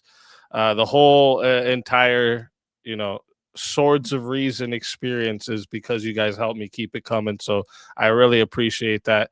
And of course, huge thank you to our debaters for stepping into the arena. The arena tonight and sharpening their ideas in front of us all. Before we move on, let me check real quick. Are either of you planning to hang out for the open panel? I can hang out for a little bit. Okay, awesome. So here's what's happening next. We're about to roll the debate outro. It's a song and video. It'll run for about 4 minutes. It's perfect time for everyone to hit the washroom, grab a drink, stretch your legs, whatever you need to do before the Chaos and Chill open panel begins. And during the outro, I'll drop the link for you guys to join. Anyone who wants to join the panel, test your ideas, continue the conversation. Just hop in, join the link there. Just a reminder though, if you're gonna try to come up and like troll or bring personal dramas or just talk over everyone the whole time, you'll end up getting muted and booted pretty quickly. So while you're ahead, all right, just quit that shit. And before we run the outro, one last reminder, make sure you subscribe to both the debaters. Their links are in the description. And if you're enjoying these debates, hit the subscribe on the Speakeasy channel as well so you don't miss any upcoming Swords of Reason debates, Mondays, Tuesdays, and Wednesdays. This is where logic meets passion. All right. I'm about to roll the outro, and I'll see you all in a few minutes.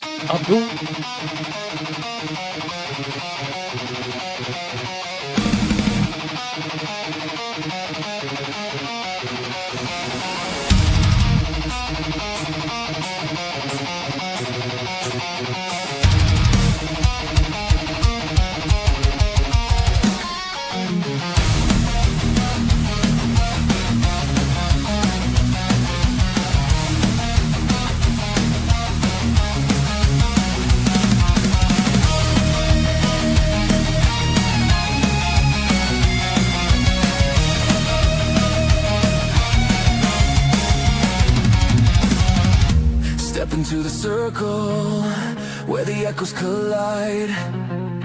Truth through the static, no place to hide. Iron tongue, sharpen fire in our breath.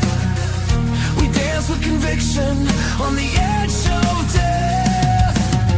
Your words are bullets, mine are storms. Ideas forged where lightning forms. No retreat, no treason. We clash our swords of reason. Cut through lies with steel precision. No faith, no fear, just raw collision. We clash our swords of reason.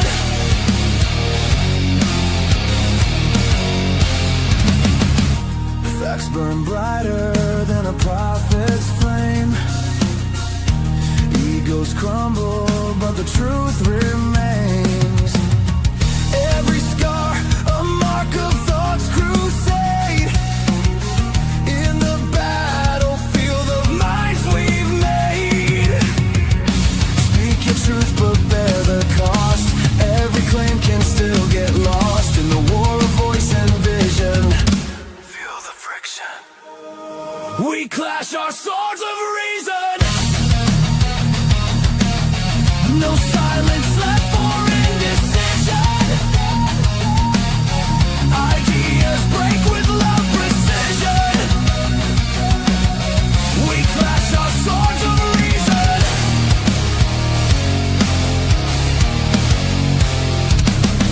Strike me with logic, I'll bleed by proof. We cut through chaos to carve out truth. Let the sparks fly, let the echo scream. This is no debate, it's a metal dream.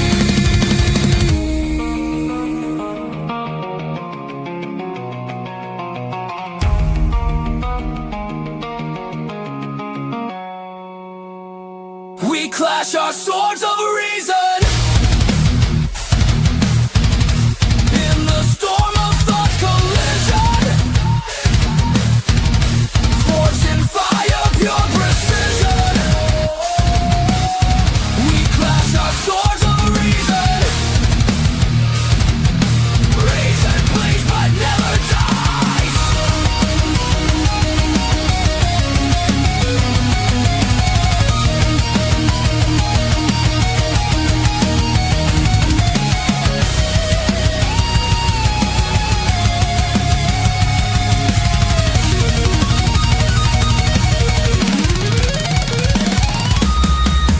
No surrender, no retreat.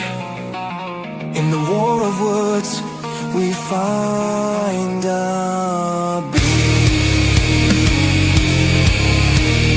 Swords of reason.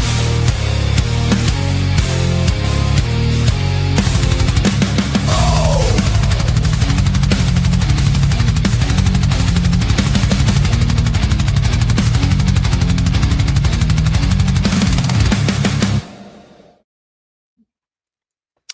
And we're back. Welcome in, everybody. Yo. What's going on? Alrighty. I got So a question. I think Oh, go ahead. I think. Oh, go ahead, Mo. Go ahead. Oh well, I was just gonna question for the Kai here. Can hey man, how's it going? Can the Constitution be changed? It absolutely can. Okay, so then it's completely feasible. Maybe not in your lifetime, maybe not in my lifetime, but if something like Dearborn, Michigan, spreads to the state level and then spreads to the government level, and they get 2/3, they could easily have a majority rule, and it could turn into Abdul get the rocks, couldn't it? Oh, I didn't say it was entirely impossible. It's highly improbable. Throughout the entirety Improbable? of the United States, it has only happened 27 times. I would And say not if just you because of talk to the majority. Look, founding he's just incredulous. fathers, He's just incredulous. I'm just too incredulous to. I to would Dearborn and argue that the Afghanistan. founding fathers, if you ask them if they would have a city that would have call to prayer and anti-Christian mobs running around, they would say that should not be possible, and they would not want it. So don't tell Dude, me they it would can't tie. happen. They would literally start tying their nooses on the way. Yeah, they would literally, hoist the flags, march on down, and that's how they would deal with it. Oh, so They we're on build the guillotine pogroms. out of their homes. I'm just saying, okay. Yeah. March Put it under Brigade the wall, on too. Sam Adams, dust off them muskets, boys. We're going back into town. Yeah, I love these voices. I know these guys. This is gonna be shit. No, something similar supposedly I came happened in here to Texas. do the same thing, but I'm not gonna team up. Or You're not going to dogpile? That's Yeah, the you most might as well fun. dogpile. I'm not here forever.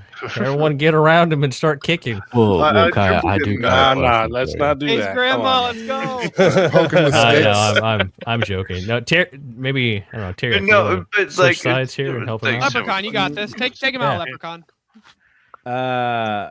Well, gentlemen, right? Like, if we go very extreme on the immigration policy wise, like to the point where it's like we basically just like take care of the Middle East, turn that back into Persia, all this kind of stuff. If we start investing in, foreign affairs more, we won't have such shitty people coming into the country. Bring back Persia, make Persia great again. So you're advocating for just more external funding and so where my All No, that. but one second. earlier- It's like $25 trillion worth of natural resources alone in Iran. You telling me, like, after that whole stint in Afghan with like the whole poppy fields thing, and where's all this? Where's all this heroin showing up out of? so you're in favor of war with Venezuela because they have $18 trillion of oil. In the Fuck them, ground. yeah. Fuck them.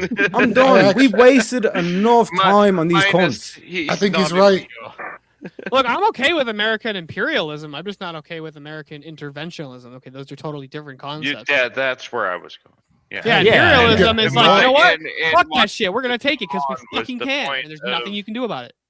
the point of I was trying to make was we spent so much money and all these employees and people to register people, check the border, patrol the border, all this immigration, illegal immigration stuff. But when you bring up mental health being our biggest problem, it's like, why shouldn't we spend more money on that if we could eliminate that by making a more passive means of doing that with a secure border wall? Going back to the original topic, So you're It's saying a surprising. more secure border wall is cheaper than enforcement? And it can generate Yeah. revenue. How does that not make sense? How does that Um, not make sense? Tell me. so Tell me. putting I'm up- curious. Putting up and upgrading the border wall, because we already have a reasonable amount of border wall. It's just not as effective as we'd like it to be. So putting more money into building more wall and upgrading the wall we have, if nobody's trying to cross at that point, it's just basically money we're throwing into the desert. When did But- I ever say we need to hold increase on. our border wall? It's just increase enforcement. Shoot him. Yeah, No, shoot 'em. Yeah, that was basically what you got down to, where I couldn't really argue too much against it. Like, if you just want to go around shooting the people that come to the border, Hey man, a bullet is much cheaper than a lawyer. That's true. Yeah, bro. the If I truth. could, I will give it. I will. The truth. Leafy, if I could, But what Leafy, it sounds like what you're saying is like if you make the border wall completely effective, and then you stop getting people coming across the border, it means the border wall's superfluous. It's like made it self-superfluous. That's a weird argument, bro. Yeah, like hold on. Let me ask you something real quick. If you, Lethy, if you spend billions, right? Let's say you spend billions building a massive bridge, so people have to stop traveling, hundreds of miles out of the way to cross this river. And once it's done, people are using the bridge. Is the bridge now useless because what? The people aren't paying for the bridge? I don't. no, there's an ROI for the bridge. So the return on investment is you're going to get better transit, you're going to have better imports, all the things that there are things that a bridge is going to do. Yeah, And what's the the return return on on the- investment from not letting people come into the United States and steal things like Medicaid? Yeah, the actually ROI on lose the money. wall is the ROI. You lose money? My God. What about culture? Like you lose money. Hold on a Okay, sec, fair hold on a enough. sec. Hold on. Is there any hospital in the United States that can deny you treatment if you walk into an emergency room if you need treatment? Not that I know of, no. Right, because we have Medicare. So if that's the case and they're not documented anyway, and by the way, when you go to a hospital, you actually don't have to give them any of your information, like you just don't have to, and they can't deny you treatment if that's the case, then they're necessarily stealing from the United States people. Yeah, but I think Steelborne, you're making a really good point there. That ethic that a hospital has to give treatment is based in some kind of moral foundation. Mm-hmm. That's a moral directive. It's not My based on moral money. foundation would be to defend myself, my family, a community. Well, it's the same. Yes, it's the same kind of thing. It is. But the point I'm making is, Leafy, No wall. a country's more than a border. It's actually a cultural inheritance of a moral ethic. So the ethic where anybody can walk into a hospital, they can't deny service. That's not a legal thing. That's not a political thing. That's a moral thing. So I think it's worth It's based in defending. Christian ethics. That's where that has to go. That's where that comes Of course I am. I was trying to not say it. I was trying to let him find out himself. It's more Greek, but yeah, cool. from. No, it's not Greek. It's Christian ethics. It's not Greek at all. It's not Greek at all. The So Greeks, what do they call it? What do they It was call the Greek. oath that they take? the Hippocratic Oath. And who was Hippocrates? Oh, boom! Mic drop. Mic drop. Hold on, Right, hold you got on. me. Hippocratic oath You of you got me. can't Got harm him. somebody is not the Got him. same. The Hippocratic oath of you can't harm somebody is not the same as saying you have a moral obligation to help them. Yeah, but bro, Not helping doctors, is a form of harm. No, yeah, it's not. but bro, doctors make a Greek oath, and therefore, what the fuck, Leafy? That's a retarded argument. So this all kind of comes into the point why I came up on the panel. So if this is for Leafy here. Why do you think the cost of living in California is so high? So a lot of it is the cost of real estate here in California has been inflated artificially to such an insane degree that even businesses have to raise prices to pay for rent of any facilities they're using. So that goes But into a why lot of the would that cost of be? living in California. Hold on. So So why would that be? So would 6 million people that are not tracked paying state taxes into that state and using up 6 million of those homes, would not removing those illegals out of that country stop the housing crisis and free up 6 million homes so other working people could have a home there and drive down the prices of the economy, and you wouldn't have to have a $20 wage an hour minimum wage? Each of these 6 million people have their own home. Where is Okay, this sorry. coming from? Let's say 3 million homes then. 2 people per home. Yeah, no, it's a lot more than that. Like, that's kind of the crazy thing of it. So the idea that all these illegal people are taking up all these homes that other people would be wanting to use, even though if they are in these homes, You're in a more than housing likely- crisis. So 2 million homes would do a great deal. I'm saying we have a lot of empty houses. Like, it's insane. Yes, the but amount of those are empty being houses we paid have. for. That doesn't matter. Those people aren't in the country working and not paying their state taxes. So if you had $6 million worth of state taxes coming in, that could be billions of dollars towards your economy. Plus those homes that are now vacated, there could actually be working people in those homes doing the jobs that these other people don't want to do for free. You know, Rather Reason, the funny thing is, in the course of this conversation you're having with Lethy, he's just using the term illegal immigrants as though it's insignificant. Yeah, Right? He's literally, he's right. Yeah. Right? He doesn't get it. These people don't at the pay point. their federal that state they're taxes. the U.S. citizens account that are in dire need. The May I billions of inter- dollars of revenue you could bring in just from those state taxes alone, you could put back May I- towards your state. Sorry. Go ahead. Say what you Go got. ahead. Sorry. I'm really sorry, you guys. Okay, at my age, and I it's really hard for me to even look at myself on here because I didn't used to look like this. Anyway, Oh, don't say that. okay.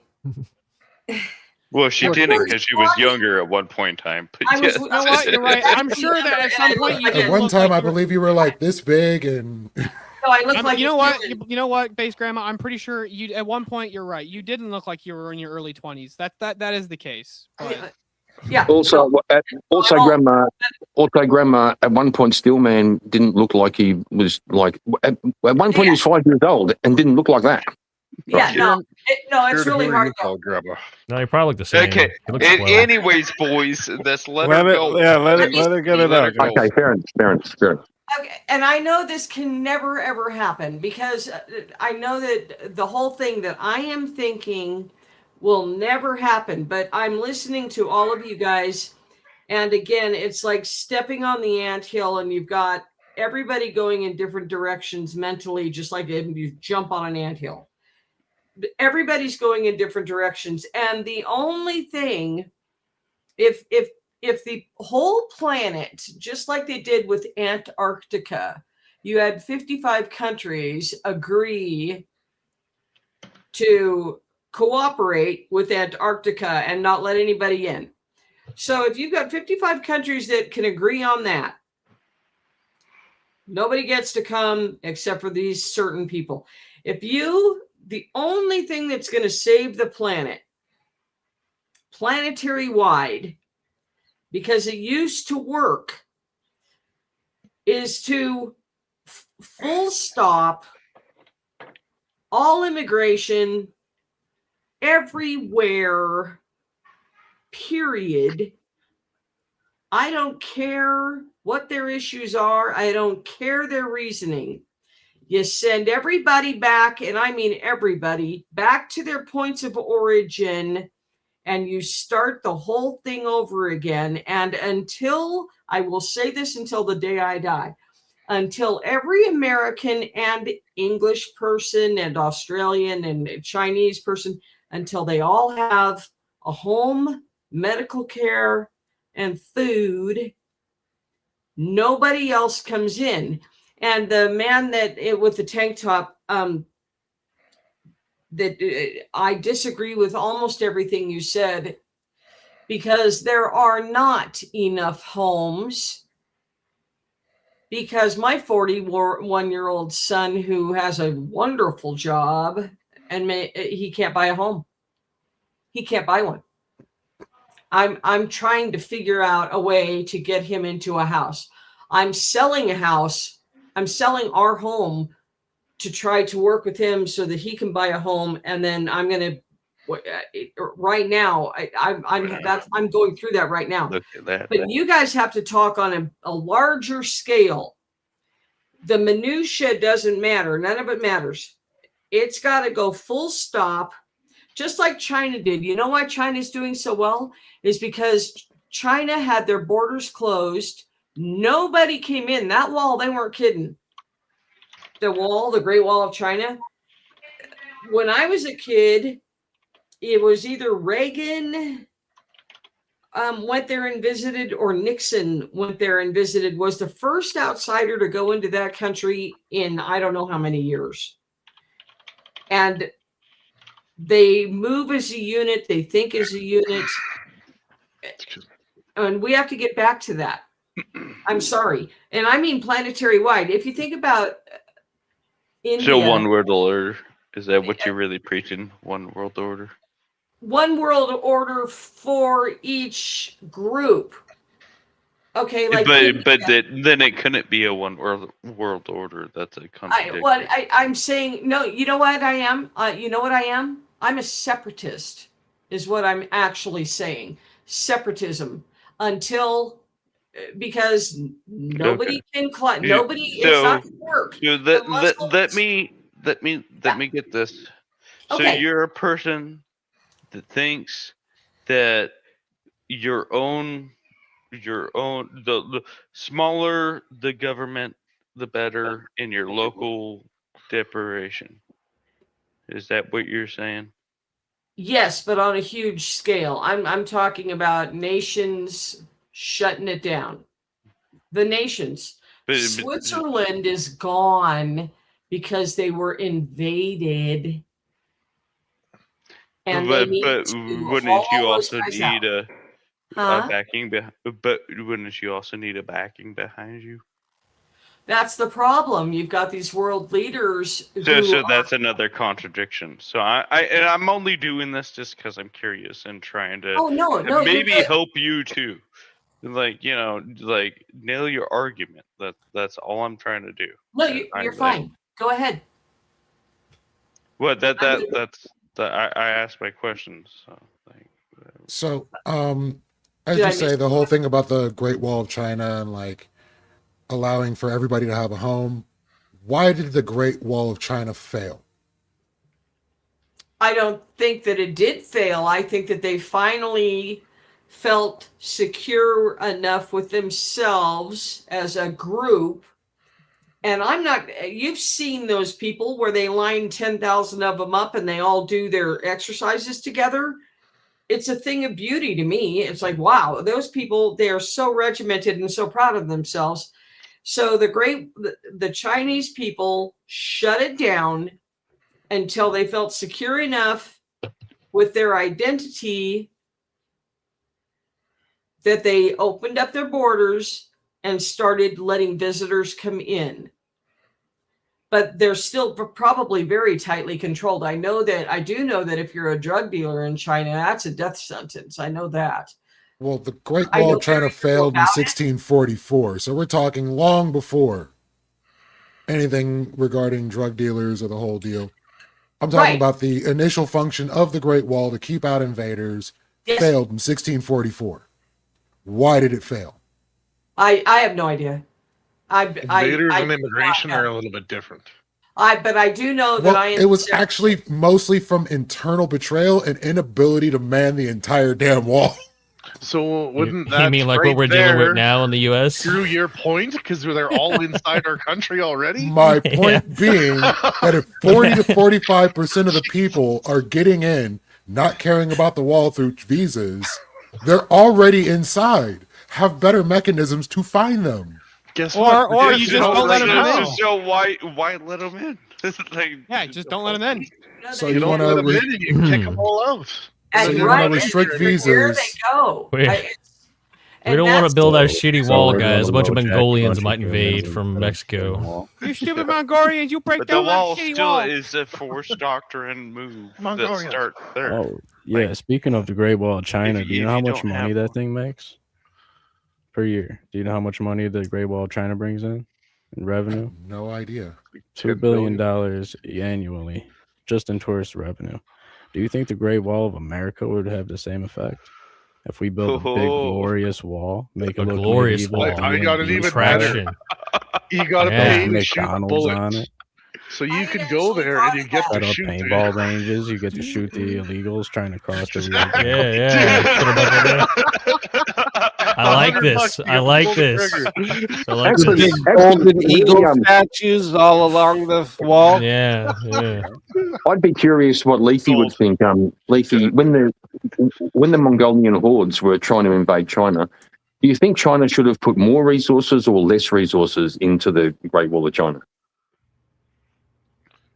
Actively, I would say more. Then why can't America do that on the southern border? Yeah, what's the difference there? Yeah. You literally just defeated your own argument, bro. That was insane. That was insane. I don't think that's the dunk you thought it was, kid. No, Why not? it really wasn't. We're talking about invading armies. There are no invading armies coming in on our border. Well, there's And different if there kinds of were, invasion. There's different kinds of invasion, though. Okay, so no, fair enough. So, do you think if you recognised a threat coming over the border, it'd be wise to strengthen that border. Yes. Okay, now we can talk about what a threat is, which is the point I'm getting at. There's a clear and present danger with a military force, but a cultural invasion is something different. And that's the point I'm making. Oh no, don't give me tacos. Tactically speaking, this is the couldn't Piers you- Morgan One Curry second. argument. Leith, what about Sharia law? Eh. Are we Is good with Sharia law coming That- across the that's where I'm border? going. Yes, it is Shouldn't coming shouldn't across. you One sec. also- Leith. Those guys are cheating. Coming near you soon. The Sharia Mamdani, New people are York. not cheating. It- These I hear we're being say shifted over to the Arabic numeral warfare system. is very tactical and very tactical, and having the ability to influence one's culture is a tactic of war. So letting these people in, they could easily have the tactics of, we're going to influence this culture and change it and have a war. Well, you're being facetious, but London took 40 years, and now there's a Muslim no-go zones over there. So I mean, you're absolutely right. Mamdani getting elected. Now we've adopted the Arabic numeral system. This is a slight slippery slope, but it's not going to go completely downhill. It's a huge Leith, no, one sec. Leith, you're not understanding. Basically, this is how Iran fell. This is how China fell. This is how all these quote unquote empires fell.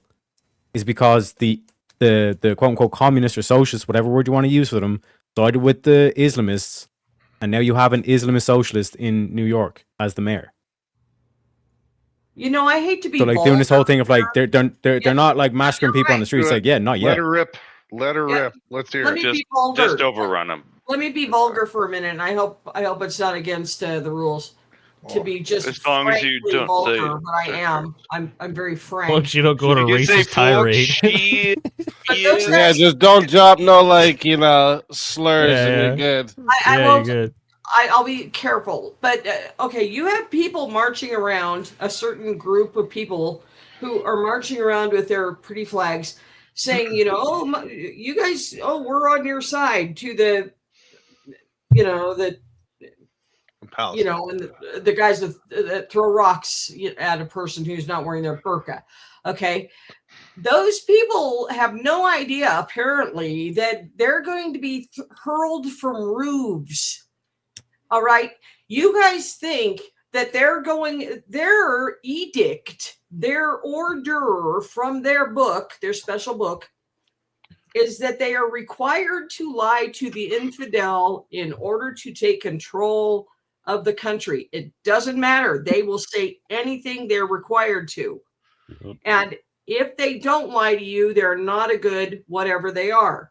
And all of these people that are rooting for them are going to be the first ones to be raining off of roofs when they haul them all up and hurl them off. That's how it's going to go. These guys are doing the honor eliminations right now in this country. In this country, they're doing it. If their daughters make them mad, they chase them around with and they eliminate them. And the mothers do it too. The mothers and fathers chase. This is going to grow. Okay. Michigan, is it Michigan? Dearborn, Michigan is already gone. Yep. Now there's a big foothold in Texas where I watched that cute little kid, the cute little new guy that runs all over the place. He was trying to walk in there. They kicked him out so fast. I saw him. Yeah. Yeah, you guys excuse me, Grandma. They're not messing around. Have you seen what happened? No, don't you shut don't up. need to shut up. No. Yeah. I'm just trying to build on what you said. Have you seen what happened here in Australia a couple of days ago? Yes, We've been told for 3 years. We've been told for 3 years this will happen. And then you guys have no they took away your pew-pews. That means that they gave away their pew-pews. Which means the 300 people on the beach were defenseless against these two guys. Yeah. And what's worse is now they're bad at machetes or something because of this. That's already been done. I work in a shop where Where the fuck is the boomerang, bro? I work in a shop where we fucking sell. boomerang Hang that on, bro. bitch. I'm making a point. I work in a shop where we sell tools that are designed for hacking through the scrub, for carving wood. We sell equipment that can cut bones for hunting. But I can't go. But I can't go and buy a machete. My wife can't carry mace.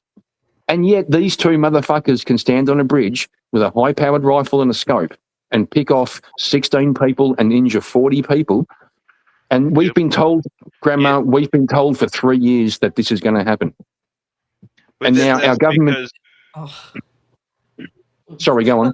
Sorry, Well, no. I mean, come on. And how long is this going to go on? You guys are... That's because criminals will be criminals and will always find the way. No, to dogs. be It's not even that. It's not even that. Like the government is now telling the Australian citizens the solution is more stricter gun control.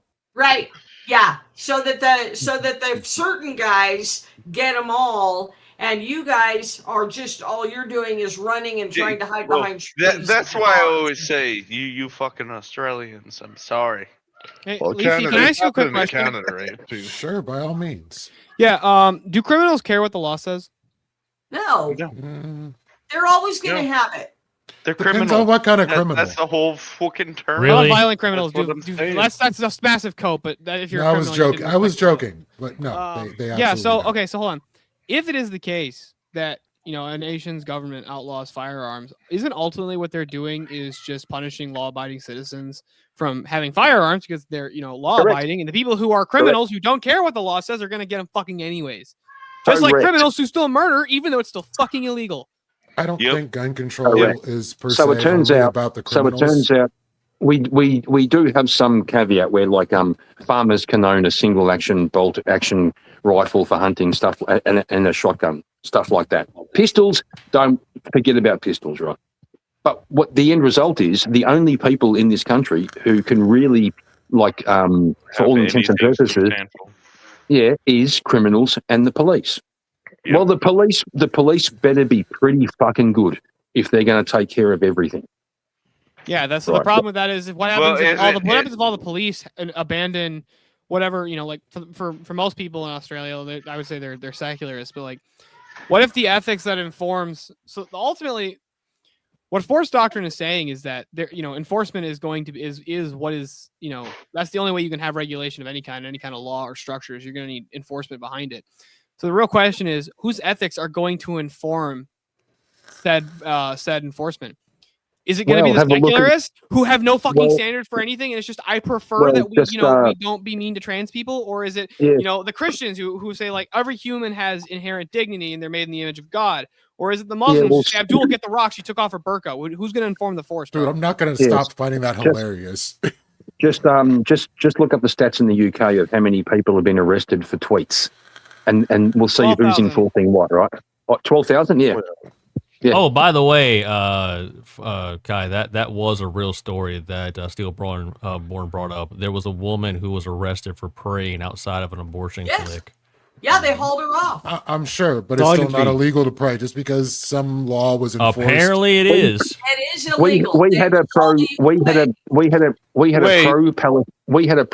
Palestinian So I'm march. curious about that one too. So was the law she broke praying, or was she on private property and wouldn't get off? She was she was like 20 yards away from the abortion clinic, silently praying in her head.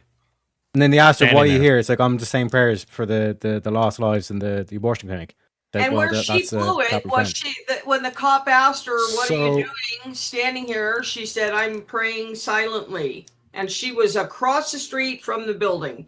And he said, "We're going to so you were praying?" And she said, "Yes, you're arrested." And they my understanding is the government over there has designated certain areas where you're not allowed to practice religion. She was found guilty. Holy crap. Bro, we've had we've had people. We had an Isabel entire. Vaughn Spruce was arrested for breaching an abortion clinic's buffer zone, also known Buffer as a zone, yeah. public spaces Yep. protection order, by engaging in silent prayer. The specific charge is related to being within a restricted area with the intention of influencing a person's decision to access abortion services. So the details, it was again, this is UK. They have fucked up laws, right? So they have this public spaces protection order thing that Bro. she violated, right? So again, I get what you guys are saying here when you say she was arrested for praying, but we really got to get specific if we're going to talk about legalities, because That's fair. the It's, charge specific. wasn't praying in public. You know what I'm saying? But that's fair. Like, it's a technical point. I mean, we could talk Yeah. about the retardation of a buffer zone for public spaces. We could go into that, but I That's get goofy, you. bro. Yeah. That's What the retarded. fuck? Public Yeah, space but I get you. protection orders? Karen. Dude, that's So- wild, bro. So, You, so I not didn't long even ago, realize it was like that. That's folk. insane. we're dude. gonna fucking go But, there. like, You folk. Just You- to be clear of Yeah, go what's going on there, the abortion clinic pays, or I don't know if you even have to pay for it. I guess they just requested it's some political. protective order for the public space outside of their. So they Yeah. have like some certain buffer zone Mhm. outside of um, their owned property. That's crazy. I think it was. I Yeah. think it was probably But that was shouldn't Like that the probably key thing. came One out sec, on. one sec here. The key Hang on, thing. hang The on. key thing to You highlight know, here, if, like, if, how if it's they have ridiculous, the right to do is that like I she should was be able to do she the was same thing. silently praying in her head. I know, but the Yeah. to, This to is Speed's star point, points. like it's technical, but the point was they created the buffer zone, and I reckon that was probably because there was probably Christians who were approaching people walking into the clinic and trying to show them photos of fetuses and things like this. That's probably where they came from. Atheists that also walk So into churches actually, bring so the it breaks different side down of the That's fair. That's the fair. police interaction right here, and Why- it why says shouldn't what happened was people do that?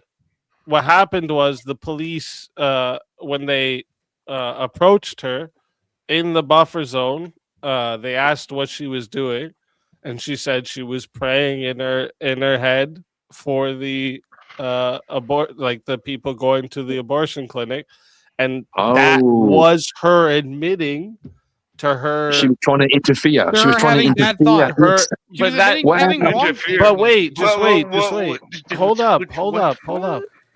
Right. So what the whole thing is it constitutes as a an act of approval or disapproval of said services, including through prayer. So they have a thing there Wow.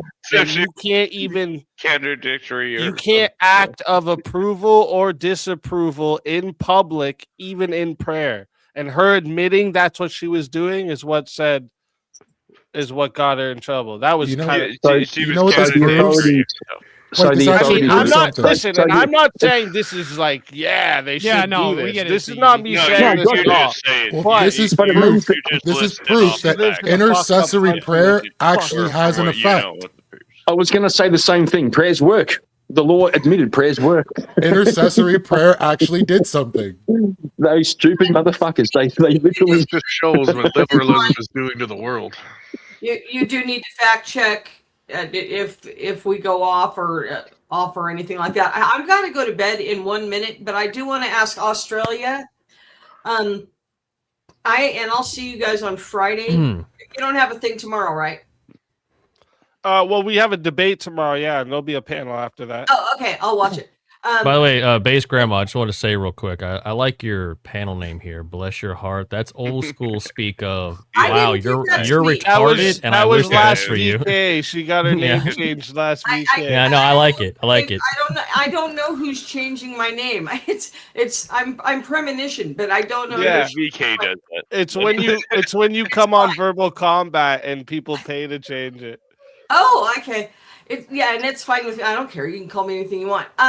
But Australia guy, are you guys allowed to have bows and arrows? That's a good question. I'm not fully. I think that law is actually a bit under contention at the moment. I'm not qualified to give an educated. I would What have to about check arrows? again, but I think if I remember the last time, because we've had so many cunt talks here, the last time I checked, it's kind of like how in Canada it is. You don't need any type of license. You just go and purchase it. What about air in rifles? What about air rifles? Air rifles. Oh, crossbow. Crossbow's different. Yeah, I'm you can't have I crossbows thought she said bow and arrow. Sorry. Well, Yes, you did. crossbow Yes, you and did. kind of any kind of a Zoom thing. I will say before I go, I have to go right now. I will say I'm proud of this. A person would have trouble getting away from me with any of those. I'm adept with all of them. Never know a shot a dude- crossbow though. A dude But I did can- nasty work in Yeah, Norway yeah. with a bow and arrow.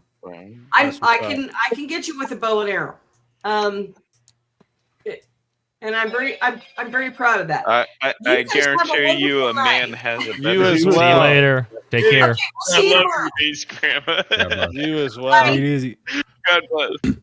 But yeah, just real quick to go No, back but to that England oh, thing, go ahead. right? Because like, bear in mind, like she's getting arrested for silently praying outside of her in that buffer zone, whereas your man hijab is like directing gangs around like after the October 7th, saying gas to Jays and all this kind of malarkey, and the police stood by and done nothing.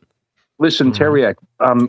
Not long ago, we had a plan in Sydney, like the Sydney Harbour Bridge, the most iconic bridge in the country.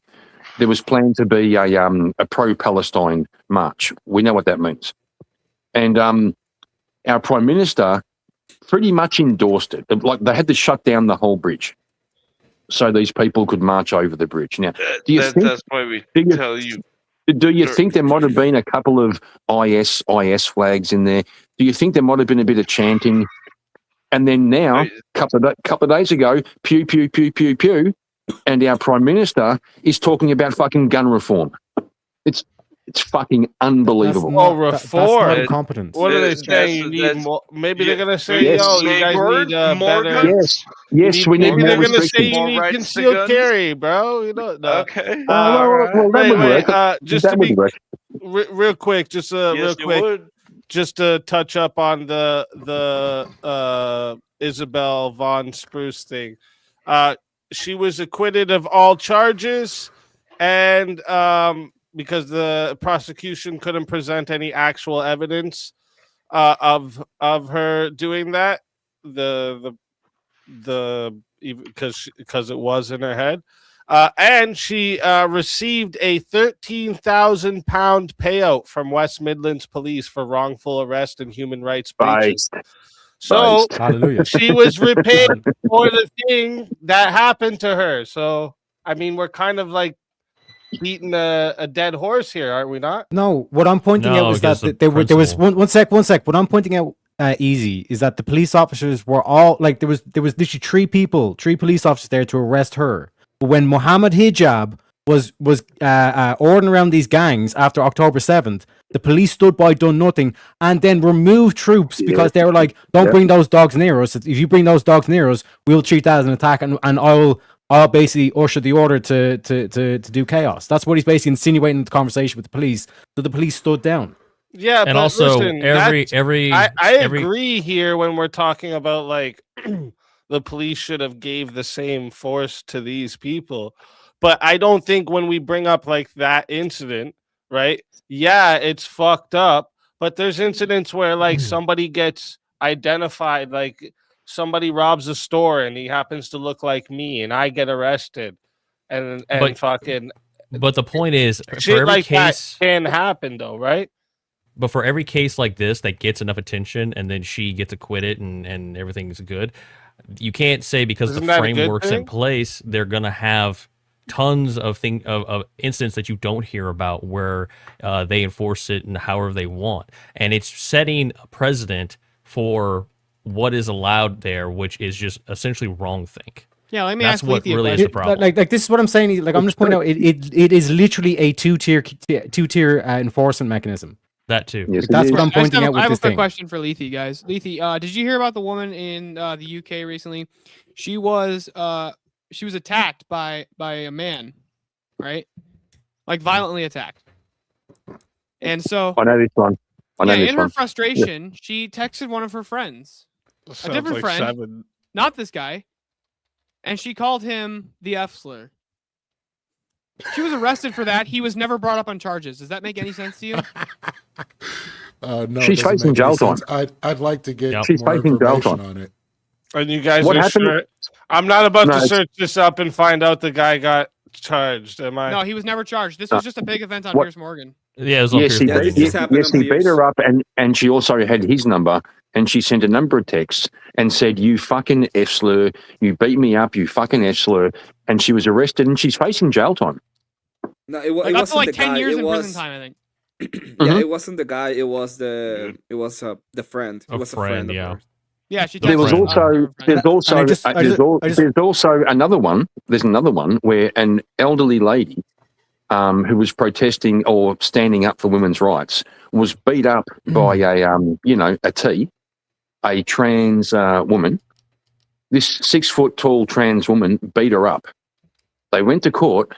The judge insisted that the woman who was beat up refer to the trans woman as she in the court, because the one who was beat up didn't want to. She wanted to say, "That guy beat me up," and the judge kept calling her out and saying, "No, it's ma'am." It's right. Yeah.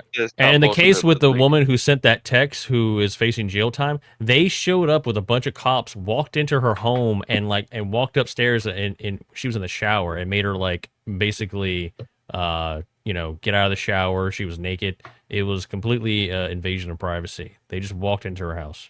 Because she had wrong thing. Because she said a mean word.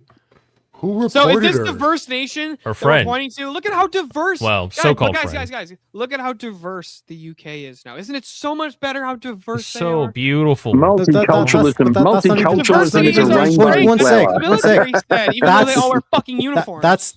But that's not even the main point. The main point is that the system is being used against its own citizens. Yeah, it's being weaponized Correct. against us. Our values are Correct. being You know what I mean? weaponized against us. Correct. Yes. And we're the too only tolerant. reason why We're people too don't tolerant. see that is because they don't want to think that their own system that's there supposedly there to protect them is actually being used and weaponized against them. But in Yes, I a have another deceitful question or for you. veiled way. It's I have because one the more question tolerant. for you. It's because the tolerant accept the intolerant. That's the problem. So I'm reading this Okay. and it's saying outlining. Oh damn it! Outlining the facts. Jacqueline Whiting, prosecuting, said the defendant and the victim in this matter had been friends, but had a falling out which resulted in the incident October 27, 2024, whereby abusive and homophobic text messages were sent to the victim, causing her alarm and distress. This is wild. Yeah, Lethe, I have a Alarm question for you. distress. How many foreign nationals have to come into your country before you consider it an invasion? Good question. I mean, into America, I don't really have Like a number percentage. for that. Yeah, like what What percentage? Yeah. Would you say like the population of the state of Michigan? Well, I'll answer it. I'll give it Texas. If they, I'll give it Texas. if they achieve like say for example, if the Muslims achieved 51% population, they could change the constitution and bring in Sharia law. All right. Real quick, too, I just want to let chat know, or if any of the panelists want to step down to make room for Eli Nix. We have Eli Nix still waiting in the back. Chat, though, if you want to kick a panelist, except the two main debaters, they're off limits. It's 50 to kick a panelist, all right? So if you want to make room for Eli, get someone kicked off there. But I'm reading up on this. Hold up, kid. I'm reading up on this. So what we know about that whole situation is she alleges somebody attacked her. She alleges that it was serious enough for her to go to the hospital. She alleges all that, but we don't have any actual evidence of that happening. But what we do have evidence of happening is her breaking UK laws. And are you guys going to sit here and say that it's not the government, the man with the biggest stick, that gives you your rights to begin with? Are you going to act like we have some fucking right to say what we want? Is that what we're doing now? No, I don't believe in right. No, That's Ditch the the point. idea that we don't that's get not what I'm to- saying.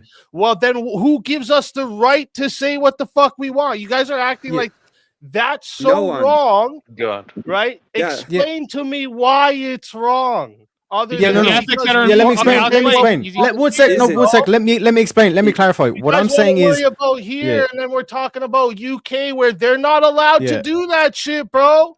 Speakeasy, That's the problem is it. that the ethics that Yeah, are yeah, informing no, the no, enforcement You're in not the UK. allowed.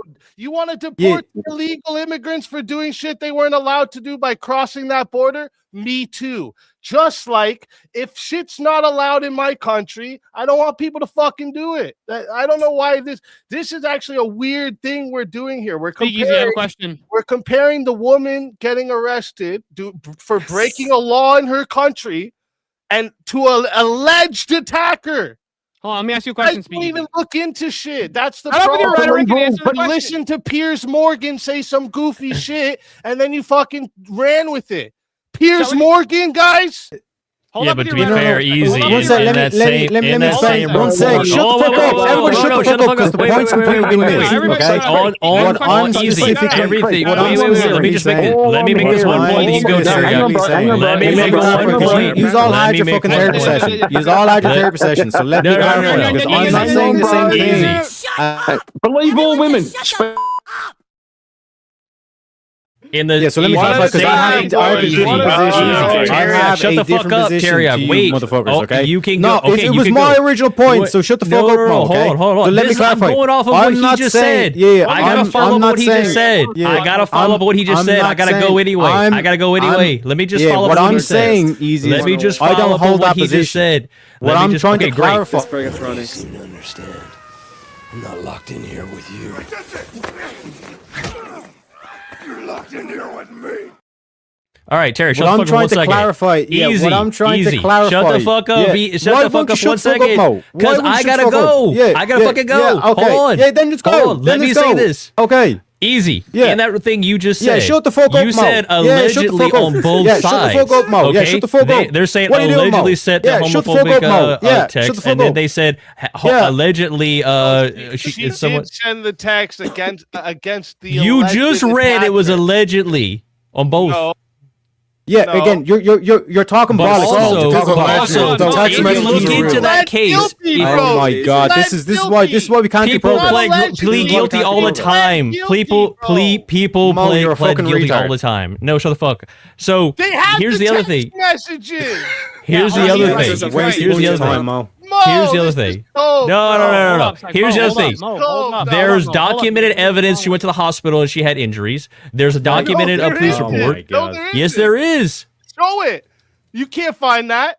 You Yeah, looked Mo, at you had one your time. article. You had your time. Yeah, Well, show the easy. real The quick, main, Easy, I have a the question for main you. point, the main point that like I've been saying this whole time is when you look at the what's been going on in the likes of UK and Australia and why Islam is a threat to America, no matter what the fuck you try to act like with the elites and all this kind of shit, it is a threat because when you look at like the point he's making, it's like why he's complaining because these are the people that give you the rights. The government's what gives you the rights.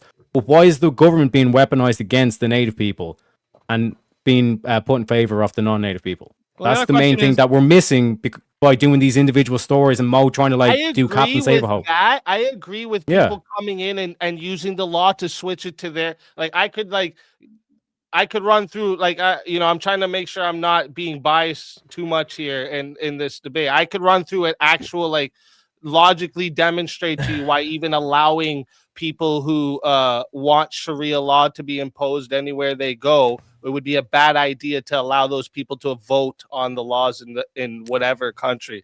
We could go through that, right? I can agree with you there. But you guys are talking about some chick who broke a law in a country where already it was against the law to do that. Yes. No Muslim had to go there. No fucking Christian. No nothing had to go there to make that against the law there. Yeah, it I have a question for you, sucks. Steve. UK We're is using it as an garbage, example of bro. what we don't Hold want to on. see here in the UK is US. garbage. Yes, The hold on, fact that speak you easy. can't say what the fuck you want there sucks. I agree. But we're not going to sit here and be like, well, it's because the Muslims moved in there that she's being No, punished. that was for the Tarek's law point. they No, already That was had. Tarek's point. They already That's- had that law before the Muslims went there. Yeah, hold You on, guys are, speak easy. No, they I'm didn't. not against you guys. I just want you guys to make better fucking arguments. Yeah, I'm Come trying on. to. You won't stop trying. Anyways, here's the actual argument, right? If the foundational ethic of your society is not built upon some kind of higher duty that's above yourself, like Christian ethics, and that's not what informs your enforcement, then secularists are what takes over. Secularists have no justification to tell a Muslim that they're any fucking more wrong or any more right than the secularist is. The Christian doesn't hold that position. So if the enforcement is informed by Christian ethics, it would never fucking allow for you to go to jail for saying something like that. Yeah, this is what I'm saying. Like this legislation was passed by Islamists that have infiltrated the UK. Yeah, name any major. That's why this is a thing in the first place. Name any major UK city that doesn't have a Islamist or Muslim or Middle Eastern prime minister or mayor. Not prime Wait a minister, minute. mayor. So the hate speech law was put in place by Islamists? Yes, because Islamists will play up to they'll play up to secularists. They'll be like, "Oh yeah, we're friends. Well, you liberals, progressives, we're friends," and then you're not. And then really quickly it goes back to a So cool block. the Islamic moral framework is what made it so she couldn't call someone an F slur over a text message? I'm sorry. Can you name any UK So mayor this is that's where you not guys are wrong. Muslim? It's the liberalism that's doing it, not the Islamists. Right now. There It's you liberalism, go. It's liberalism that allows for Islamicism. Yeah, but it's liberalism that's taking over the countries everywhere. So the main target needs to be liberalism, not Classical liberalism is a always fucking failure. just I mean, you Islam. abandon it. I'm so glad my friends are against the libertarians now. Fuck libertarians. Libertarians. I was about to say, that's an dumb. insult. Anyway, Yeah, I do that's have a the question, and I do have to go, and it's gonna be real quickly. You said that my GDP good, which I fucking hate that argument. But if I Not an have argument? 20% inflation rate every month, could you please tell me what would happen to the GDP? Your GDP will go down. Will go down or will go up? Will go down.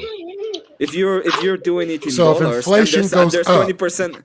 Wait a second, I'm not done. Go ahead. If you have 20% inflation rate and you're doing it in dollars, and you have 20% more dollars in the economy every month, how exactly would it go down? That's not necessarily true. So if inflation goes up, just like How- right how now, do you inflation is going up. Let me finish. I can answer you.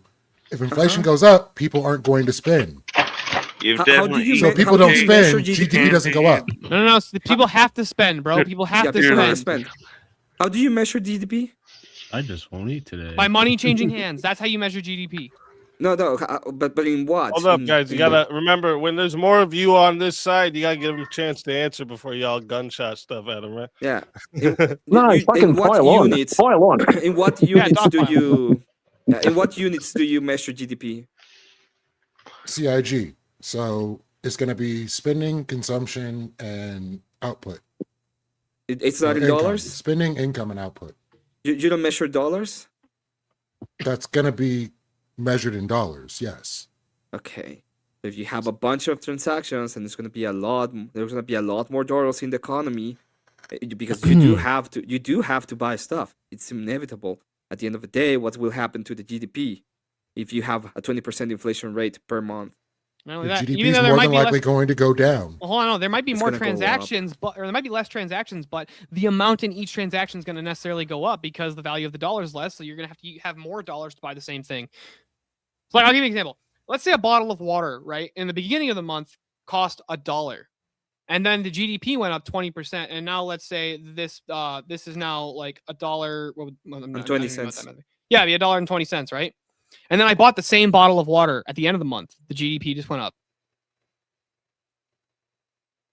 Okay, Is that just, good? Is that good? That the price of the water bottle went up? Is that Understanding good? real GDP when adjusted for price changes, you're going to see a difference.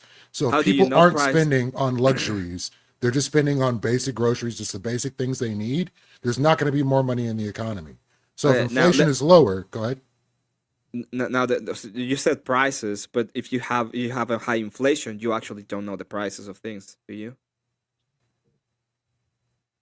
The price is what the price is. You know Well, what the price has gone up.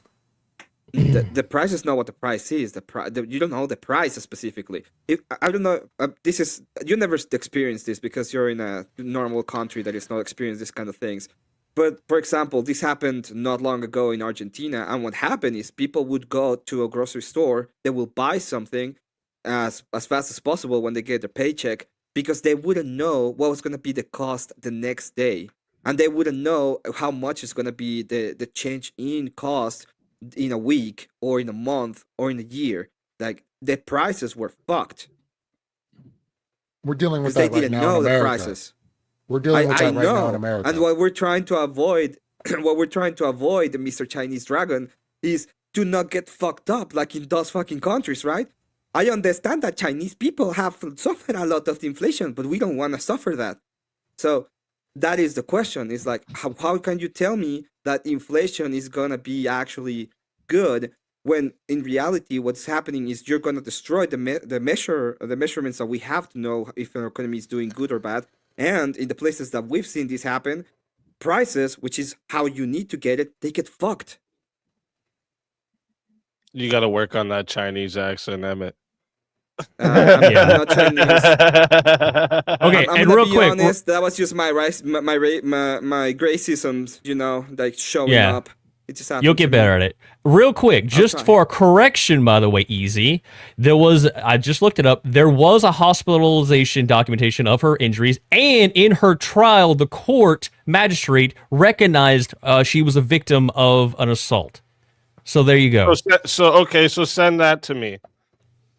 So Yeah. Now I have one more thing for. Because I want to make sure that you're not just reading the transcript of a news announcement.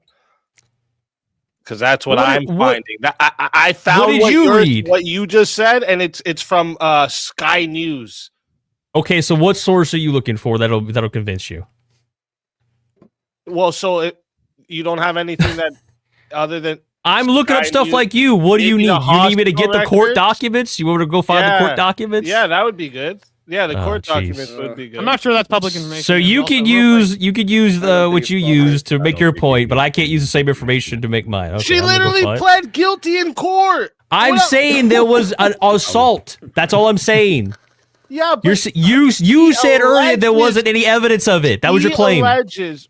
Wait, she The court alleges an recognized it. assault. Who's the guy? I don't know who the guy. Why does that Right. matter? Who committed the There's no assault? Fucking dude. How are we Why gonna does that- blame that you're saying? What are you why arguing didn't here? This guy. Why didn't this imaginary guy get in trouble, but she did for calling him an F slur? Because the his name laws is- are because his fucked. name was He Muhammad, he broke wouldn't the have. law, and we don't know who this guy is, and we don't know if there was Because in actually an patriarchy- attack. Yeah, real quick. I think for I the- gave a fair. Hey, real quick, Lee, I wanted to tell you I something. think I gave a fair assessment. Because Sweetie, the system no. is literally fuck speak. That's the point. Like, it's so bizarre. These things sound bizarre. Now, you're coming down on the side of saying, well, it is sounds so bizarre. It can't No, be. Yes, no, but it's you're true. getting wrong. I think it's fucked up that they can't do that shit. I think it's fucked up. It's stupid. I have people that visit the stream that have literally been in trouble for shit they said on stream. Okay, like that's how bad it is over there. I know it sucks, but Yeah, that's Terex- the law. We're not gonna sit here and be like, "Oh my god, someone got in trouble for breaking the law." Like, yeah, they did. That's Oh, it's speak. shit. Leafy, Yeah, real quick. Easy Hang on, agrees bro. with you. Like Leafy, that's what I'm you saying. made- Mo was wasting Ew, everyone's bro. time. I'm going to Because respond. Easy I'm gonna agrees respond. with the point I'm that Mo not was wasting making. my time. I was correcting what I said earlier. No, I was you're correcting wasting what he said everybody's earlier. time. Shut up. I'm responding. No, I wasn't I'm wasting mine. You're responding. wasting time making a bunch of bullshit claims. No, I'm saying look at. I'm saying key bono. Key bono. Who benefits I'm from saying these right now, retarded speak- liberals? Who Hey, benefits? Bono, yeah. Right now, speak easy. You're being the worst devil's advocate ever. I disavow. I disavow. I'm not. Real quick, I'm you're also- actually not Well, being a okay, devil's Kieran's trolling. advocate. I'm saying I'm not bringing trolling. up I'm that not trolling. situation is a weak argument, and that's all I'm saying. It wasn't an Because, argument. It's just to show an example of how fucked it is there, and then we don't want it here. That was the Yeah, only but- example. But the thing is, that is not a result of the Muslims coming in. Yes, it That is, and I is can a explain how it result is. of the UK having shitty laws. No, I That can is why explain. America was founded Exactly. to get away from them pieces of shit over there. No, I it's don't not actually the case. disagree. No, it's from They're their like, enemies. Fuck these idiots. I can't tell you fuck Easy. you, and I'm not gonna I be agree here. with you guys. Real quick, and hold he's on, cooking you. guys, hold on. I want to tell you something. So, just so you know, Lee, the UK has a parliamentary system with over 15 parties. 10% of the vote can take the system. And they would, and by the way, if Muslims just became 15% of the population, they can now effectively take over the entire UK government system, and there's nothing that the people can do about it because they have so many different fucking parties. So, Well, they did- by the way, they did- because they I keep agree. placating to Canada has a liberals, very So- similar problem too, and this is why I'm strictly against this shit. Like I'm not on They- I'm not on the opposite sides of you. If I was to like give my actual take here, I'm presenting to you guys that is a bad argument. Stay away from that because UK's garbage, bro. Before the Muslims got there, be realistic. No, but I know, but he was why he- America Leahy was made, Okay. bro. Leahy's argument was he was just totally incredulous to the idea of the Islamification of London and of England. 15% of the population is all that's required. Actually, less than that. If you had to, you could do it with 12 realistically, but more realistically, it'd be 15. If you had 15% of the population became Muslim, they can literally take over the entire country. Okay. So what I'm saying is it's clearly like when The you look UK at what's needs been to going fight on. for a constitution. That's what they need. They need to remake that shit. Okay, that's what it is. I'm just gonna say that I agree with Easy. Let's make Muslims illegal again. Like no sandy people. They're just illegal, and that's it. They're breaking the law if they're sandy. That's it. Yeah, but Emmett, Too much coming from a sand. Syrian, coming from a Syrian, that sounds How much retarded. sand makes? How much? What's the limit of sand that before they're illegal? The Like, moment they say, the I'm moment speaking- the moment they put PP in the coughing, that's the moment they're gone. okay, I get on board with forever. that. Yeah. I'm Yeah, sticking yeah. with my Bye argument. bye, I'm sticking with my- Alabama. I'm sticking with my argument. Emmett Bye, looks Syrian. Obama. I'm okay Emmett with looks that. Syrian. So, bro, come on, don't talk about your brothers that way. Listen, Kiran, you're from fucking Neverland, okay? I'm not fucking sandy anyway. You look Syrian. I'm not gonna lie. So I don't make sand castles. It's like I don't care about your racism. I have my own racism, okay? Man.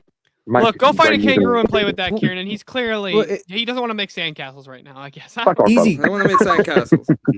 Easy. Let me ask you a question, right? On January 6th, when like that shit went down, and suppose he was like, greatest travesty, American history, all the shit, right? The darkest But day in Nancy American Pelosi, one sec, but Nancy Pelosi specifically told the National Guard to stand down. Mm. Was that incompetence or was that nefariousness? Well, I would assume, right, based off who she is and her character, right. My assumption would be it was nefarious, right? But we obviously all know we can't ever prove someone's intent in their head, right? But Yeah. obviously, based off her character, based off the side she's on, these types of things, I would make the assumption it was nefarious. Also, though, I would make the assumption there was incompetence in two very distinct areas that probably would have stopped this. Okay. First off, the initial breach. You watch men push a female cop onto her back and she smashes her head off the stairs. Right there, people should have got dropped. The next cop beside her should have powed those dudes and nobody would have moved forward. That's what would have happened. Or when they went up to the place, smashed the fucking windows and jumped in some fucking Temu military gear, those dudes should have got shot too. That was the second breach. That was incompetence on the police. Yeah, hey, If you're gonna Speakeasy, I got a disagree with question. that, I don't know what you want Spike, when you police said to the, do. I want no, police. gotta Hold ask the up, question, bro. don't question. Hold up. Australia You wanna time. ask Hold the on a question second. I before just I'm have a done question. saying anything. If you think that's not incompetence, I don't know what you think the job of the police is. I think the job, well, first off, they should definitely defend themselves with lethal force, and they should protect the public's property with lethal force if needed. Hold on, Speakeasy. That's Does the FBI one sec, just to clarify, just to wrap my thing up in a bow, and I will shut the fuck up, right? So like basically, like all you're saying is that it's like you're not disagreeing that could be going on, what's at play in terms of like the geopolitics, all the shit. But you're saying there's just tons of incompetency in the system already, and that's what's being like that could actually go hand in hand because that's what's being manipulated, etc., etc. You're not necessarily disagreeing with it. It's just it's not a full answer. It's basically your critique, correct? Wait, so say that first part again. So like what I'm saying is like in terms of the overall picture of play, you're pointing out like that there's incompetency in the UK system, and like that's what's leading to all this shit. But you're saying like that's that's a huge problem, and the UK system in itself is a big problem, and that's what's allowed allowed this now what you're seeing over there with the Muslims trying to make it so you can't talk against Muhammad and all this shit. And Yeah. these are the types of things you could demonstrate why it would be like, listen, here's a very simple, like too long didn't read version of my take of this, right? You have a religion, an ideology that has most, not all, but most of them have the idea of imposing what they believe divine law is, Sharia law, on any society they become a part of. It's written in the Quran this way. That's what their goal is. So, like, knowing this is a big thing of their ideology, I would say we shouldn't allow people like this to vote in our system because we know that is their end goal. That's so I would be Yeah, you know, I would 100%. be 100% making it agree. so that no Muslim could vote in America. Simple. Yeah, but I 100% agree. But like what I'm one sec, I just want to clarify. Just like because like all I'm really saying is like I don't necessarily disagree with that, and I would argue like that's what they're exploiting. But what I'm pointing to is like this is like at Russia's hands. Like Russia is literally going to shatter England into a fucking 1,000 pieces, and they're using like this mass influx of the migrants to do it because there's tons of like European states and like just even like subgroups within like European countries that are like pro-Russian. They're like fuck this. Like the West degenerate, it's unsavable, all this woke shit that was getting pushed on us by America. We're going to side with the Russians, all this kind of shit. So in terms of like this whole thing that you're seeing manifest with the laws and all this kind of shit, this is being done on purpose. Like that's all. And I know you're kind of saying I don't have the quote unquote receipts to say that, which is a fair critique. But I'm just saying is like that's basically if you want to like the answer but not the workings, the answer is like that's basically what's going on. Yeah, you're talking about like the 2-tier system, and I'm not even like disagreeing with you that this is happening in the UK either. I You're just saying I think can't prove it, which is correct. That Yeah. specific example was a bad one. Like let me think. Especially because the UK already has laws against saying shit, which is again, I agree. That's fucking retarded, dude. That sucks. I would hate that, you know. Yeah, but like that's I say a lot of shit. I'd like, be in jail a long time ago if I lived there. That's the for sure.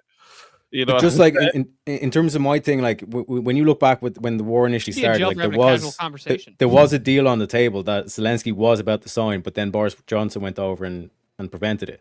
And as soon as that's why like Trump's not able to get Putin to stop because Putin's like I'm destroying Britain for that because the way Putin sees it is that like he's killing his own brothers in Ukraine. And like that's why there's so many sympathetic Europeans. It's like it's literally Christian on Christian, brother on brother over what?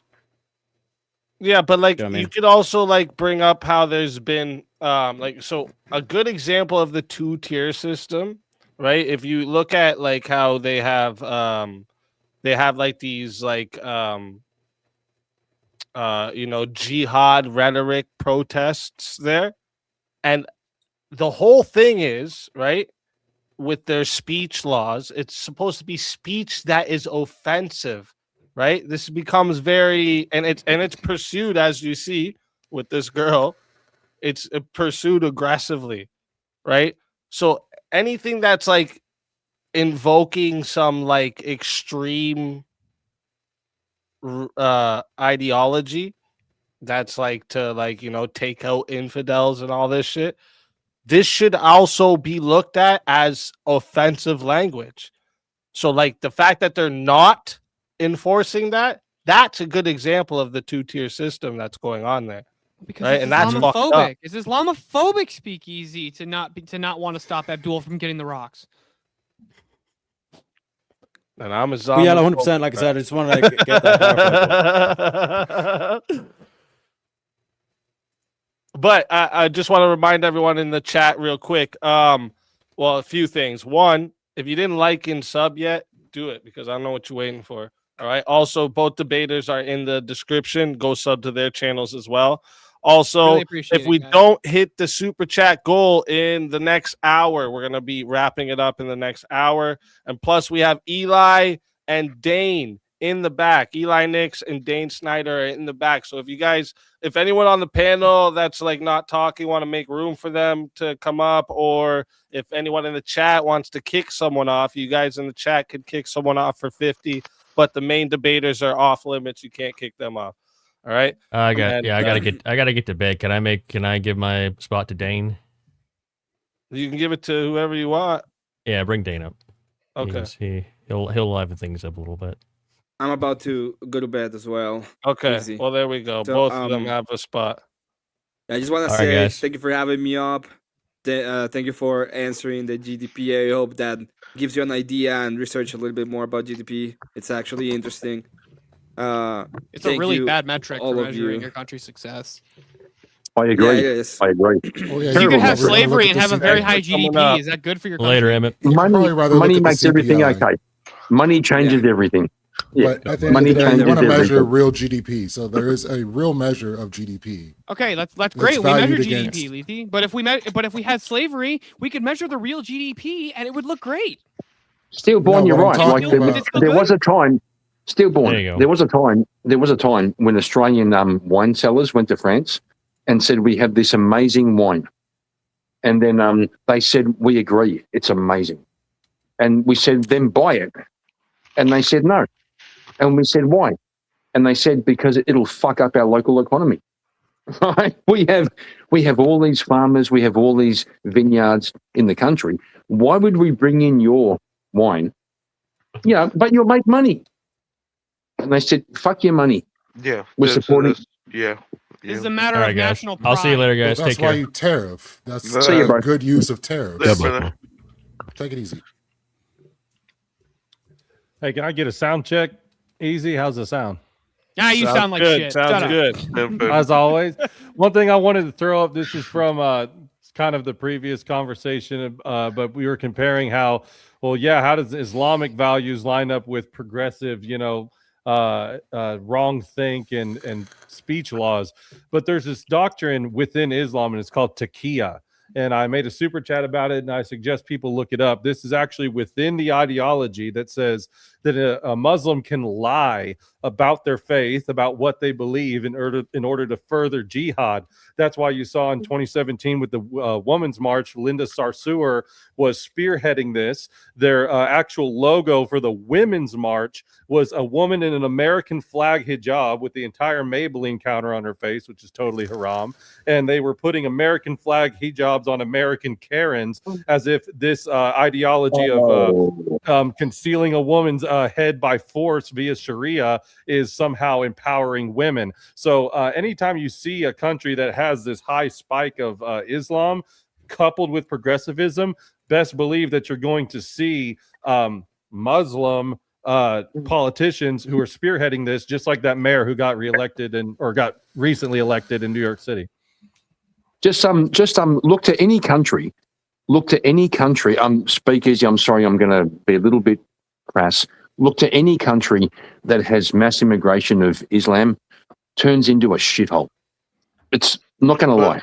At the same Not gonna lie. time, this is the point I was making earlier. You can look at that exact same point you're saying is whichever countries have liberalism running that country is the exact same problem that are bringing them all in. It's a funny thing. Like, what's the connection between liberalism and Islam? I don't Well, quite that's what I just understand pointed what the out. connection That's what I just pointed out. They will lie about what they actually believe. Clothing. They will claim to support LGBTQ causes because they know that degeneracy ruins the country, when in reality, if you go to a country that's actually run by Muslims, they throw them off buildings.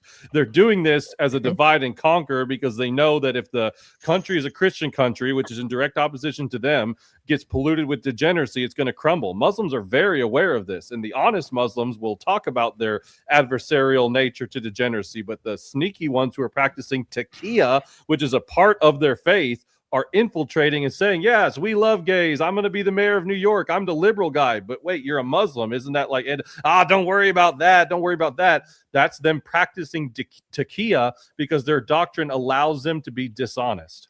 And you can say, Well, like, just as a general principle, real quick, like how this works is that like the left wing typically represents, this is what we call them, progressives. They want to progress away from tradition in terms of for technological advancements, etc., etc. Whereas the actual grounding to what the nation is the culture, is the beliefs, all this kind of shit. So it's like if you want to destabilize a nation, you have to go out after the grounding. So that's why you have to encourage the liberals to progress so far away from the culture that there's no longer a culture there to and defend. progressivism is the best way to destabilize a nation, and they know this, and that's why they're progress supporting to what? That's the ultimate question. But here's the thing too: is the liberals want to stay in power. So what's the best way to stay in power? You keep importing people that are going to vote for you constantly, and they're always going to stay in power. Yeah, I have a question for Lethe. Lethe, would you agree that, like, let's say a country like, I don't know, I'm trying to think, like a country like Iraq, very, very, very majority Muslim population there, right? Mm-hmm. Do you think if you suddenly started, immigrating millions of Orthodox Jews, those two worldviews would go together well? You think they'd like, you know what? My diversity, brother, my diversity. Or do you think they'd be like Abdul Qadar's? I mean, bro, don't you believe in multiculturalism? No, don't you believe in multiculturalism? They're not cousins. Look, let them answer. Let them answer. Hey, I'm sorry the Abrahamics can't get along. That's not really a me issue. I don't like either one. Well, you'd have to answer the question of whether or not Islam is actually an Abrahamic religion, literally, or whether or not Muhammad came along 500 years after Christ and he associated with some Jews and then created Islam and connected himself with Islam without any sort of religious genealogy from Abraham. That's an entire argument you'd have to make to be able to call the Muslims Abrahamic. Yeah, just because they claim to. I've never heard that before. That's spice. That's true. Never heard that before. Well, if I was Muhammad started having these seizures, he'd have these seizures, and then he would finish his seizure, and he would give these recitations. He was illiterate. He would give these recitations, and then the people around him would write down his recitations.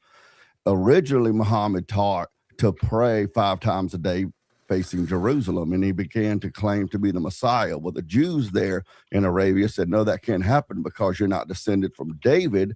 And that was when Muhammad said, okay, well, then Mecca and Medina are holy cities, and then the Jews became an enemy. But that was 500 years after Christ. And then, because people will tell you that the Arabs descended from Ishmael and all of that, well, that's not really historically provable either, unless you begin from that origin, because Muhammad came up with that 500 years after Christ. He had to tie himself into the Abrahamic religions, and that's how he did it. Perfectly fine with me. I don't think you can prove either one, but I mean, I don't think you can prove Abraham is a real person in the first place. But what I was just about to say is, I think when you guys sometimes you got to remember when you're talking to someone. I make an assumption here, but Lethe, I'd assume you're atheist. You just don't believe in any. You think there's no God or nothing. Okay, yeah. So like when you're talking to an atheist, right? You would have to ask if you want to like.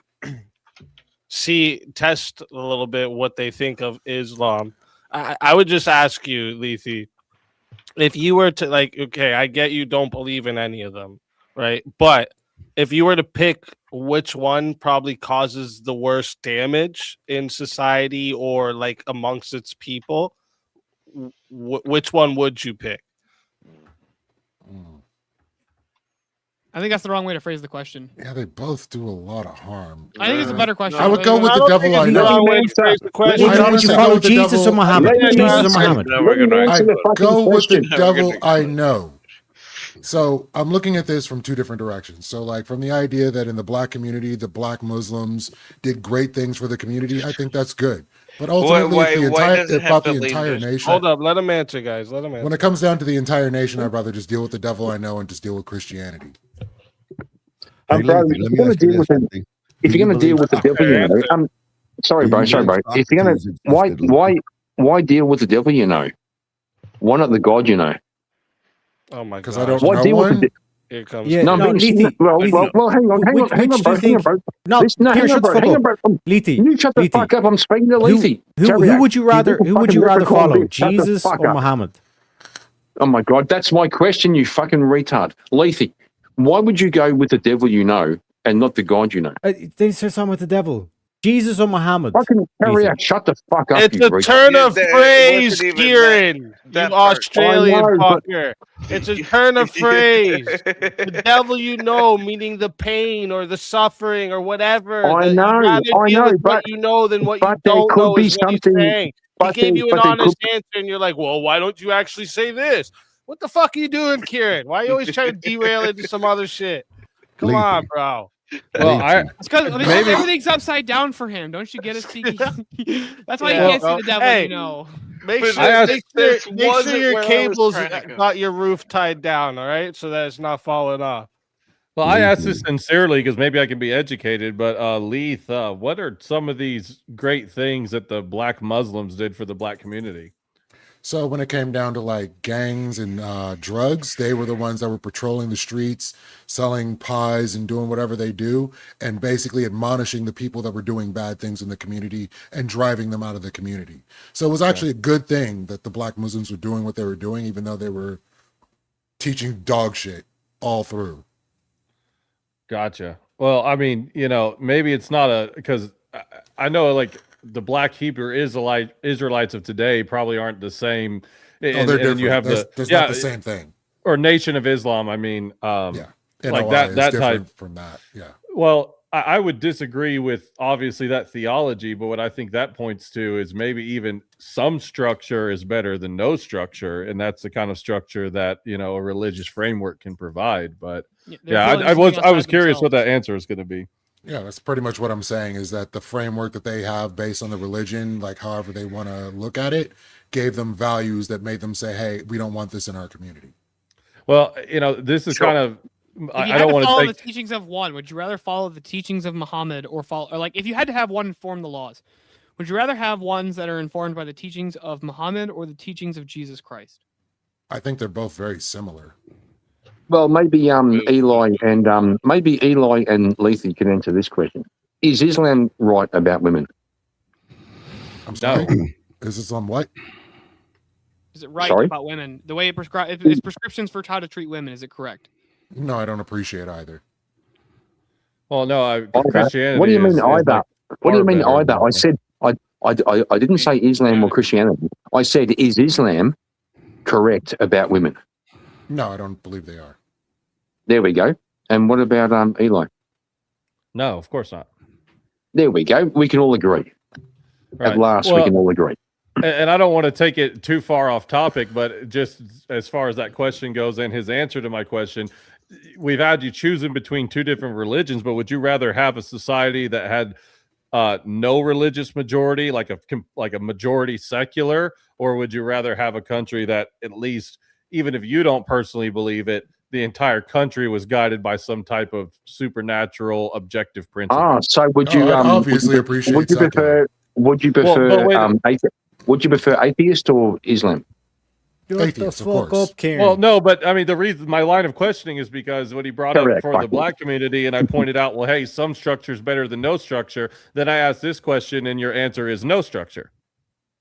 There is structure. Atheism doesn't speak to moral values. But wasn't Yes, you the have no way of correction saying what's the- wrong. You can't tell the gangbangers if there's anything wrong with what they're doing. Yeah, There's I mean, nothing, I isn't can't the- actually tell you what's wrong. I just don't prefer that you be gangbangers and you get women pregnant and then leave them, and 3 out of 4 babies born in the black community are raised without a father. I don't prefer that, but I can't say that it's actually wrong. And yet black fathers are the most active in their children's life. Like, what are you talking about? Yeah, what Prove are you it. talking about? Demonstrate that. Prove it. Yeah, prove it. Yeah, you want me to find the study?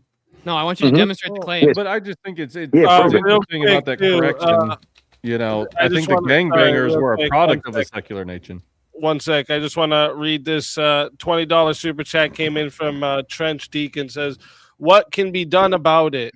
This is a universal Western problem. Technocrats using capitalism and socialism keep power. How do we stop the dysgenic chaos engine that is destroying the men of the West? Go to liturgy.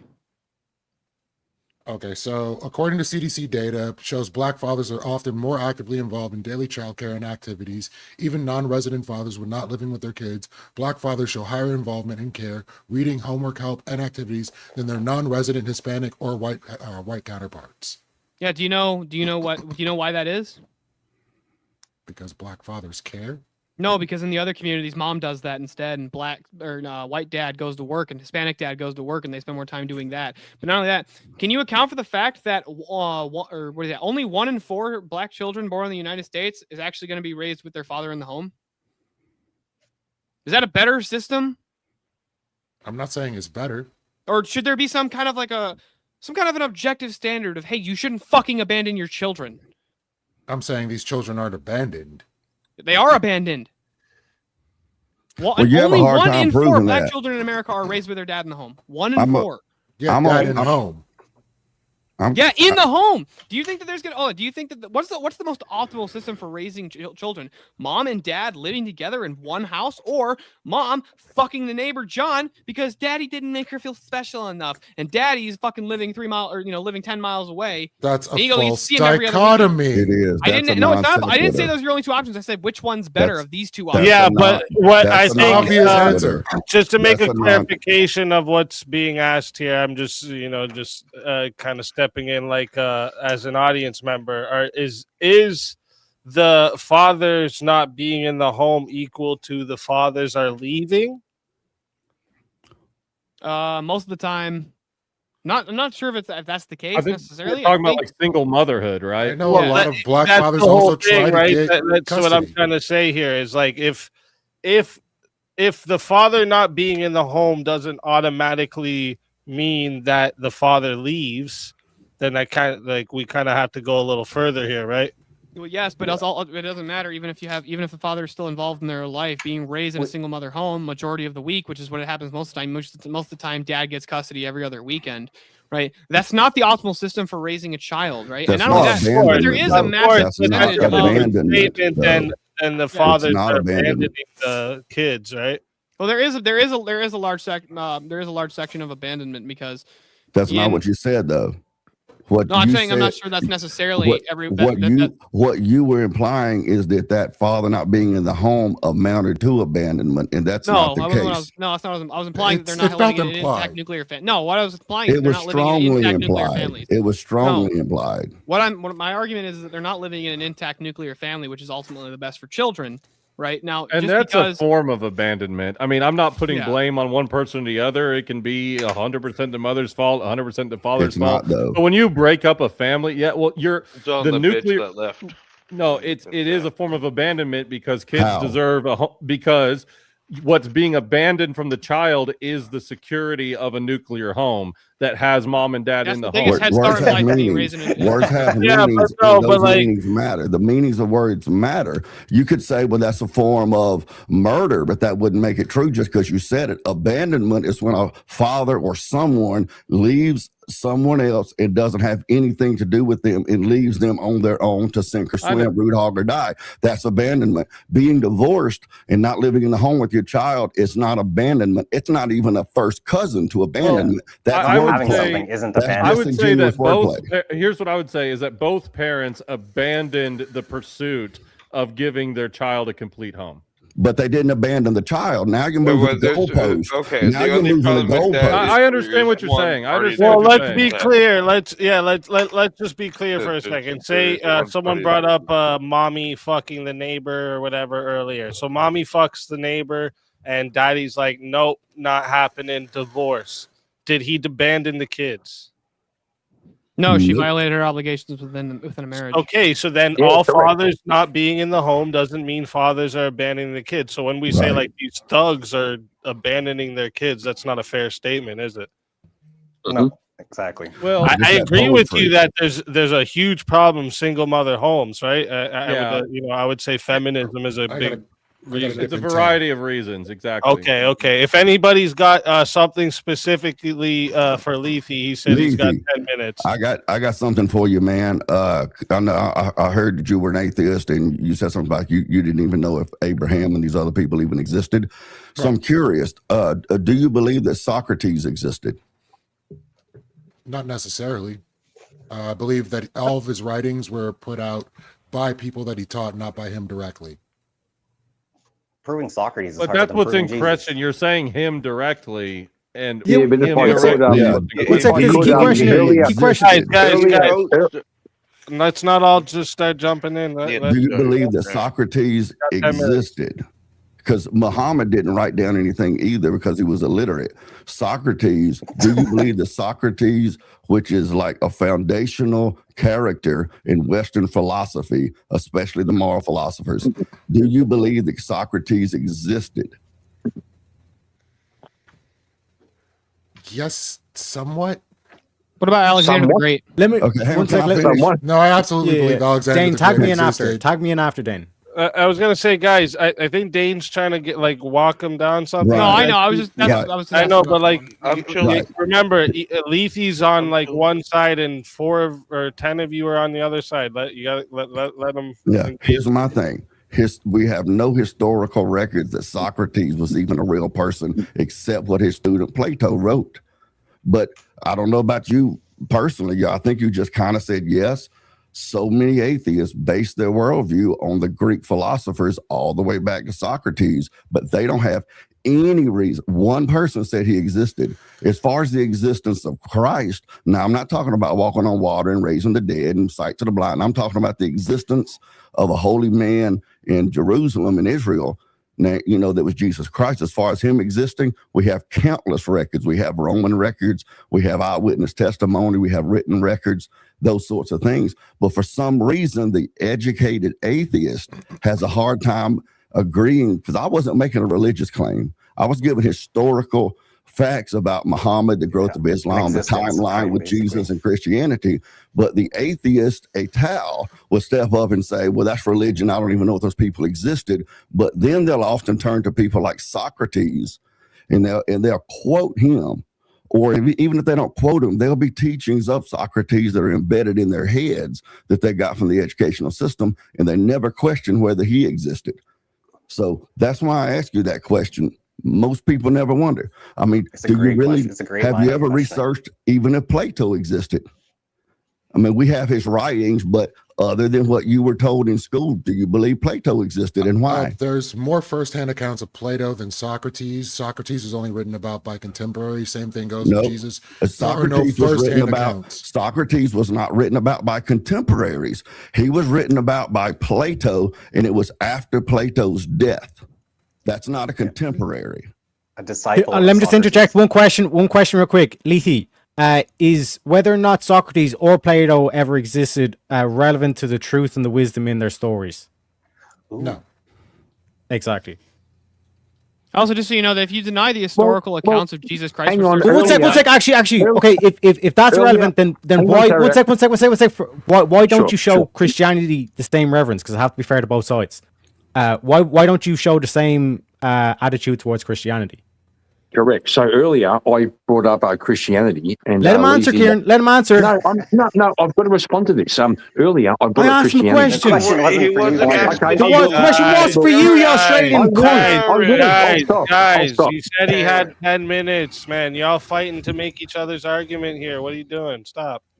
So literally, when it comes down to Christianity, I can take anything that's written in the book at face value. Now, anything that's going toward claims of anything that happens post me no longer being here, I can't take with any level of validity. Okay, can I ask you a quick question, Lethy? Sure. Okay, there are only 12 manuscripts that account for the existence of Alexander the Great. 12. We have 12 documents outside of him that actually say, yes, this person existed. How many manuscripts do you think there are that make the same claim about Jesus Christ? The man from Nazareth. 25,000. Really couldn't tell you, but all the same, there's actual... But you accept Alexander the Great, there's 25,000 accounts. Hold on. There are actual images of Alexander the Great. There's no images of Alexander the Great? Paintings on and money. sculptures and such, maybe. They're no images. Yeah, there's images of Jesus Christ. Come on, man.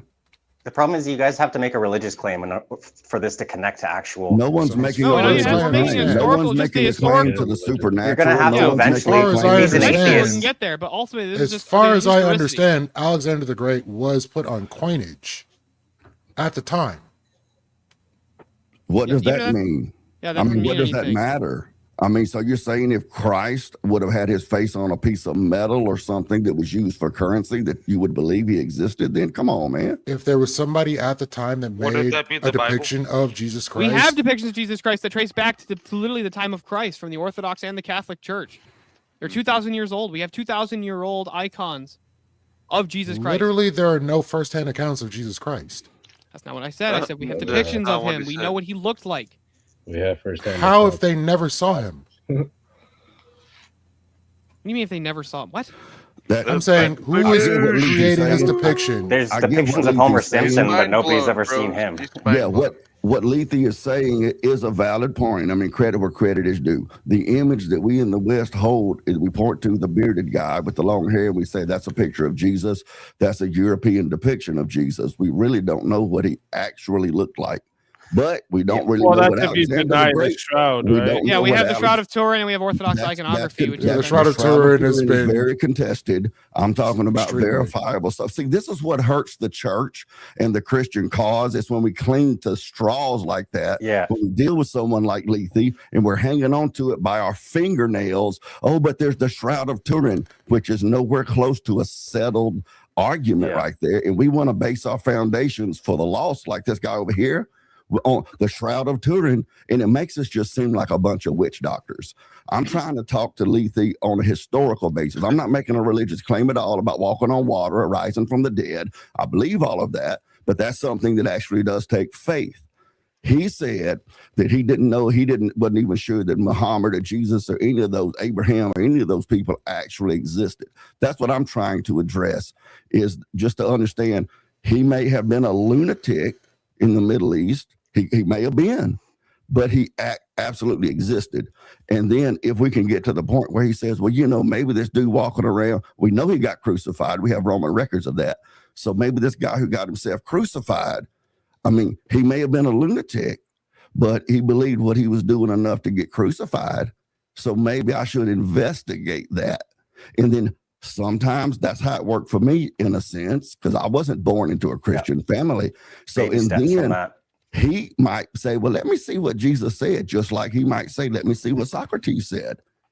You see, but we So, want to Dan, get in there Dan- and we want to make these religious arguments with all these, you know, magic potions and stories of supernatural stuff. And we expect but, from a lost person What was to the go, supernatural claim that I made? What was the religious argument that I So, made just now?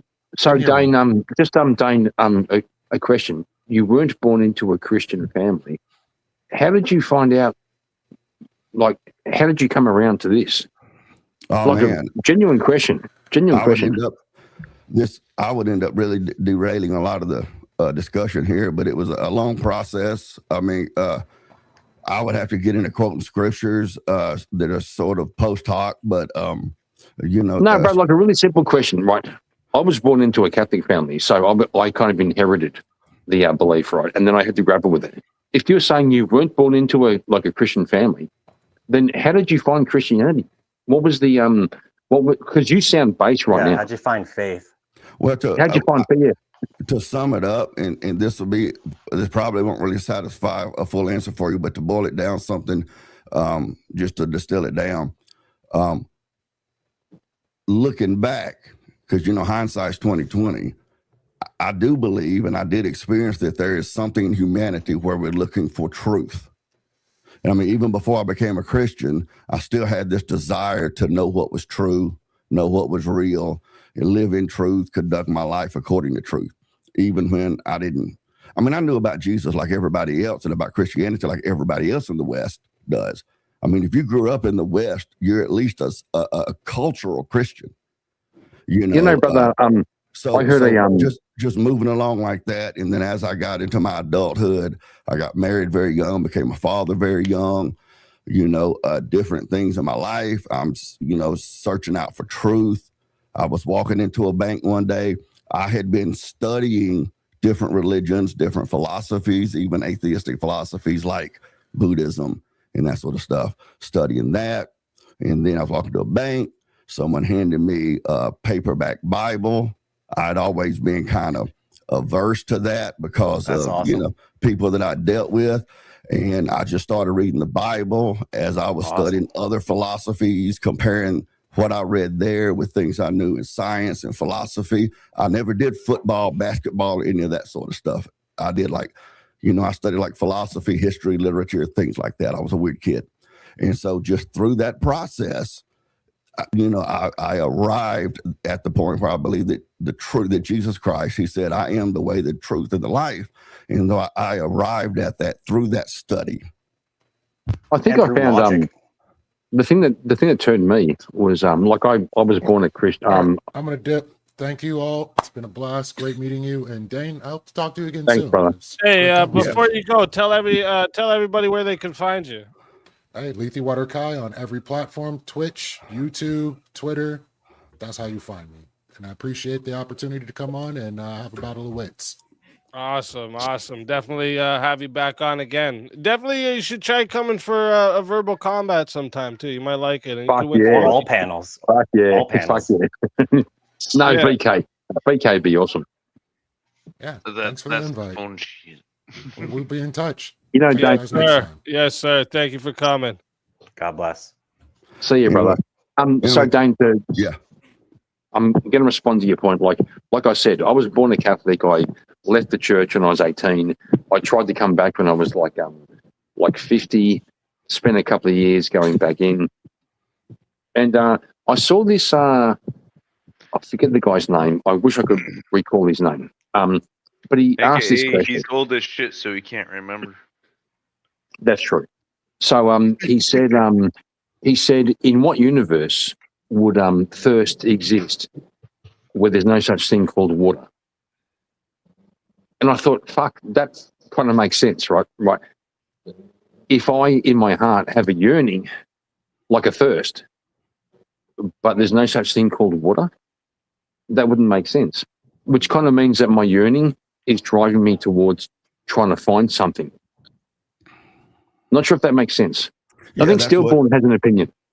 Yeah, I think what you're touching on, without I going don't off think into, it ever makes sense. without trying to go into some sort of Bible study right here on the Chaos and Chill panel, but I think what you're talking about is what the Bible talks about when it says that the word of God is written on man's heart.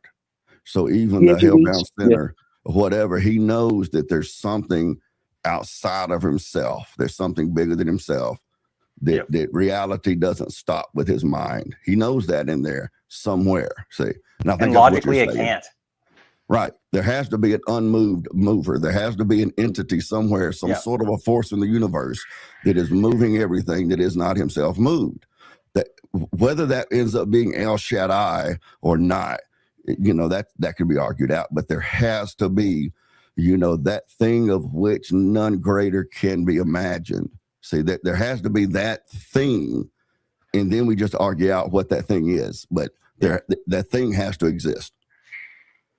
Yeah, but real quick, Dane, if that history, because the only way we were making like the history argument earlier, is like if it turned out that history wasn't true, and that's not to say that Jesus didn't exist, but just we didn't have the proof of Jesus existing, would you still be a Christian? Oh yeah, I mean, you wouldn't call it my Christianity. faith is not based on my own faith. My own faith in Christ is not founded on the historical record. Yeah. See, yeah. So if none of those records existed, I mean, if Christ is still a living being and he's still involved in history, well, then he's still involved in my life and your life and the rest of reality. But so the historical records don't really matter as far as coming to faith. That's why I like talking to Lethe about the historical record. That's not going to bring him to faith. Unless If Christ didn't exist, God would have sent Bob. So then we'd be all Bobists, right? You don't think evidence can lead to faith? Is that what you said? Well, I think, Dane, that's a bad thing to say because you wouldn't come to faith without the historical record. And what I would argue from my position as an Orthodox Christian, the tradition of the church, there has to be a historical record because the deposit of the faith was given to the church, and the church is a historic entity throughout history. Well, it can't just be so far as what he's saying. If you're an Orthodox Christian, which I do have a lot of respect for the Orthodox Catholics, but if you're an Orthodox, then you don't even believe I'm a Christian, so there's no need in me trying to have that debate with you that I am. Because I'm Well, I just one mean- of them damned old chicken eating Southern Baptists down here in South Alabama. So I'm not Fair even enough. questioning the Fair enough. But Dane is a colloquially, wise But man. what yeah, but no. Here's what I was going to ask you, Dave. That's Like, what I was if waiting you- for, the Southern Baptist. I think you do use evidence for faith, and I'll demonstrate it for you very, very easily. that's Do you have faith in your wife? Sure. Do you have evidence to show you that you can have faith in your wife? Well, not absolute evidence. I mean, you know, we're talking thirty- about Absolute absolute. evidence is you're sneaking in absolute here. I yeah, didn't. yeah, yeah. That's a whole Yeah, but I different mean, term that's what I was going to say. man. That's what I was going to say. Like, not like absolute That's a whole- evidence, but But 36 nobody has But there's absolute evidence. There was 36 evidence. Nobody has absolute evidence. Hold up, Can I- Doug.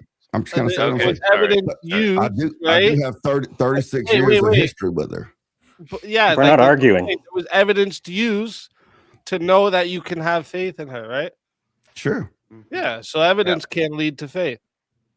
Well, no, I didn't. Okay. Historical evidence. But To be it's not- fair to okay. Dane, Hey, it's we got a historical Rob evidence. Norraid. It's still not Welcome in. Sorry, guys, 1 second. Welcome in, everybody coming in from the Norraid. Welcome in all the Norons. Yo.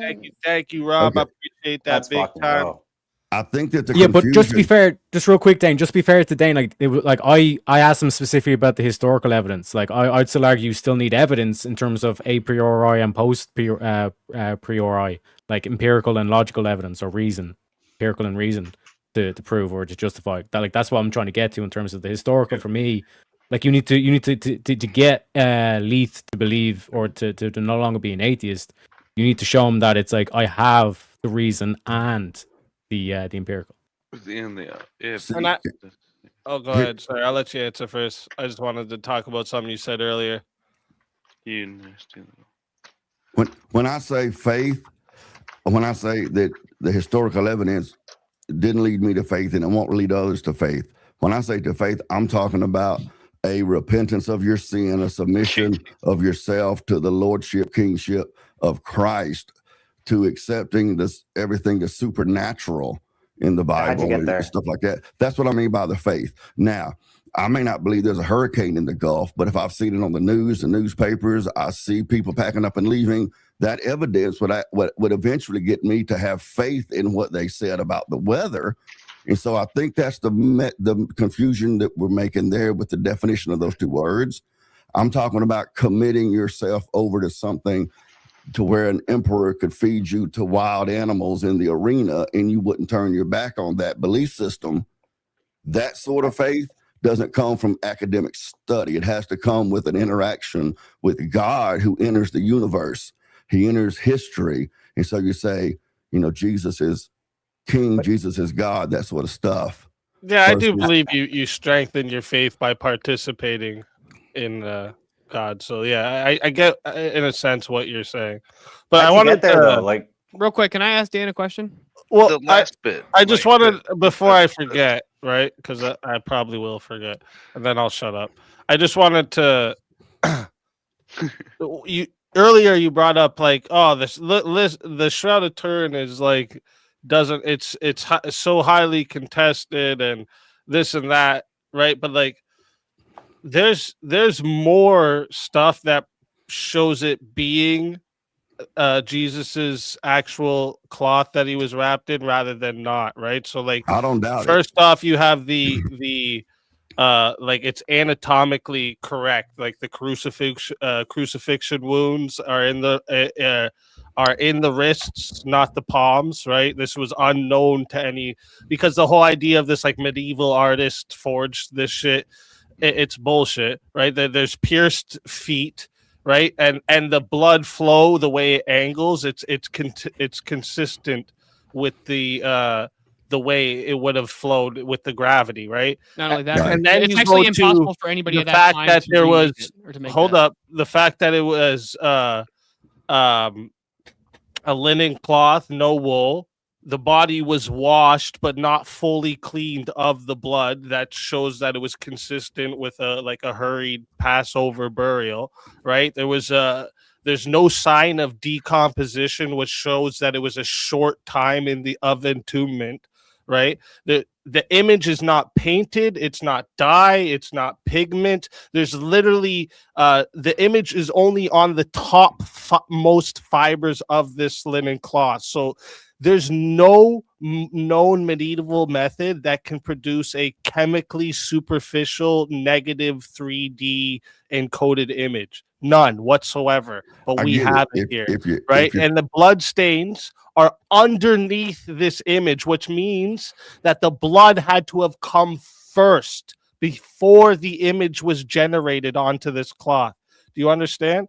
There's so much about that cloth that points to the miracle of the resurrection rather than against it. Yeah, if you're trying to convince me that the Shroud of Turin is the burial cloth of Christ, that's you're wasting your time, because I don't disagree with any of that. My point was, when you're dealing with someone who's an avowed atheist, then you're wasting your time going through that, because the only reason that you would really accept that would be if you come from a position of faith. Do you see? I mean, if you real quick, Dane, I gotta hop off here. I wanted to ask you something real quick. Okay. Just for yourself, just for an argument for you to use. If you can get somebody to accept that Jesus Christ did exist. Have you ever heard of C.S. Lewis's trilemma? I'm very familiar with C.S. Lewis, yes. I love the C.S. Lewis trilemma. I didn't know if you were aware of that or not. But also, for everybody here on the panel, I was talking to Abe about this the other night. If you're going to run tag, right, I think because tag can be used and it can be deployed in two different methods. One is to demonstrate that you have a universal mind is the necessary precondition for universal concepts, right? That works very well on an agnostic, somebody who goes, I'm not sure God exists, right? That makes a lot more sense to them. But when you're talking to an atheist, you shouldn't try and run tag that way. I think the best way to run tag on an atheist is to demonstrate they have no position to critique you from, and they actually can't ground knowledge. That's going to stir up in the atheist head. And why would that be better? I'm just asking. Because I think it'd be just based on the way that they think. The agnostic is more open to the possibility of a God existing already than an atheist who just outright rejects it. So what you do is you have to demonstrate the atheist has no standard to reject your position from. Well, see, that's what I was. So you'd rather chase them into a corner? No, that's what I was trying to go to with Lethe, and it's not a matter of chasing them into a corner. They make statements that lack logic, and then you can engage with them in logic like I did with Socrates. Because Lethe said, well, I'm not even sure Abraham or any of those people ever existed. So I'm addressing that rejection he has. I'm trying to move towards at least the consideration that Christ, the human being, the Palestinian Jew, existed, and then you're moving closer to it. That's why I was saying things like the Shroud of Turin.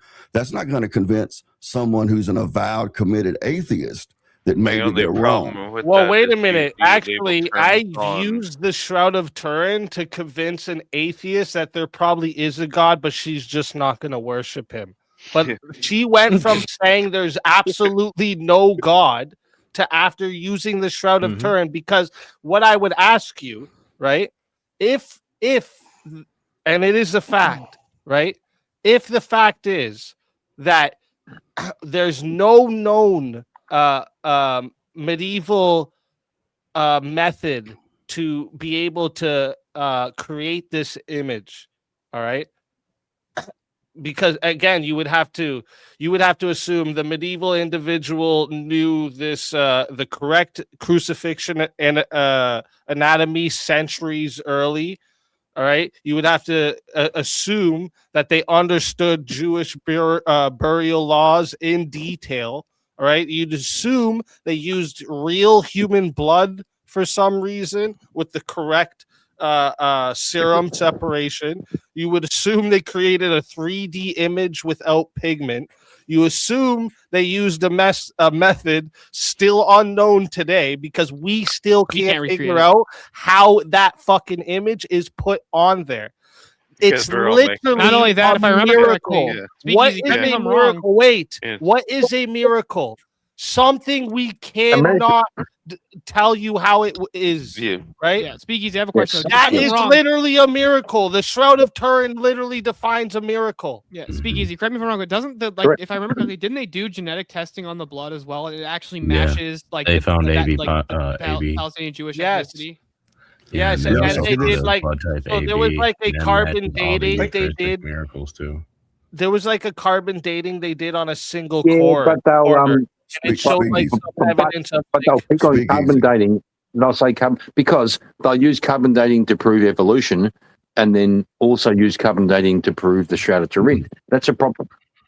Well, the problem is the guy who invented then I just carbon reverse dating and say said that evolution after you proves get God. past the guy who invented carbon dating literally said once you get past like X amount of years, and it was a very very like low number, the margin of error it just increases exponentially. It's not accurate past X amount. How long does DNA last? Ask your mama. Yeah, well, that's sorry. Like that, I was just. Sorry. I know. I'm just wondering.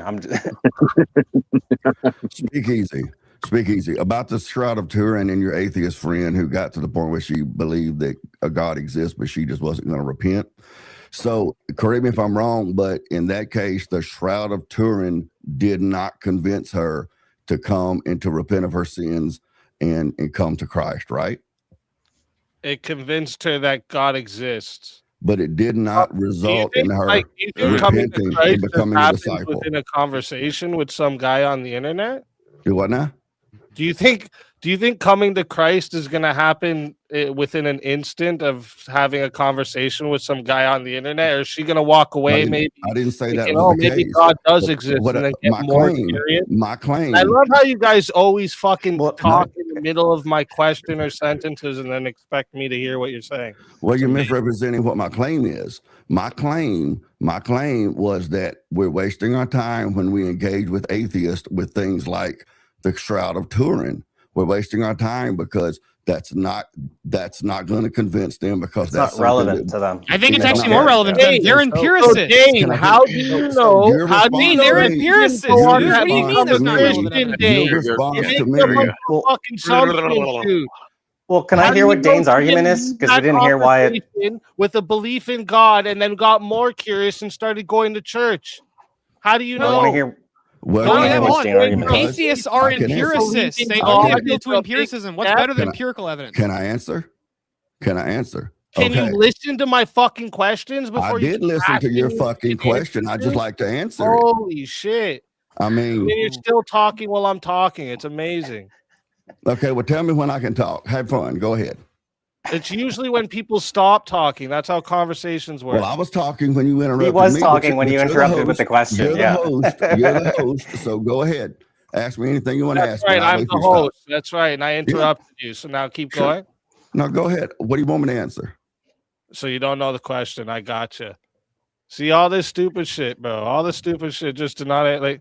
You interrupted him with a question, Oh. and now No, I'm asking I think you. I think part of the I thought you conversation were is finished you asking the need question. to I went to answer you need it, to and you understand. crashed out on me. You need to crashed out on me understand. because You I need to interrupted you. understand. I'm You need to asking you. understand Yeah. who is Yeah. the host of the You- who's the you were host of the talking. panel. Oh my god, you guys are so soft and not used You to like asked me a boundaries question. being set. You bro. asked Like, me a I'm question. crashing out because I'm setting boundaries. Literally saying You asked me a the host question.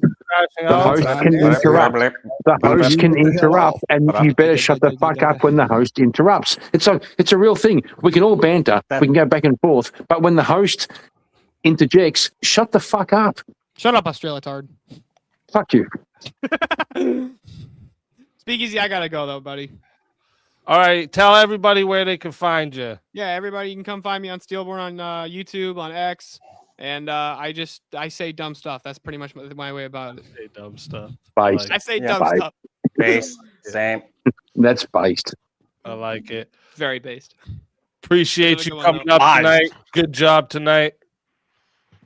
Appreciate I it. did- Y'all have God a good bless. night, and guys, you need to Later, send more of Speakeasy your money. That's really the problem here. Look at that donut goal. It's so sad. It's only like half full. Come on, guys, you gotta top it off. God bless you, man. God. You guys have a good one though. Well, Objective Can I make one Steelborn argument? W. Well, make one Steelborn, you could begin the money train by sending some money if you want. You know, True. telling people I'll to ask- send money. I'll ask a We might question send that. instead.